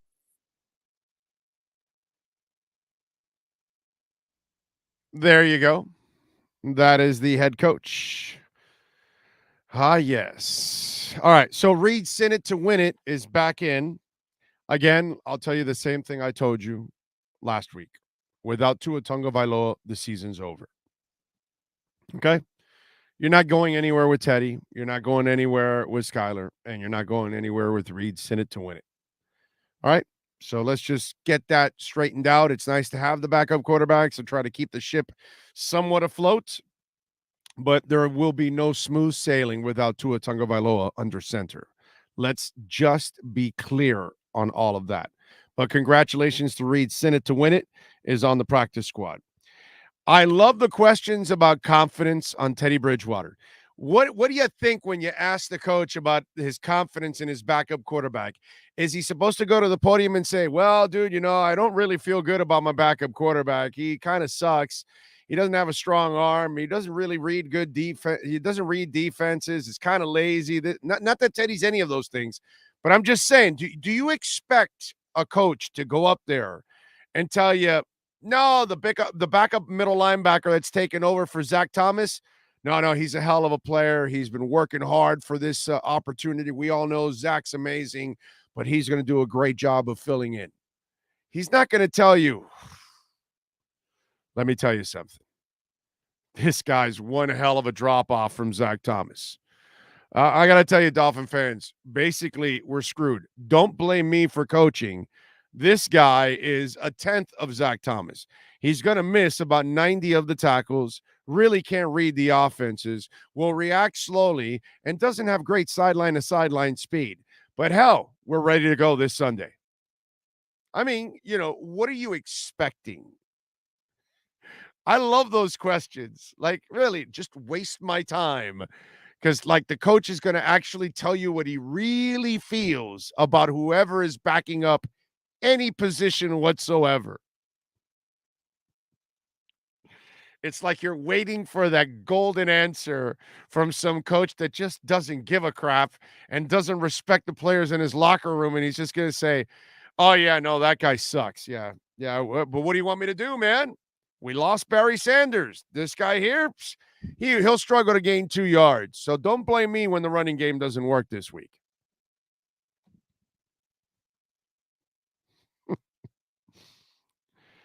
Oh, man. All right. Yeah, Skyler, and Bridgewater combined aren't half the QB Tua is. Tua is one of the 3 best QBs in the NFL this year. What can I tell you? Oh, just describe Channing Crowder. What? How did I describe him? I'm lost there. Did you pick that one up, Sean? How did I describe Channing Crowder? What was it that I was saying that described Channing Crowder? The only thing I could ever think of with Channing Crowder, and I got to laugh, and he's a great dude, but he thought Tannehill could play and Tua couldn't. The Zach Thomas backup. Oh. Well, that's a hell of a drop-off, too, from Zach Thomas to Channing, yes. And I'm sure Channing will tell you that, too. Channing did a good job, but obviously Zach's a great player. But, yeah. But with Channing, for me, I already got that. He was the Ryan Tannehill guy and the anti-Tua guy until about last couple of weeks, right? He got back on he got on the bandwagon now. That for me that's the ultimate indictment on anybody assessing football players, and especially an ex-football player, which doesn't, that doesn't matter to me because plenty of ex-players suck at identifying talent. Most of them suck at identifying talent. Let's just put it that way. Yeah, because most of the guys that I've worked with weren't very good at identifying what's going on. I think that they have a hard time being objective completely about what they're watching sometimes. But yeah, but with Channing, I will always laugh that he thought Tannehill could play, but Tua can't. And as I said last week, if any of your friends are that friend that thought Tannehill could play and Tua can't, now you know they're not any good at assessing NFL talent. Now you know. Okay? When it comes to the quarterback position, if you thought Tannehill could play and Tua can't, yeah, you might as well not identify quarterbacks anymore. Don't opine on something you clearly cannot see. Big O, if you see any Drew Brees highlights with the Saints, he goes back, counts 2-3, gets rid of the ball with no defender close. It's amazing. Yeah, that's what you're supposed to do. You don't wait for it to get down. And when you don't have the athleticism to get out of the play, like Russell Wilson and Kyler Murray and Josh Allen and all that, you don't do it. And I get it. He did the little spin move on the guy and went and threw the touchdown to Craycraft and all that. But that's because he got somebody going in one direction. He was able to spin off to go to the other direction. But normally he's not outrunning people. That's not his thing. He can buy you a little bit of time, but just to sidestep a little bit, Marino-like stuff, just a little bit that he has to move to make a throw. But if you're going to sit there and hold it for 5 seconds, for 3 seconds, for 4 seconds, you're playing with your life. That's all. I listen to Crowder regularly. He was never a Tua doubt. He always said he had a lot to prove and his situation wasn't good. I disagree with you, bro. I saw him fall into the whole short and the arm and all that stuff last year. Okay? You might be hearing him now in the last couple of weeks that he might have changed his tune, because I think he did change his tune. But last year, I heard a lot of Tua doubting from him, bro. So that's not true. That's definitely not true. I heard the first 2 years. He wasn't a Tua believer. He didn't think Tua was a franchise guy. He thought it was the wrong pick. So that's you're not hearing right. That's for sure. Yeah, real games against Uber drivers in preseason. This goes for people calling Skyler good or bad. Nobody knows. He's completely unknown. We will know when he actually gets to play. Yeah, he hasn't played against real NFL defenses. So, yeah, definitely not. If Tua vows he won't hold on to the ball no more than 2 or 3 seconds per window. Well, let's hope. Let's hope that he goes out there and finally takes care of his business the way he's supposed to. Watching Kenny Pickett throw interceptions Sunday should remind all Skyler lovers that preseason means nothing. Exactly. And Kenny Pickett is way ahead of Skylar Thompson. And I love Kenny Pickett, by the way. I'm a Kenny Pickett fan. I like that kid. He's got some moxie to him, man. He's young. He's got to make a bunch of mistakes. That's kind of part of the game. I get that. If you're a Steelers fan, I wouldn't even lose a second of sleep with what Kenny did yesterday. He's supposed to struggle. That's normal. That's fine, dude. Just give him time. Let him keep playing. And I think eventually that kid will figure it out. I really do. I think he's all right, man. I think he's got a chance to be a decent quarterback in the NFL. We'll see. We'll see. This is a bitch of a league, man. This is hard. This is really, really hard to do this. Playing quarterback at this level, Jesus, man. It's not an easy thing. Emilio says Tua will come back this year and he will lead us to the playoffs. Yet I see a need to find a replacement franchise QB in the next couple of years. I fear he's one more big hit away from the end. Well, you never know. Hopefully he gets smart and he doesn't get that hit ever again. And he plays the game the right way and get rid of the damn ball. So, all right, we are out of here. We thank Sean Stanley, as always, who masters this program every single day. Ira Winderman, Alan Poupart, Andy Behrens, Marcel Louis-Jacques. We thank them. We got a loaded show for you tomorrow on the program. Remember, Saturday, we are at Walk-On's Sports Bistro in Kendall on 162nd and Kendall Drive, or just off of Kendall Drive, 2 blocks. Okay, it's considered 90th because it's 88, so it's a shopping center. It's 2 blocks in, pretty much. You'll see it from the street, but come on out there, man. We start at 2:00 with the pregame show, 4:00 the game, and then we'll have the postgame after Cristobal press conference, all that good stuff. We'll be over there at Walk-On's. The food is awesome.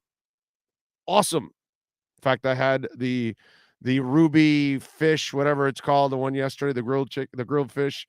So good, man. So good. So good. I love it. Anyway, so we will see you all tomorrow. Thank you all for tuning in. Those of you that made a donation through Super Chat or of course, through Cash App or Venmo, Cash Big O Show. Remember, you can donate even Bitcoin on our Cash App at Cash Big O Show. Always appreciate it. We will see all of you tomorrow. Same time, same place, same bat channel. Have a great one.